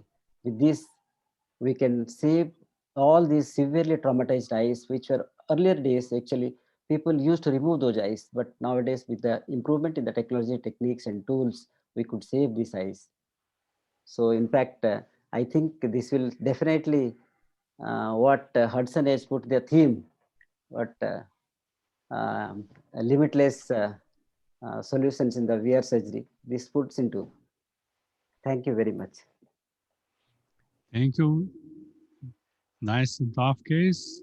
And the way you removed the silicone oil from underneath the retina was not easy to perform. Sometimes with the use of PFO and silicone oil, sometimes I have to get back and to move back the surgery a bit and remove the fluorocarbon. Sometimes it goes underneath the retina. I have to relieve more, do more retinotomy, and then move it back again. And of course, the retina has some memory, and oftentimes it keeps rotating. And each time, for tough case, I don't know whether you like doing that, but in some very severe cases, I like doing translocation. And I use, as you are showing in your video right now, I like using the laser tip as the good instrument for moving the retina whenever it's necessary. Because if it's round, if it's not, it wouldn't break the retina, and you could make not long movements, but you could move a bit higher or lower, and even to translocate to better RPE positioning. What do you think about that? Yeah, that is correct only, because sometimes it acts as a second instrument for minor manipulation. Any comments from Dr. Lam? Hi. Oh, you show a very difficult case to manage. Subretinal silicone oil is always a challenge to try to manage, and you often end up needing, as you've done, a generous retinectomy in order to allow the oil to migrate outside so that you can remove it. And I think you manage a very difficult case very well. So I think the key, one of the key points is too, you have to make sure you deal with the all the tractions, all the membrane before silicone oil is used, because otherwise it is quite possible for the oil to migrate subretinally.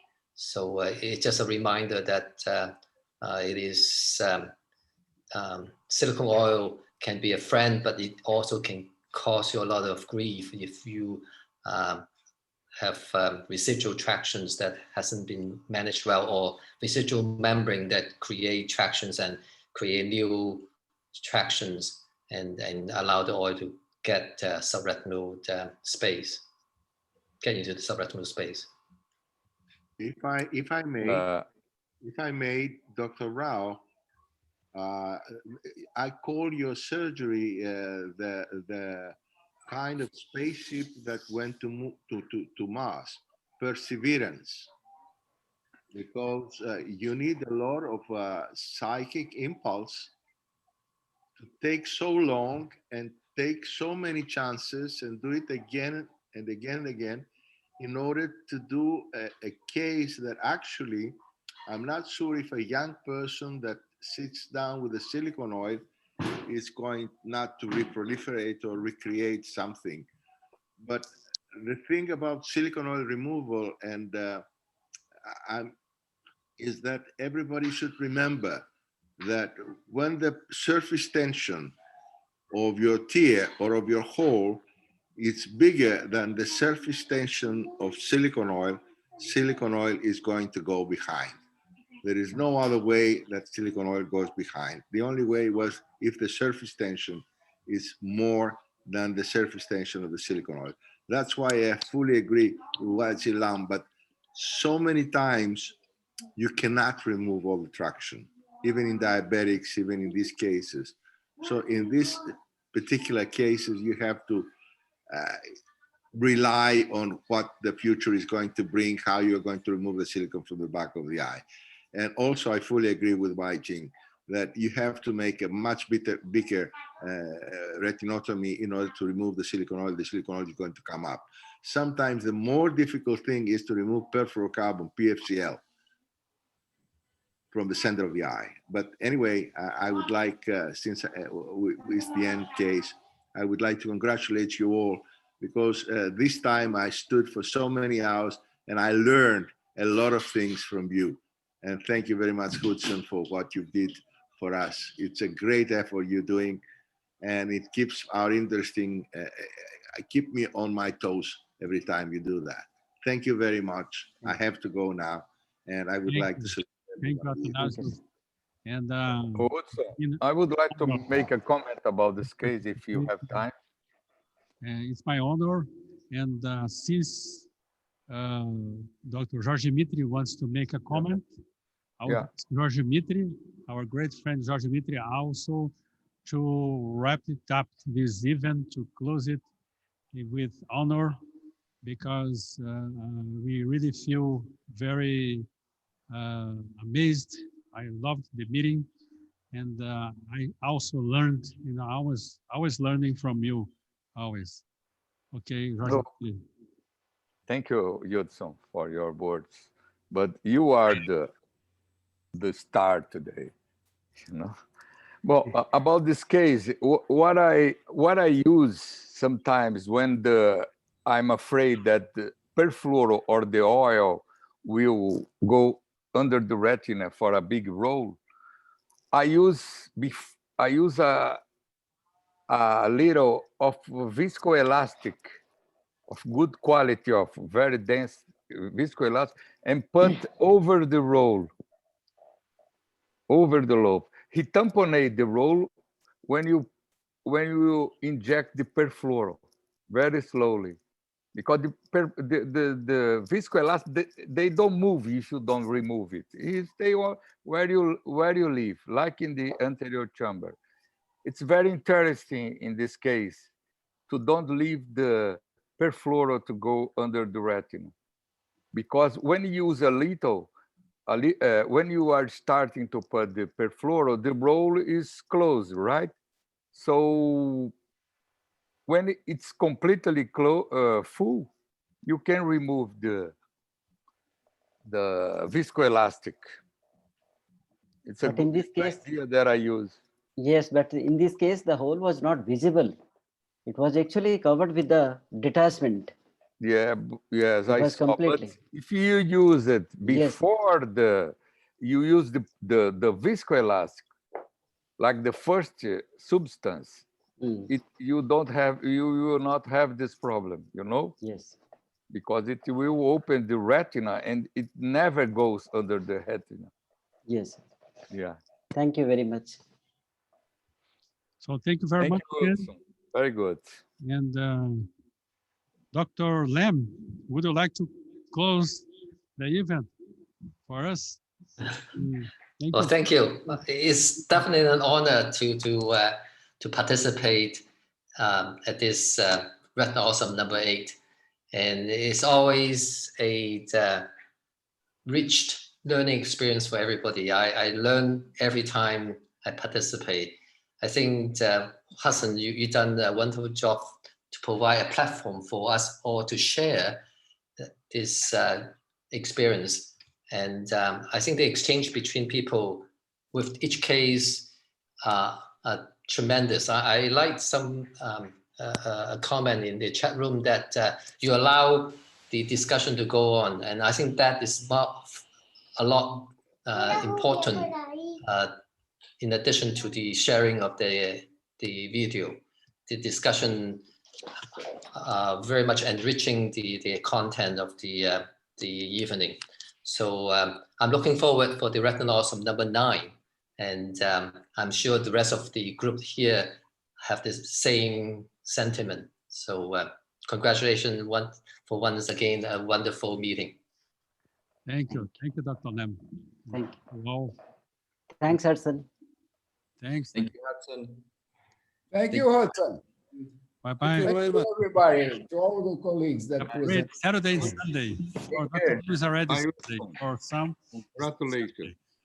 I wish I can say have a safe trip back home. Good. That's how we usually say at the meetings. Have a safe trip back home. I wish. Yes. Safe back home. Yeah, that's it. Bye-bye, brothers. Bye-bye. Thank you, Miguel Cruz, for your participation as well. Hope to see you in the next events. Bye-bye. Bye-bye. Bye-bye, everyone. Bye-bye. Bye.